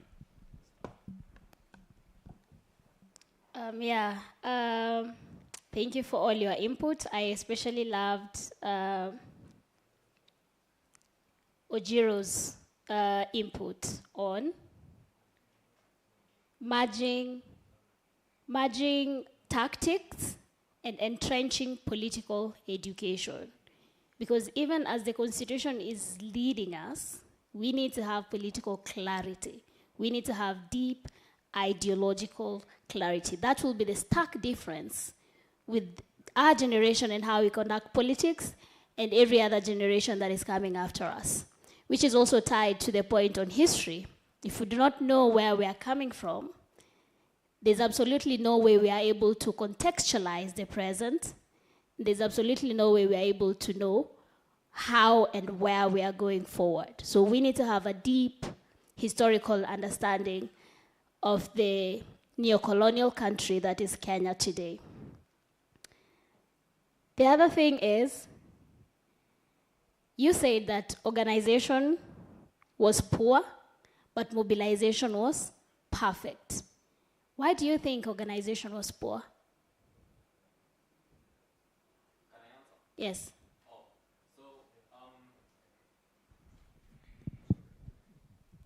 Thank you. I believe the organization was very poor, considering the people who we chose to be the forefront. Currently, if we can look at the people who are at the forefront of last year's Mandamano, are Akina Kasmuel, who, after a few shillings, allegedly, I don't want to talk like I'm speaking facts, the likes of Akina Osama Otero in X, the likes of Akina, you know, all those people who are there, who are the front line, they were the people who were snatched away. They were the people who, Osama is the one who hosted the president. Yes, we cannot forget that. Yeah, but my question is, why do you think organization was poor? Currently, I can say... Someone would like to help you over there. Oh, thank you. My colleagues, yes. Yes. Hello, everyone. My name is Isaac Wanene. I work with Buga Mashinani School of Governance. And to answer you is simple. We never had leaders or people who we could look onto. We didn't have centralized, organized leadership because we were leaderless. So even if we would organize 1 million people, there was no way to say, tunaenda right, ama tunaenda left, ama tunakaa, ama tunafanya. Everybody was offering leadership from the point where they're at. And that became a challenge, which is what I am identifying right now. That for us to have a strong movement, we need to have some kind of a steering committee-ish that could be able to give direction in instances like that. Because if we had centralized, organized leadership, iyo siku tungechukua state. Iyo siku tungechukua state.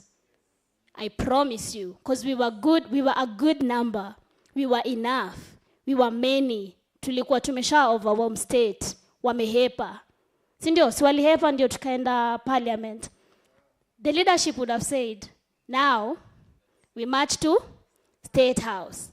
There would have been no pingamizi. There would have been no if of it. Tunaenda because tumejam na wasi wametudu normal long time. Na hiyo leadership ingekuwa able kuchukua pressure na iseme from now on, William Samoei Ruto is no longer the president of this country. This steering committee has taken over. For the next 3 months, we're preparing to go into what? An election. Sindio? But because we didn't have a proper leadership, tukakuwa na hiyo challenge. And ndio maana na propose hapa kusema, sasa hatuwezi na shimo alafu na tuingie shimo. Hiyo sasa ni inasemangwa aje, we once beaten twice shy. Sindio? So for the purposes of having a strong, formidable movement, Manu hapa amesema, we need to figure out how to run an organization with funds.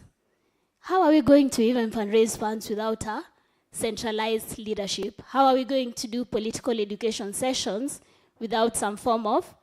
Yani, for sure, if we have to have a serious organization, we have to have some form of leadership. And this is not to create a personality cult. We are already clear that we don't want to have another Raila or another Rigathi or another Madhakarua or another Kalonzo. We don't want to have personality cults kind of leadership. So what do we want to have? This is also birthing the new culture of politics in our country, that we are having a leadership that ikona, unajua where my center I come from, tukona collective leadership. That we here are co-leaders. We are co-coordinators of a center. That your opinion carries as much weight as mine. That sisi wote ni viongozi, si ndio? And we are also celebrating collective intellect, because you might have a bright idea, I could bring my bright idea, and together our ideas become flammable. That is what we are talking about. Because also, we need to see how we really create a new culture ya kufanya siasa Kenya. Because tuko clear, hiyo vile tulikuwa tunafanya siasa previously is not serving us. For me, I actually feel like we are stuck in a never-ending loop after every 5 years. We are stuck in a never-ending loop after every 5 years. Tunaekeleanga bet kwanza. Kila miaka 5. Tunaona acha tuone kama itaungua, ama itaiva, ama itaivana. Si ndio? Sasa hadi lini na tunazeeka? The next 3, 4, 5 years, we will not be as young as we are right now. Si ndio? Time is moving. So we need to have better services and constitutional rights now. So how do we do that if we are not having conversations amongst ourselves, dialogues, assemblies, grounding ideologically? Because we have to be serious and mean this. It's also our way of honoring Kinarex, that they did not die Hivyo vile politicians wanasema, people die all the time. Those were our brothers and sisters. That could have been you, that could have been me. I wouldn't want Kenya to just move on after I was shot outside parliament kutoka maandamano. Yeah.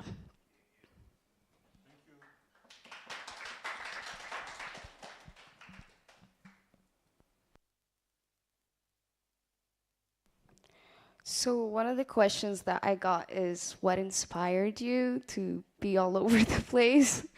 Growing up, my father worked in the military, so I got to see a lot of the security structure. And, you know, we moved around a lot. Every 3 years, we were in a new county and state in Tunisia. And then at the age of 17, I wanted to leave the country and see what democracy is really about. So I left, and I went to Italy and the States, and eventually Kenya. And I think having this curiosity of like living, like I say, living by the borders always, learn new things. And since growing up, I mean, you said I was 10 during the revolution, but I remember it so vividly for some reason. I remember my French professor got her camera confiscated when she was taking photos, and my dad was the one that got her back and that was like such a moment for me, because like he gave her back the camera. And then and then growing up too, like our house was flooded always with news. Like as I remember, like during Eid, and like I remember that Saddam Hussein was killed. I was 6 or 7 then. I don't even know what that means.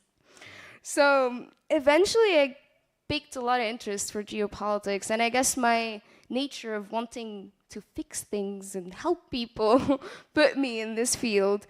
And honestly, I'm honored because every day I learn more. And one of the things that I learned in my journey and keep on inspiring me is that I used to be fueled by a lot of passion. And passion is like fire. It burns everything around it. It's not really sustainable change.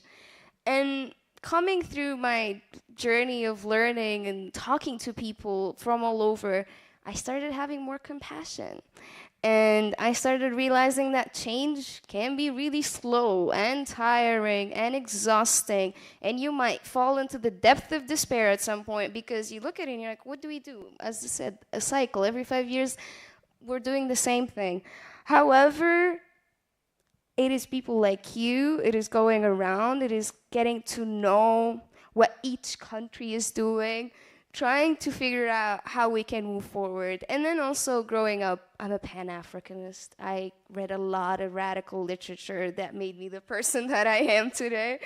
And yeah, I'm very happy and excited, and I'm very grateful for the privilege of learning every day. Thank you.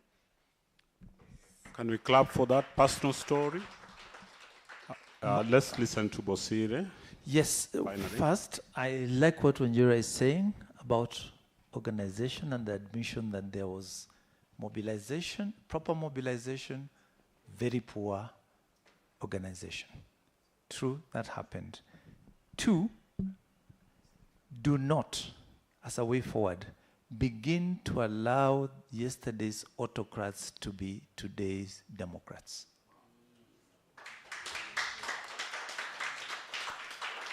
You can see they are beginning to wear gowns of democracy. How do you call them out? Document their yesterday's sins and tell them, we know you, and you are not part of the change that we desire. Call them out now. I've not heard that voice from Wanjira. They already paraded themselves in a boardroom. Call them out tomorrow. Like yesterday. We do not need you as Democrats. You are Kenyans, you have a right to be Kenyans, but do not be our messiahs for tomorrow. 2, take these conversations to what we're calling decentralization. You've done it in Nairobi, take it to the counties. Begin to call out those mini presidents in the counties who are abusing people at the grassroots. Begin, like in Kiambu, make sure that you take the thing to the end and document it and go around. By the time you are done the 47 or even 15 of them, you will have created what we call a momentum that momentum begins from the grassroots. I want to confess that at some point I was a nihilist. Who knows what a nihilist is? People believe in raising everything and not providing solutions. But now I believe that you change, reform, create solutions. Because the question today that we talk about, after I've done this, so what? As the journalists will say today, we don't just tell the stories with all the parameters at complete story. They say, so what? I have kicked this ball out. What do I need to do? So I wish you well, change tactic, and carry every one of us along. Stop the culture that I experienced at some level called the cancel culture. Do not cancel other people, other generations out. It is our country, and we need to be part of it all. If you check the preamble of that constitution, which we have not fully implemented, let's work to make sure that that constitution is fully implemented before you come to the next thing. Like I'm thinking of the 2/3 gender thing, really needs to be there by like yesterday. So pick out those points that have not been done and make sure that this constitution, which is our leaders you mentioned, becomes a true leader with integrity and with feet that stands on his feet very firmly, where around we can anchor. Thank you. Thank you very much, comrades and friends. I really hear you and I hear some of these recommendations, and I just want to reiterate those who are saying, let us self-critique. I think it's important for us to self-critique at all times. It is always good to critique. Let us also avoid the cult of the self. The cult of the self. This celebrity activism won't take us anywhere. You can't carry this revolution on your shoulders as an individual. I hear also those who are saying you can't give what you don't have. So those who don't read, please read. If you've not read radical literature, find radical literature. Read it. Have something in your head, even as you go into this with your heart. Not all citizens mean well. So let's not over-romanticize citizens. I think political education is being called upon. There are citizens who let us down time without number because of the political mobilization around ethnicity and the wasted vote syndrome, people who feel they can't vote for a good guy because he's not in the right party. I think we also must move from emotion, and calls for a manifesto are useful calls because it helps you to know what the four corners of your movement is about. We are also being asked to do a division of labor. Not everybody can be in the tank battalion. Not everybody can be at nation center when people are needed at nation center. And so let's also do in places where we are best. If you are best at just supplying, then just bring stones and the others will throw it. If you are good at throwing stones, then just wait with your sling and someone will supply the stones. I think division of labor is critical. It's very, very important. If we are in this, I think we have to make choices. Are we in this out of necessity or we are in this as career? Those who are in this as career, the Makowores have gone to their careers. Those who are in this out of necessity because they have no jobs, because they have a good education and they can't make ends meet, are still here. And so let's separate those who are in it out of necessity and those who are in it out of career. I know in this age we celebrate shallowness as an ideal. I think it's part of what bogged us down, where people think shouting is a form of discussion. Let's find people who can go into a discussion and allow them to strengthen discussion. The oligarchs are united, let me tell you, and they will neutralize any alternative political thought any day. So we need not be asked to unite. We must just unite. There's no other choice. I don't think there's a shortcut to that. And thanks, if your dad is a military man, is he still alive? That could be your base for training. You could visit, you know, and do what is called benchmarking or exchange visits with the old man. He will teach you a few things about marching and doing important things. And I like what she's sharing, from passion to compassion, until we realize that change takes a very long time. I think our time horizon as Gen Zs when we went to the street was a bit unreasonable. And we started with must go, and then at some point you started talking of kufinish, kumalo. And you know, every time I listened to that, and I was like, you can't finish the job that fast. The day you went into Parliament was the moment for going to State House. And if you didn't go to State House on that day, those things you started doing after the following weeks that you're now trying to go to State House, from a tactics point of view, was a bit thoughtless. You would have just gone back to the drawing board and said our victory was Parliament, and let's use that victory to go to other things. But those are things we can work on. Let me also share a piece of advice from the discussion that I can share. I think our movement will not move if there's little fun in it. People want to come into things and have fun. So let's make this movement fun. The day you are dancing in town, there were folks who came there not because of anything, they just came to dance. And sometimes you need those dancers around, even if they don't know why they're there. So I think the movement must decide how to make this fun so that people don't run away, they don't think they're going to be killed. Tell them no one is going to kill you. It's just music. Number two, if we emphasize too much on organization, I think we should emphasize more on mission rather than organization.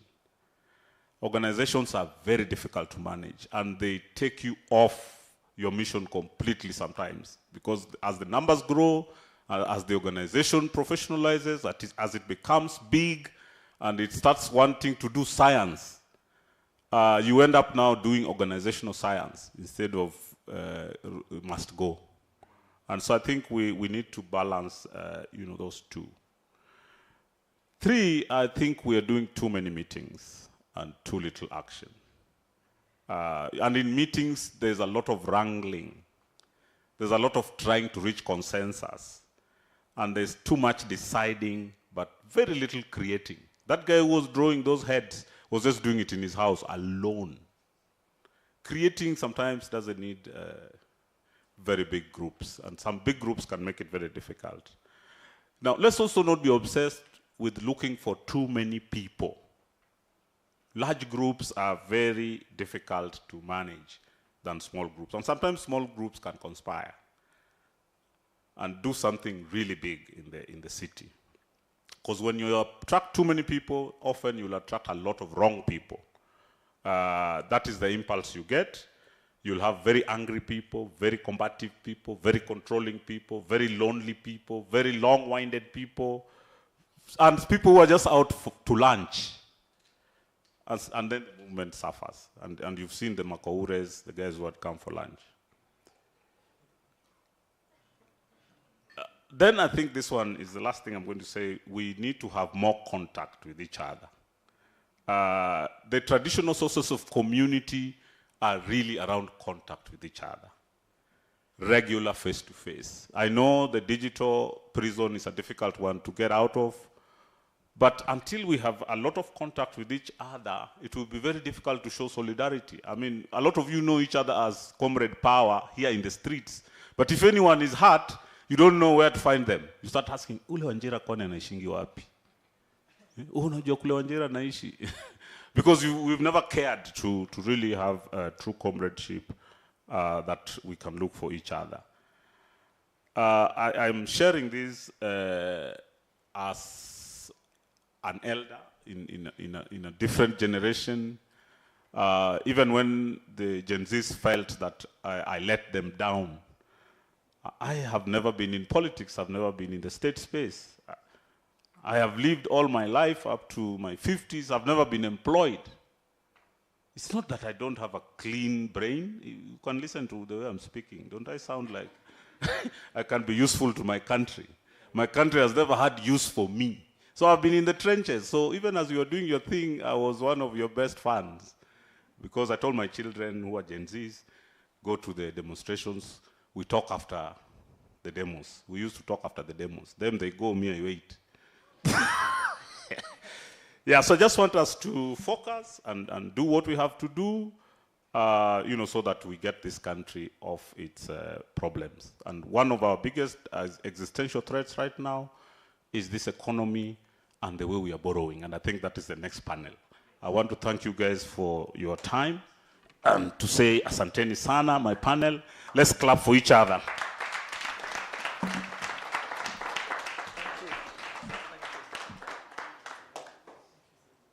Asante sana for that generational dialogue. I want us to do a very small exercise before we do the next session. Everyone, please stand. Stretch a bit. And there are so many, we have a few spaces that are unoccupied at the front. I want, if you are seated, I want the last table to be where Isaac is. The AC. We are asking that mwenye ana control the AC anaweza izima by the inaumiza watu kidogo.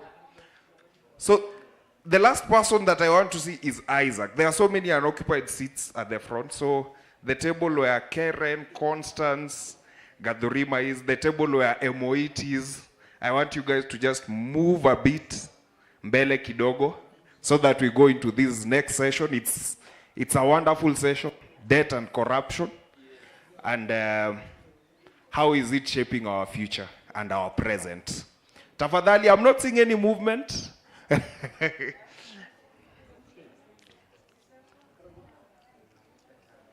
Thank you, I'm seeing some bit of movement. Wonderful.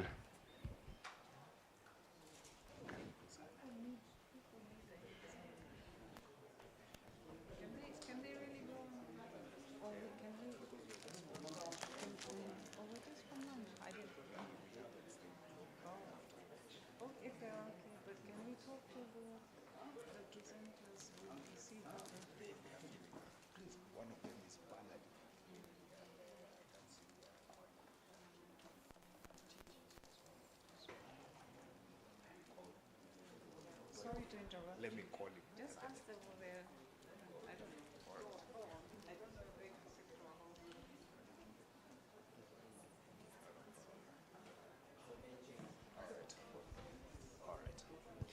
Thank you, everyone. This session is going to be an interesting session, very informative. And the person that I'm introducing needs no introduction, really. As you've heard, she's placed her life on the line for the work that she has done for this country. She's the founding director of AfriCog. And Gladwell, thank you for honoring our invite. And through your work, you continue to be a leading voice in the fight against corruption and the promotion of good governance in Kenya. Tafadhali, nisaidieni kukaribisha Gladwell.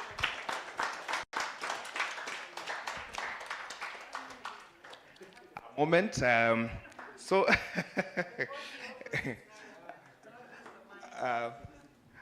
we were talking, and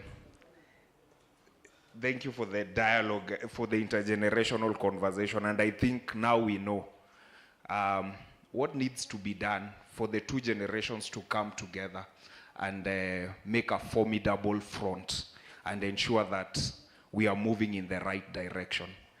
I think the panels we've had today, right from the morning, we leave this place more informed. Gladwell is just having a bite, and then she joins us to introduce the panel that will be doing the session on public debt and corruption. And I think as we were conceptualizing this panel, our thoughts were, what is being done at the grassroots level? Do we understand issues of public debt in this country? And I think the experts today will be demystifying these things. When you talk about odious debt, what does that mean? When we are saying we are going to refinance debt that we already got, what does that mean? And those are some of the conversations that will be happening in this panel. We are hoping that by, I'm seeing it's 5:20, that at least by 5:45 through to 6 will be done. And it's just to thank you for your patience. Let's welcome Gladwell as she comes.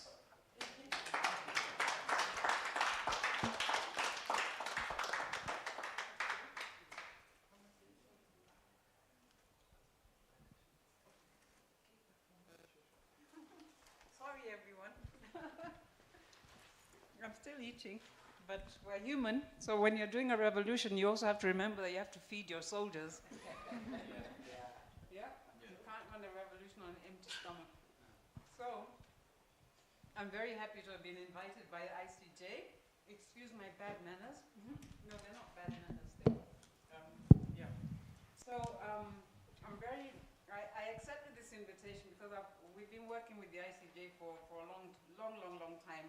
One of the panelists is actually a former executive director from the ICJ, and our work together goes back, way back when. I want to really thank people for being so kind and telling me such flattering things. I realize, you know, in your head you're always Gen Z, but so some of you Gen Z don't know that you'll be soon in my position and think, my God, I've been doing this for 20 what? 30 years, 40, whatever.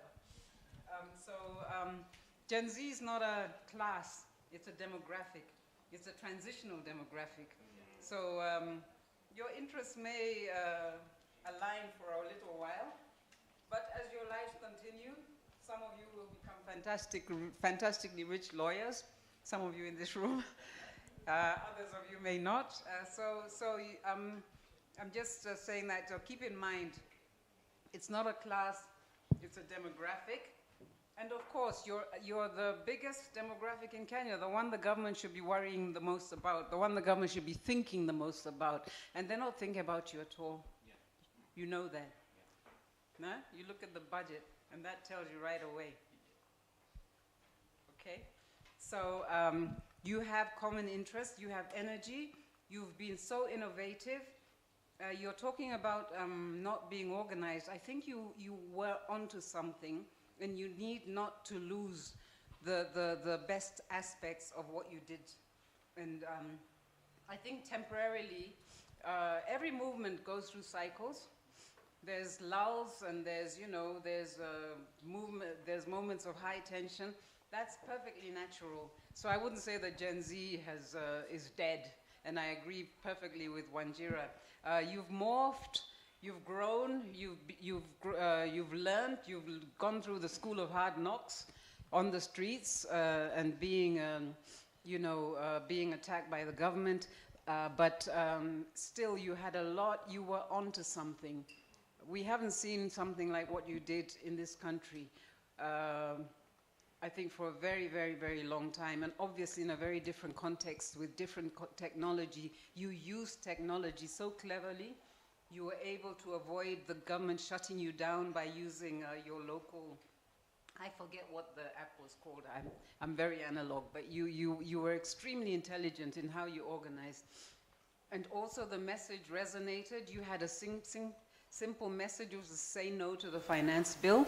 So some of those lessons you need to, don't look at, don't degrade your experience, don't devalue it. You really, really did something great, something new, and you need to build on it, not to reject it. Learn where you went wrong, learn where you could strengthen, and build on it. So with those long remarks at this very late stage, I want to introduce the panelists on this corruption and public debt, exploring the dreams, lessons, and challenges of Kenya democracy across time.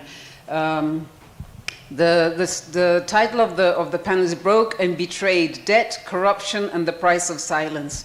So I'll start by inviting Bernard Njiri to come to the platform here, to the dais. Hi, Bernard. So Bernard is an economist and senior research analyst at the Institute of Public Finance. They do great work, really solid, serious work. He's focused in macroeconomic research, and we can look to him to explain some of the, some of the issues around public debt. I think that when it comes to finance, people sort of think, oh, that's too complicated for me, but it's not. It's really at the center of who we are as a country, because how we show what's important to us is by what we spend our money on. And right now we're spending our money on a bunch of old fat men and their insatiable desire to live in big houses and wear fancy watches and God knows what other kind of nonsense. So we don't want to, you know, get buried in the figures, although they're very, very important. They're scary. But learning how it works, how it's supposed to work, because frankly, if you examine, thank you so much.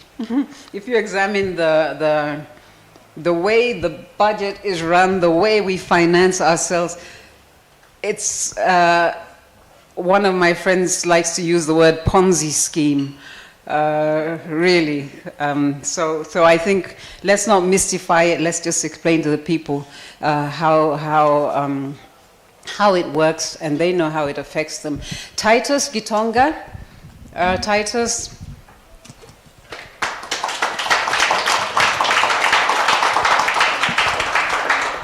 A Kenyan lawyer and governance expert, currently works as the deputy chief of party for the USAWA program.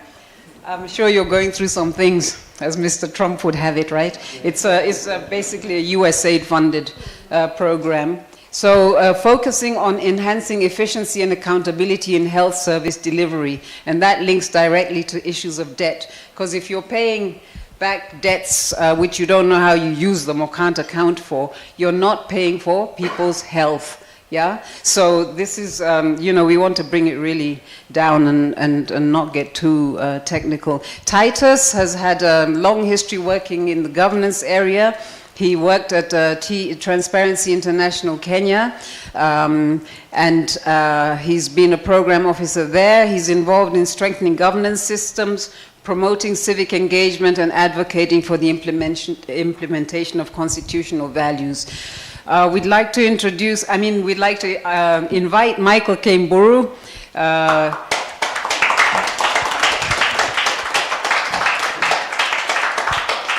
He already showed you that he's a real live wire.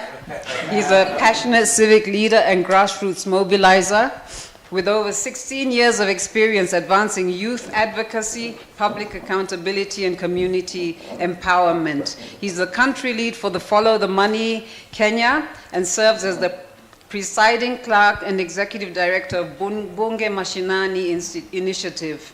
So welcome. And last but definitely not least is Samuel Kimeu.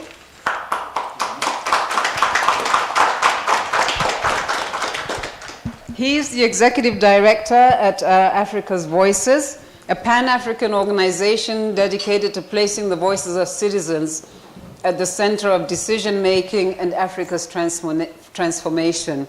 He previously served as executive director at ICJ Kenya, as I said before, and at Transparency International Kenya, where I also briefly, very briefly, 2 years before things happened.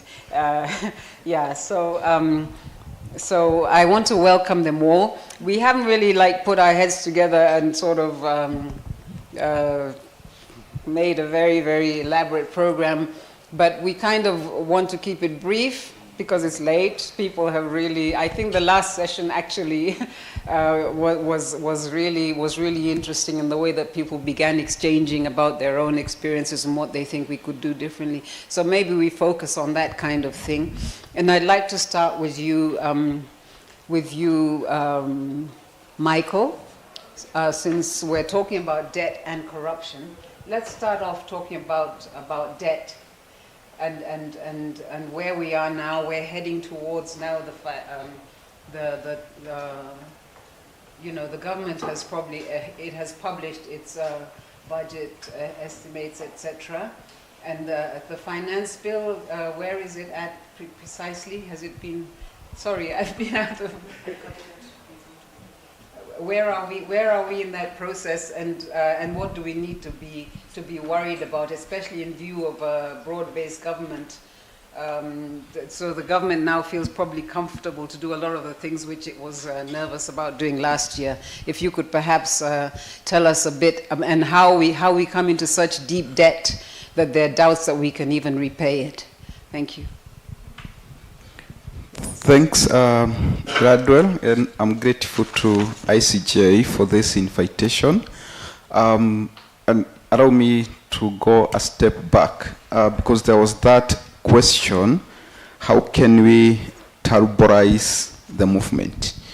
And one thing I would like to say is that we need a lot of consistency when it comes to citizen engagement in fiscal policies and management.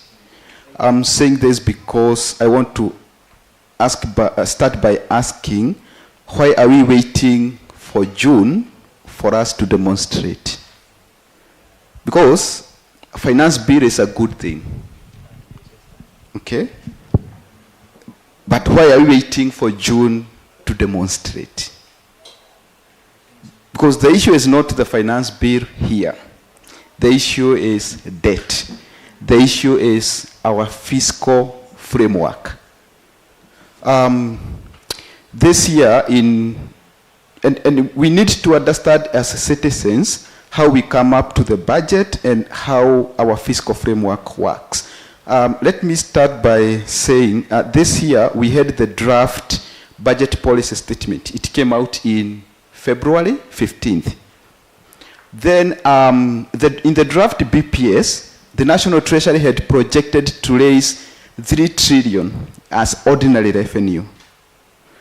Then when there was a call for public participation, I wrote a submission to the National Treasury, and I later wrote to Parliament questioning the revenue number. Why did I have to do this? In the financial year 2020-21, I know you talked about the numbers, but I want us to understand how we get to the debt situation. In the financial year 2020-2021, KRI had targeted to raise 1.5 trillion of ordinary revenue. 1.57, we only raised 1.56, that is 99%. Let me come closer to the financial year 23-24. KRI had targeted to raise 2.4 trillion, but only raised 2.2 trillion. That is 93%. So KRI did not collect 70% of targeted revenue in the financial year 23-24. Then we come to 25-26, we are targeting 3 trillion.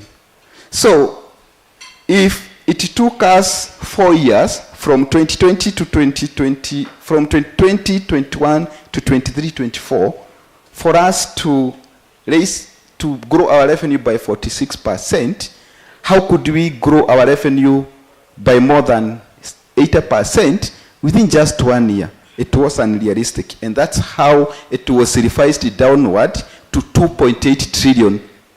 That's our ordinary revenue target in the financial year 25-26. But now here is the thing.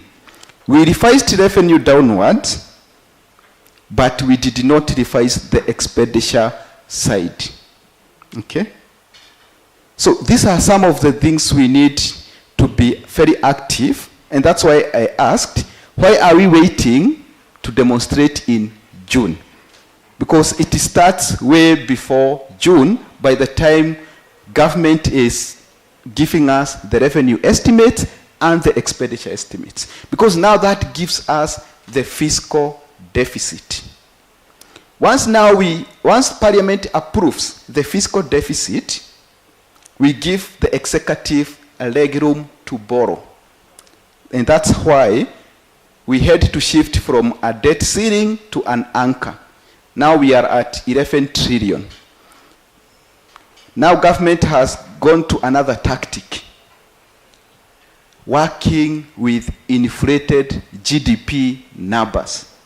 Why is this the case? It's because the IMF and other rating agencies use fiscal deficit to GDP as a measure of debt sustainability.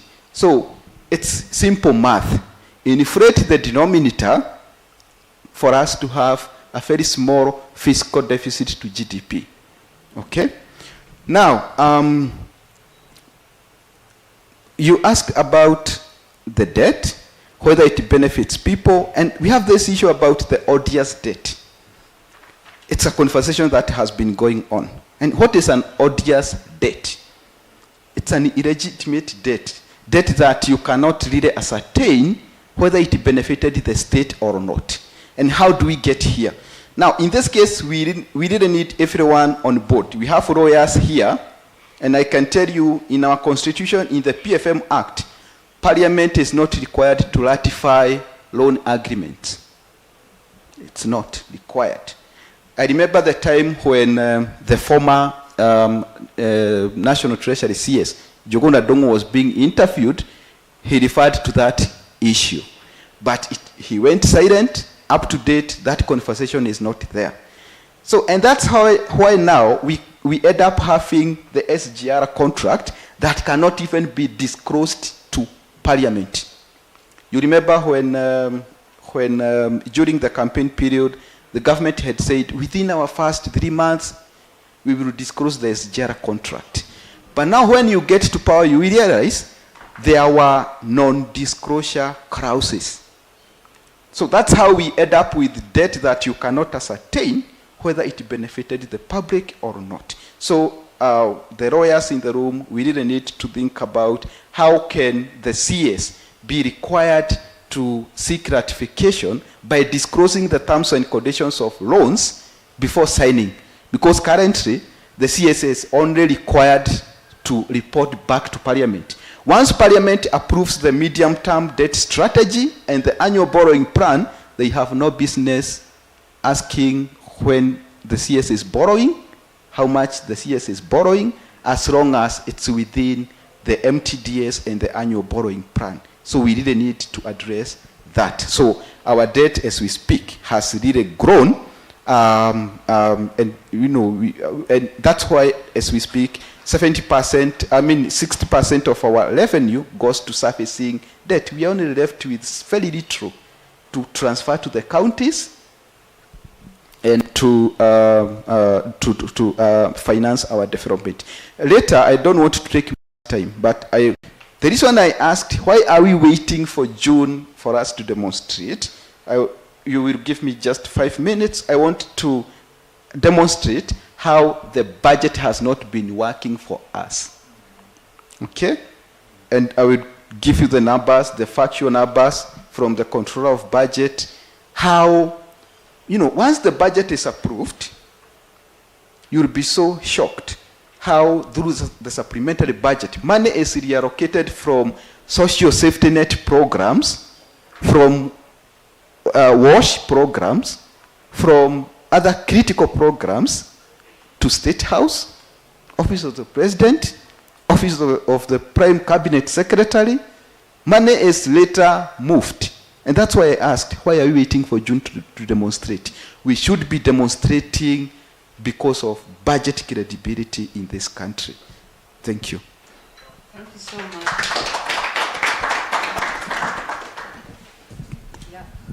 Thank you very much, Bernard. So what you described there was a situation where you can't trust the figures, right?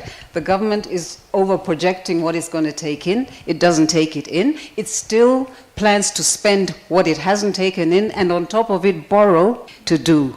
And then once, I mean, the approval of debt is a real problem, because what the parliament does is to approve a debt ceiling, yeah? You're saying the government has not got to go back to Parliament to say this is exactly the kind of debt that we want to take on. And if that's the case, that's because the law was at some point changed, wasn't it? Or it was not properly implemented. The Constitution itself, which we're talking about, the Constitution has a lot of guardrails, has a lot of ways to stop, because this is one of the things that Kenyans really cared about when the Constitution was being passed. And the guardrails which have been introduced in the Constitution, MPs have even collaborated with government in changing some of the sections of the Public Financial Management Act in order to do things with debt which it shouldn't be allowed to do. For example, not bringing debt into the country, not bringing debt into the consolidated fund, etc. Yeah? Is that an accurate reflection of the way things work? Thank you. I think it's the wording of the Constitution and the PFM Act. And I'm saying this because last year I engaged the Debt and Privatization Committee. There is a training I was doing about public debt management assessment toolkit.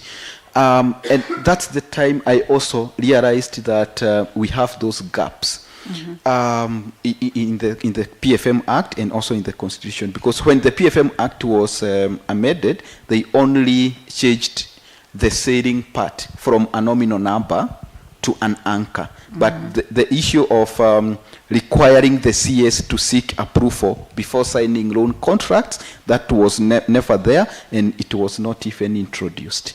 Okay, and then, okay, that's one of the issues, and you've talked about odious debt, the fact that the debt is illegitimate because it's not being contracted according to the law, right? Okay, and then you also talk about how the budget is not a budget. They have a budget, and then they have, how many supplementary budgets did we have in this financial year? Was it 2? We had 2 supplementary budgets. And I remember when, after the withdrawal of the finance bill, you know, citizens were so clear that we don't want to finance offices of the spouses of those in power. And then we had the budget slashed. The budget for Office of the President, Deputy President, and also Prime Cabinet Secretary. But like I have said, you'll be shocked if you see the amount of money that was reallocated to those offices, including State House, through supplementary budget too. Okay, so let's get this straight. Gen Z goes out on the street, says we don't see what these spouses' offices are for, amongst other things. We don't want them financed. The president takes it, he sort of, quote unquote, rejects the finance bill, which actually isn't in his remit to do, but he did that. And then later on, these spouses' offices are so important to them, so important that the deputy president's wife should have new curtains in her office, that they reject what Gen Z went on the street to say, and they sneak it back in through a supplementary budget. They couldn't even drop completely frivolous expenses. I mean, that speaks to a spirit of impunity. We can't cover all the mischief today, but there's so many other problems. And lack of transparency, you talk about you know, us not knowing what is in the SGR contract. The debt register doesn't give a complete picture of our debt, etc. So there's a lot of mischief, and the more groups like yours do to make Kenyans understand how little these sort of things mean. We talk about a budget, and here we are hearing that, yes, they make a budget and then they move figures around, moving them away from your constitutional rights to health, clean water, etc., to move them to things like, you know, an office for the wife of the president, although nobody knows what her job description is. Okay, so that's at least giving us a picture of the sort of rot we're dealing with, of the depth of the problem. Let's move over to Sam. You've worked very, very long on the issue of corruption. What can you tell us about what corruption looks like today in Kenya, and what you think are its main features and the main problems that we're facing? Thank you, Gladwell, and thanks to the ICJ for the invitation. I think in summary, what I would say is that corruption today is at the highest levels this country has seen. And I think it's fair to say that those that we've entrusted with the responsibility of running our public affairs are primarily concerned with taking away from the public. the issues, Gladwell, you speak about, the social services, are really the least of their worries. And I think for while we enacted or we promulgated a constitution that really showed our aspiration to a clean, well-governed society, I think what we've ended up with is first a disempowering of Chapter 6, so that while we knew what it meant when we put it in there, subsequently, the more time passes, it looks like we don't even know what it was all about. And that then created, and that I think was a result of the ICC processes that we were going through. So I think as a way of making sure that the ICC politics do not stand in the way of those who wanted to get into the leadership of this country, we ended up having a very little bar when it comes to leadership qualifications, especially from an ethical integrity perspective for this country. The result is that our resources are being taken away, being stolen, with very little accountability. And while our institutions might work very hard to fight corruption in this country, the political framework, the political environment is such that it's going to be very difficult for our institutions to succeed in their work. So ultimately then, the solution must lie with the people. Thank you. Exactly. Now you mentioned our institutions. Some of our institutions work very valiantly to protect the people's resources, to implement their mandates. But when I look, for example, at the Office of the Director of Public Prosecutions, I'm not so sure that I would be quite as flattering about them. What have you thought about their performance, especially around the institution of proceedings and then the dropping of proceedings without any, without any convincing justification? Well, I do think that the issue of dropping prosecutions, instituting and dropping prosecutions is a blot on that office. But I think looking at it from a more longer perspective, the office had really gained some traction when it comes to mounting prosecutions, including of high-profile cases. The problem that we seem to see is the allegations, and I think the political context explains this, because if you recall, before this government came into office, when they were campaigning, they said that the cases that were instituted against mostly their supporters were political. And to the extent that those cases were dropped subsequently, you can conclude two things.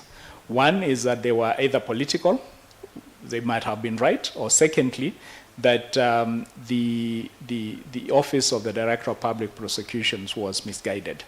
And for many Kenyans that I speak to, including my own conclusion, is that there was an element of intimidation, so that these cases were actually dropped because people needed to be free to exercise political power in this country.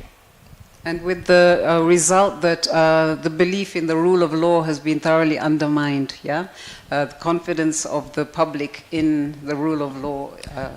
Absolutely. And thank you for bringing that issue, because as I sat there earlier listening to the conversation that was going on earlier here, I just came to summarize our problem as simply one of the failure of the rule of law. So that if we were to be looking for a rallying call for us to organize going forward, then reinstating this country to the rule of law is an appropriate rallying call for all of us. So yes, indeed, those cases did undermine significantly the confidence of the Kenyan people in not just the Office of the Director of Public Prosecutions, but also in the legal system, as it were. Because in that case, even where some institutions objected to those withdrawals, they have not quite succeeded, or rather the judiciary has not seen the merit so far in allowing those cases to continue nonetheless. Thank you very much, Samuel. So we recently launched a report which some of you may have seen on the debt treadmill. And we sort of focused on China's role, but that was only as a first step. We've continued to do further work on the debt problem. And what we found, and we also worked on corruption under the Ruto government, and what we find is that debt and corruption are not two separate issues, yeah? That actually the acquisition of debt for purposes which were not the publicized purposes has come to be also another source of corruption. We all famously remember the Eurobond one, which the government could not account for at least half of, yeah? Would you and also you, Bernard, agree that there has come to be a sort of union between debt as a field for corruption? Yes, I agree with you. And going back to where I started, I see that the leaders that we put in place actually are not discharging the constitutional and legal mandates that we've given to them. In essence, the instruments of the state have been captured for very private parochial ends. And therefore, while Kenyans are looking up to their government to be provided services that states would ordinarily provide, what is happening is that those services are being deprioritized. The resources, for example, today, and I think many young people here would agree, that it's actually harder now for young people to go through school. During our time, you just needed to pass your examinations at Form 4, and you would be assured of a loan that would take you through. Right now, that is in jeopardy. The health services that we spoke about, that we very much would want to see provided to everyone, have actually gotten worse with time. So I think the issue of state capture and its purposes is something really to be studied. And I know Gladwell, you and Tim have been working on this for a couple of years now. But it's an important thing to look at, because it basically means that the processes, the legitimate processes that we are talking about here, such as elections, and the outcome of the elections are actually repurposed for very private, narrow interests that are not the public interest. And therefore, the risk of that is what I think Wanjira was speaking about here, where you can actually be mortgaged to interest other than our own interest, so that our public interest becomes subservient to other people's interest, because our decision makers want us to be subservient for their own personal or narrow gains. So we have a facade of a state which goes through the motions of behaving like a state. It purports to do development, although if you look at the budgets, and I think Bernard, you'd agree that when you look at what's being spent on development and what's being spent on just keeping our bureaucrats in office, there's a real problem there. And then we have the rituals of democracy, like elections every 5 years. But like Wanjira said before, she feels that we're stuck in a loop, doing the same thing every 5 years and producing the same sort of results. So we're sort of in this sort of imagine a play, a reality which has really nothing to do with the real lived reality of Kenyans. And I think Titus Gitonga, through your work, you might be able to tell us something about the impact on the lived reality of Kenyans of these failed systems and institutions. Yeah, thank you very much, Gladwell, and I'm very honored to be sitting on the same panel with my former lecturer and mentor, Kimeo. And for Gladwell, I think the work that you did at Transparency International goes down to the villages, because you'll hear a lot of the times when you're at the deepest places in Makueni, that hummingbird thing that you did during your tenure continues to inspire a lot of people there. And so just to clarify on the Deputy Chief of Party, it's not a common name. That was, I've shelved that. That was under the USAID situation, but now we've transitioned. I'm supporting Transparency International Kenya on their public finance management work. Yeah, so my personal experience, maybe just to share on what I would refer to as budgeted corruption, is where we have instances of cosmetic public participation processes in situations where people within the system have already identified opportunities for corruption. So one time I actually participated in a public participation meeting that was in Kangemi. It was back in 2019. And there was a proposal for fish ponds that was taking quite a bit of resources. And everyone was like, how do we have this proposal within this budget? First of all, we had it in the last budget. We've not, there was no information on how much had been achieved, who are the beneficiaries, how is that a priority within Nairobi County, and all that. So you could see the agitation of the citizens in trying to figure out what would fish ponds be budgeted for within the budget, and it's not something that is, we can see the beneficiaries or anything. So there is a bit more interest in us being very keen on what goes into our budgets. We also saw, we have seen so many times within the parliamentary processes. One time the impeached governor of Kiambu, Kiambu, you've gone through a lot. Yeah. So we've had, you had him just trying to answer questions about a county budget having budget lines on an embassy in South Sudan or intervening. So it was quite surprising that you get, nobody understands these budgets, and yet we are trying to say that we are following. So there's a bit of camouflage. The documents that we interact with sometimes do not have very correct data in terms of what is the actual have brought out. People trying to find out, okay, you have talked about the figures. The Office of the Auditor General brings out a lot of figures on mismanagement or pending projects. But we've seen citizens through, I don't know how many of you follow the Vampire Diaries? Yeah? Awesome, yeah. Those who know, if you know, you know, yeah? So Vampire Diaries is citizens going out to show the actual situation of the figures that have been brought out in the audit reports. What is the actual situation on the ground, and what has been the impact of those failed programs that have not been funded or that have resulted in there not being services. And I think a lot of these, we also experienced it during the COVID period. If a lot of us just followed what was happening during that period, you found companies that had been incorporated just 2 months after right after the announcement of COVID, benefiting from multi-billion or million Kenya shilling contracts.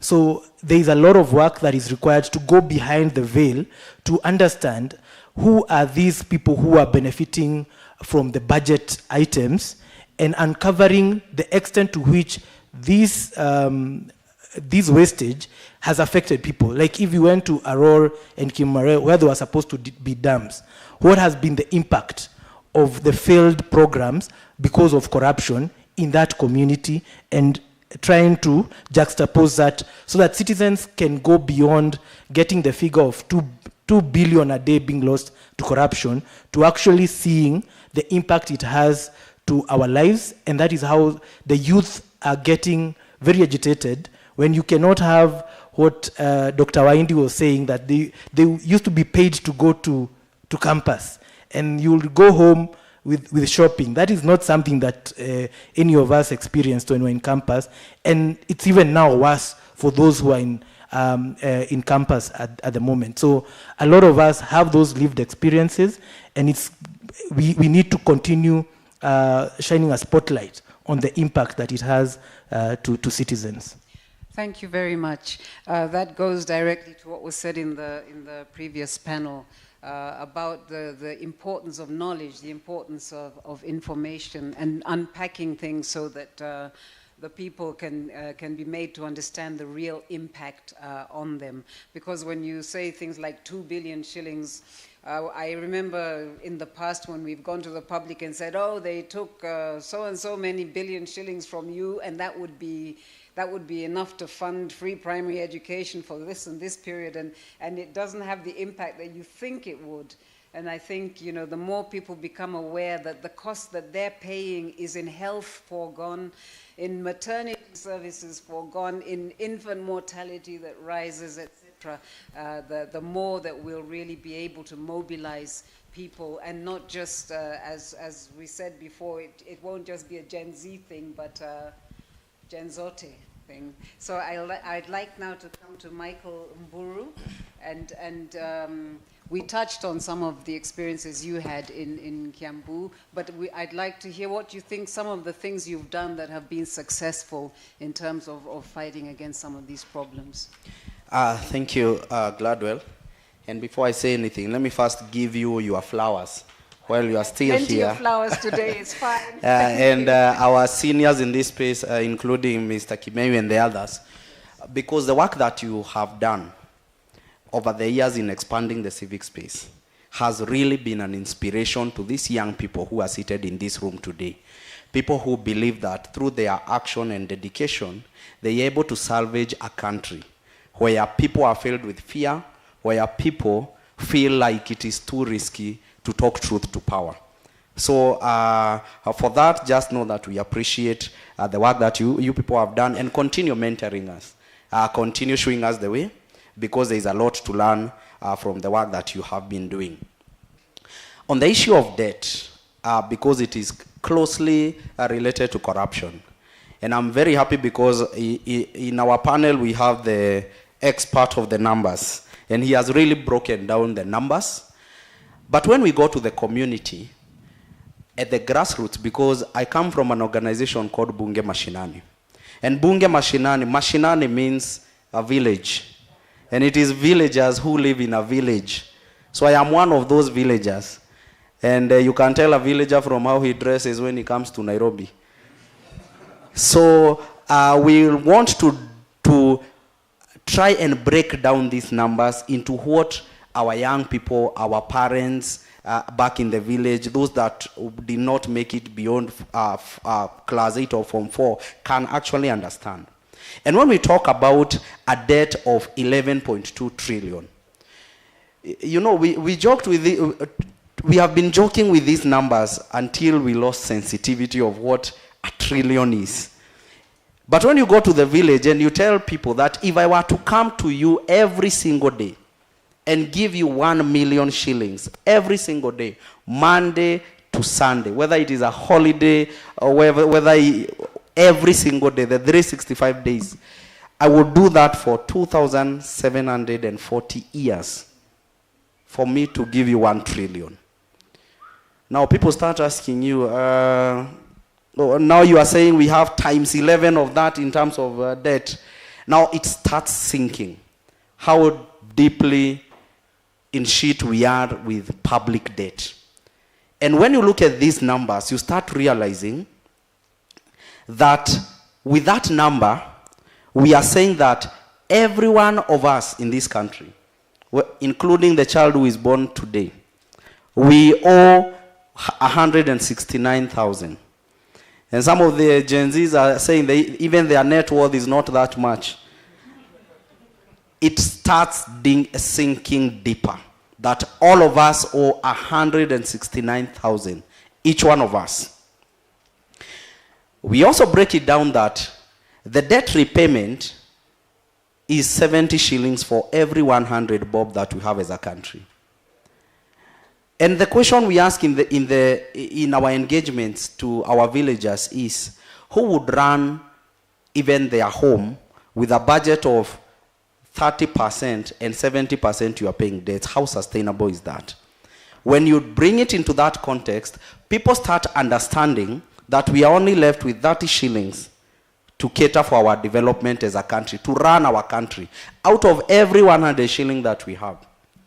These 30 shillings is what will pay for our healthcare, is what will pay for our development, is what will pay for our education, for everything that we need as a country. And so now conversations start now becoming, then how can we really run a country with 30% of what we are collecting or what we have? And the impacts, because we want to connect that 11.2 trillion to how it is affecting you as a person. That is why the students are suffering with the new university model. That is why you go to hospital and you will not find drugs. That is why our roads are in tatters. And so the people will now start to understand this big animal in the room called public debt. So what do we propose, or what do we tell them that we need to do about this debt? We are running a campaign that if it is not our debt, we cannot pay it. And it is simple as sometimes when we are too academic, ukienda village unakaa like a villager, you tell villagers what they want to hear. That indeed, if it is somebody who took that debt, it was not used for development as the PFM Act says, then somebody should be accountable for that debt, and not you and me. But if that debt went to the right use, then as a country we need to pay that debt. So if we do not have a debt register in this country, I even know there is a court order directed at the CS for finance to disclose the debt register in this country, and no one is giving that debt register, then it is only fair as Kenyans that that is not our debt. So the avenues that we use to do this, because for us we are very much focused at the grassroots, is we have been really inspired by the Gen Z movement and how they were able to message. And one of the things they used was music. Music is one language that is universal. Language is one language that brings all generations together. So we have utilized street concerts where we just go get a very good music system. We go to the streets and it is a music. And within segments of 10 minutes within that music, we tell the people about these things. We tell the young people why it is so important to interact with this information and know that you need to go and get your voter's ID to go and vote on issues that relate to what we are saying. The number two thing, Gladwell, that we do is community roundtables. You've heard someone from Bunge Mashinani School of Governance.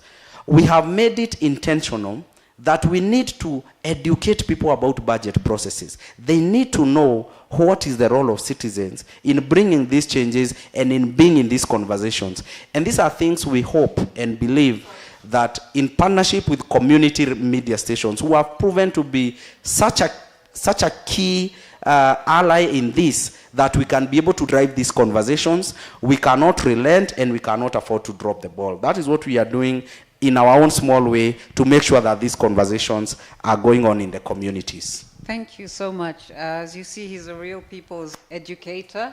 He broke down the issues for us. We can't cover really, we can't do the subject justice in this small panel, but I think we could, perhaps now allow the participants to ask questions, make comments, and then we can respond. And if there's anything you'd like to pick up that you didn't before, then you can do it when we come back, yeah? Okay, we'll start with the young lady here, and that gentleman in the corner had his hand up. I've got two of you. Let's take these two first. And then you. I'm sorry, and Tijan. That's four. I think that's all we can do because it's really, the time has really moved on.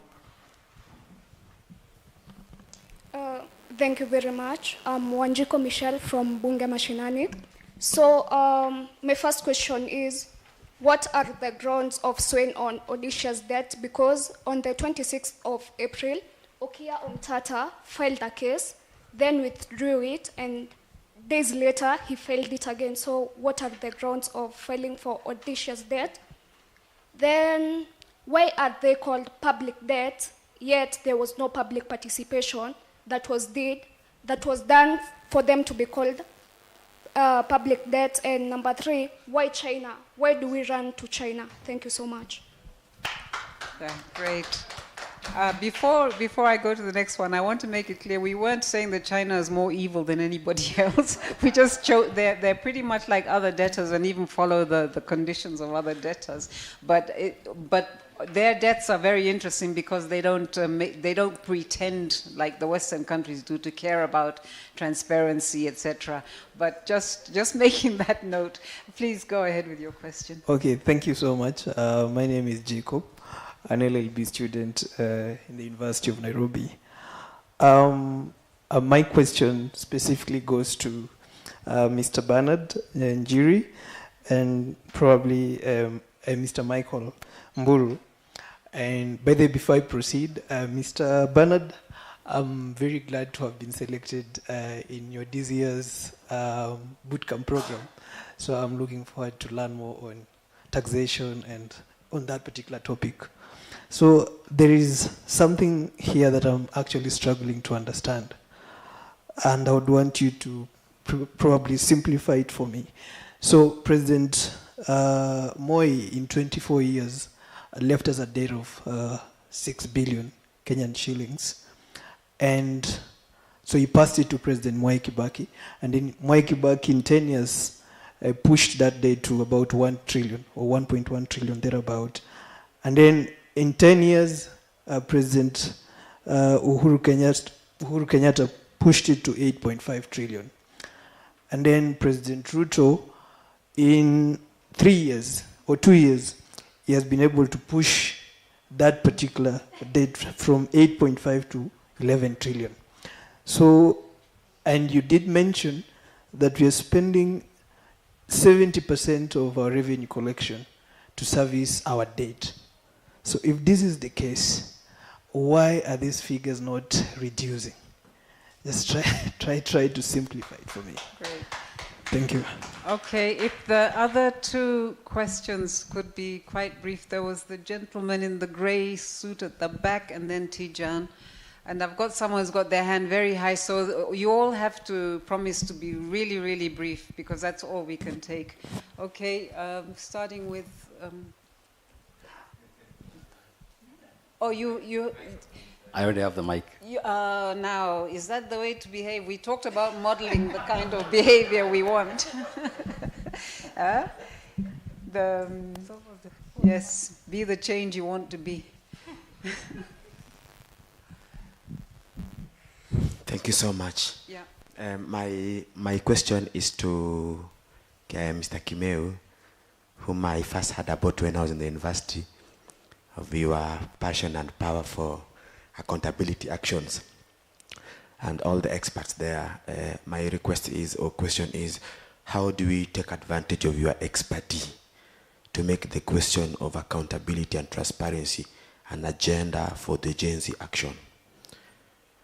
And the other thing is that it seems that the Kimeu that I knew in TI and the transparency movement and the Gladwell that I knew, how do we harness this expertise and knowledge to build other new Kimeus and Gladwell and build a serious anti-corruption movement? That used to be my dream. I lack the mentors. Thank you. Great. Tijan? Hi, everyone. My name is Tijan Kisilu. My question is very simple. Not too long ago, Ghana went through a financial crisis, right? And there was a term that was thrown around a lot, which was a haircut. So my question is, could you explain, it's kind of compartmentalized, but could you explain what a haircut is? And in the case of Kenya, how far away are we from the haircut? Yeah, I think my question is a bit pessimistic, but I feel it might be necessary to start preparing, or to at least see what the worst case scenario could look like. Thanks. Good. And now the gentleman who had the mic no longer has it and is now getting it back. Good evening, everyone. My name is Kauku Paul. I just moved here because the pillar was obscuring my view. So I have two quick ones. So number one, because we've been talking about, reclaiming our political space. Assume we do away with the Ruto regime and we have now the Gen Zs in power. What are the implications if we decide, we are not going to pay the odious debt? So what would be the implications of that? Then two is, I was just thinking, why do we go for loans, in China, IMF and all? Assume we just bring all the commercial banks in Kenya on the table and we ask them, would you give us money? Okay, we intend to construct this road. It's going to cost us this much money.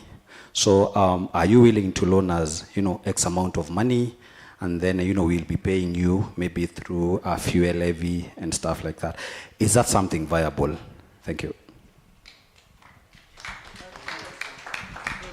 So we ended up with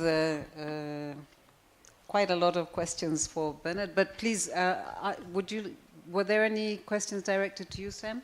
Yes, there were, a couple, sorry.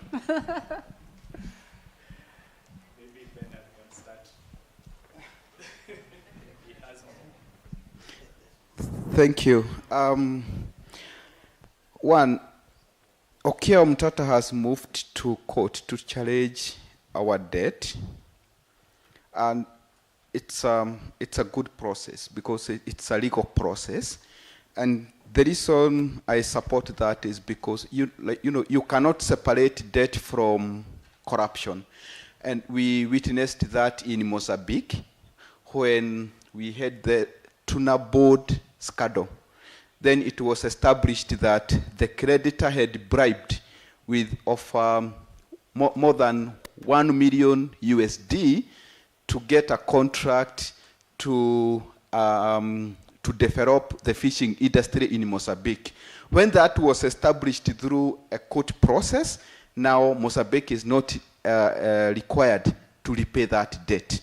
So if it can be established through a court process that we have odious debt in Kenya, that's the only way Kenya can fail to pay that debt.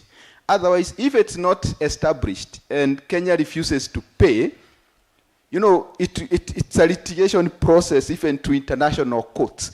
And what that will translate into is some of our state assets, like aeroplanes, will be captured. When they ride to another country, like it happened last year in Nigeria, they had a Chinese debt, and then one of the airplanes was detained. So that's what happens. You have to repay debt. So unless now it has been established through a court process, because government is a going concern. Whether it was borrowed by Kibaki and now it's Ruto in power, we have to pay that because it's an obligation, and it comes as a fast charge. We have what we call the Consolidated Fund Service, CFS. Debt is treated as a fast charge. So before we pay salaries, before we pay anything else, the country has to pay debt first. That's why it's a concern, and that's why every time we have revenue shortfalls and we have to pay debt first, we have to delay disbursing money to the counties. That's why we have that cry from the counties, the governors threatening to shut down operations at the county. So when that happens, just know there is a woman in labor who will deliver on the floor. That's the sad reality. There is a person in dire need of ambulance services who will not access the ambulance services. You see, so that's the implication of debt on service delivery on the common citizen. What a haircut means is that you have to fit into the IMF straight jacket. It's already cut. So you are forced to go the fiscal consolidation route, and you have to comply with conditionalities that come with that come from the Bretton Woods institutions. Then there was that question how our debt has grown from 6 billion to 11 trillion now. Why are the debt numbers not reducing? Let me give an example that we can relate. In 2013-14, we went to borrow a Eurobond. Okay, we borrowed at 6.3, they're about 6.3% interest. 10 years down the line, Kenya could not repay that Eurobond. That is why last year in February, we had to go back to the market and roll over that debt. What does that mean? We are refinancing the Eurobond by going back to the market to borrow. Are we together? So we went back to the market again to borrow to repay. So we have just kicked the can down the road. So that's why our debt stock is not reducing, because we are borrowing to repay. That's why it's not reducing. Then the other question was about why are we going to China? I think it's because of their approval process, because that's a bilateral loan. And it does not come with as many conditions as the loans you contract with the IMF. China is, and China is not the worst creditor, for your information. And our debt, if you take the percentage of our debt, the Chinese debt, as a percentage of our total debt, actually it's below 1%. So we don't owe that much to China, as it has been publicized. So that's why it's good we have some of these numbers. And numbers are so critical because, when we make noise out here and then you are called to the negotiation table or to the table where policies are made, and then you are told, now we heard you from out there. Now tell us. Okay? Now that's when you start losing your power if you are acting out of emotions. But if you have the right numbers, government will always listen at what you are saying. Grounds for then the last one about Okia Omtata. I think Okia Omtata is going to court because there has been a lot of opaqueness around the contracting and use of public debt. And that creates every reason to believe that we have odious debt. And what confirms that? I remember the president wanted to form a task force to audit our debt, right? And then it was challenged in court. So what I will say is that if it walks like a duck, then it is. So by the virtue of the president agreeing to form a task force to audit debt, then it's an indication there is a problem with our debt register. So thank you. And one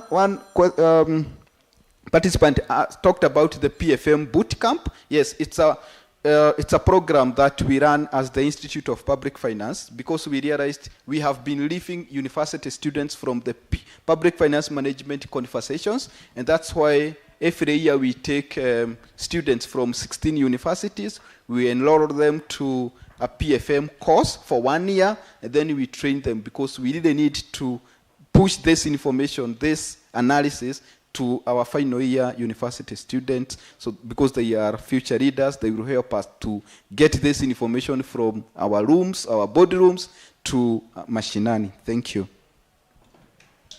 Yes, I think I can now come up and just compliment what Bernard has said. I think on the issue of how our debt has grown, one of the issues that Bernard has not touched on is the budget deficit. And I think the easiest way to explain it is for you to assume that you earn 100 shillings. You earn 100 shillings, but you are spending more than 100 shillings. So it means that you are spending more than you are earning, which means what is on top is borrowed. What you borrow as interest that you have to repay. And so as you continue borrowing more, if you are perpetually in deficit and you continue to borrow, it will get to a point where all that you earn, your 100 shilling, goes to pay debt, and you have nothing left to do anything else but to continue borrowing. So you get into a vicious cycle of borrowing. That's the simplest way I would explain it. And I think I remember one time this question being asked of a senior treasury official when Kenyans started complaining that the government was broke and government was overspending and overborrowing. He said that government does not get broke. Government makes money when you are asleep, which is true. But I think he's retired now. I hope today he can be put to question around that, because I think he was misleading Kenyans. Government does not have an inexhaustible amount of money to spend. I think the other question was why do we borrow? Why can't we borrow from our banks? The truth is that we borrow from our banks through the treasury bonds and government papers. Government also borrows from you and me through the same mechanism. So we are actually borrowing. But what we have is not sufficient to meet our needs. So we go out there to borrow from those who can afford to give us some credit. But I thought a bit of context about the Chinese, and perhaps why the Chinese debt has gotten a bit of a bad name in this country, is because much of its debt was contracted when we had a change of government around back. Yeah, I think that's all. Yeah. Just to add, and to add on to what the two experts have talked about why we are in this cycle of growing debt. I think from a citizen's perspective, and talking of numbers, when a president on national TV tells you that we are losing 2 billion every day to corruption, then that's not a statistic that we can just wish away. So we feel that corruption is a very big factor in terms of why we are not being able to reservice our debts, why there's a lot of public waste. And from a citizen perspective, we feel that having a discourse on anti-corruption and fighting against corruption from a citizens-based approach would be something that can actually talk to our debt crisis. Yeah, maybe just to add on something that had been touched on before on the issue of withdrawal of cases and how we can get resources from the corrupt practices to pay back the debt is through asset recovery from those who have been involved in corruption cases. And why it is very concerning when the Office of the Director of Public Prosecutions, for instance, starts withdrawing cases in a manner in which we can see it is politically aligned. It just shows you, and the reports from the EACC can tell you, before 2022, the withdrawal of cases was like 3 cases. You couldn't, but an analysis of the cases that have been withdrawn from 2022, the year 2022 to 2023, the value of the amount of money that was being contested in those cases was 1.7 billion shillings. Just for that period, just right after the election and in 2023. Then those were about 9 cases. Right now, 2023, 2024, we've had cases withdrawn up to it's like 700 million or thereabout.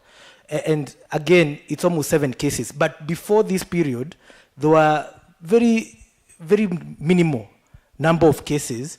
And therefore, it is very concerning when we see that cases that have, and if you just had talk with EACC and see the amount of resources that are put to investigating just one corruption case, it is immense.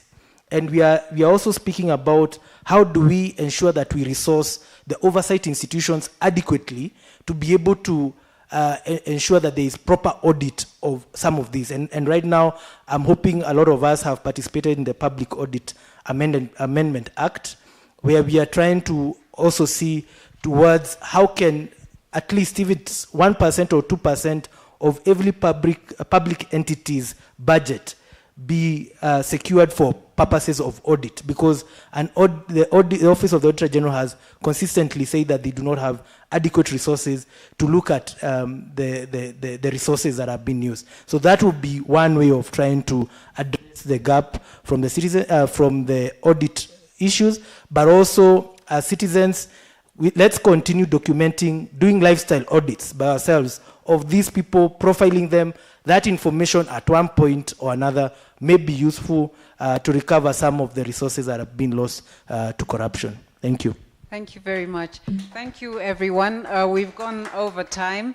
It's impossible to really have an exhaustive discussion about these things. There are very many unanswered questions or not completely answered questions left hanging in the room. As somebody else said, read, educate yourself. The information is available. Where available? That young man who wanted to know whether we're prepared to go out there and talk to people, please feel free to talk to us. I don't think it will be valuable now to try and cover anything else. I just want to thank the panelists, and I think the conclusion here is that corruption and debt have reached such levels that the Kenya is in an existential crisis. That crisis will not come in 2027. It is now. It is happening right now as we speak. And we've come to the point where we can no longer allow corruption to just keep on, and you know, the politicians to do their stratagems and their fake coalitions and then come out with some new manifesto and some new name and try and fool the electorate yet again. I think that the potential that Gen Z has is to really rewrite those rules of the game and say, why should we wait until 2027? Indeed, as Bernard was asking, why do we wait? Although we know the budget cycle, why are we waiting until June to do something about it? But at any rate, the information is there, and people are planning and they're acting, and we look forward to continued activity around this and hopefully some measure of success in the near future. Thank you very much.